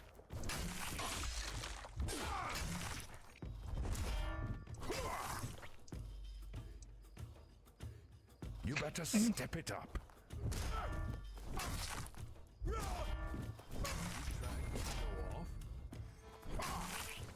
Come on. Damn it all, that was pathetic. 2 strikes and I'm on my ass. What happened to me? I used to be a force to be reckoned with. Now I'm just an old fool, shuffling papers and barking orders. Practice makes perfect. Maybe some exercise will help. Exercise? I don't have time for that. I'll be in the grave before I see results. No, I need something faster, something stronger. Oh, he wants... Nah, he doesn't want magic. He wants those steroids. Exactly. You're quick. I'll give you that. There are potions, elixirs, things out there that can bring back the strength I've lost. I need one of those. Not some quack remedy, mind you. Something real. Something powerful. Do you know who might have such a potion? If I knew, I'd have fetched it myself. But there's talk of alchemists in the region who dabble in such things. And if anyone's got the gall to brave the wilds for it, it's you. I've also heard about some powerful stuff from the Dalrieta tribes. Trust me, I'm not a fan of those folks. But if it works as they say it does, I'll take it.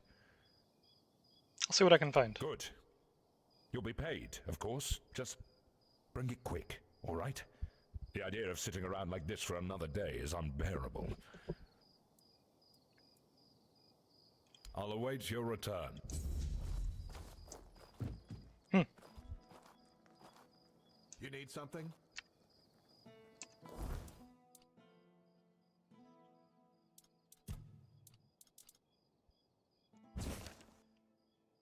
The Lord's Observations on Strawfather Armor by Lord Avellis of Kuanacht. One does not rule a land without knowing its people, and I have long admired the ingenuity of my farmers. When the weirdness spat forth horrors into our fields, they did not cower, they adapted. Strawfathers, those dreadful mockeries of men, are feared for good reason. Yet where others see terror, my folk saw utility.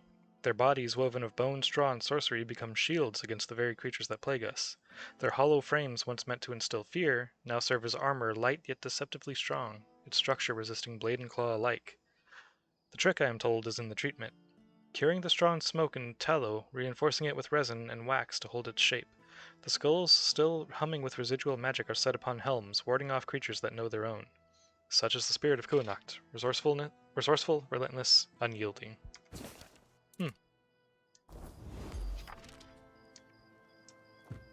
Okay, let's save there. And yeah, gonna go ahead and call it a night here. But I'll be back tomorrow with more. Until then, thanks for watching. See you next time. Gonna raid out to Taco again tonight. Tonight she's playing, I think, yeah, Mega Bunk.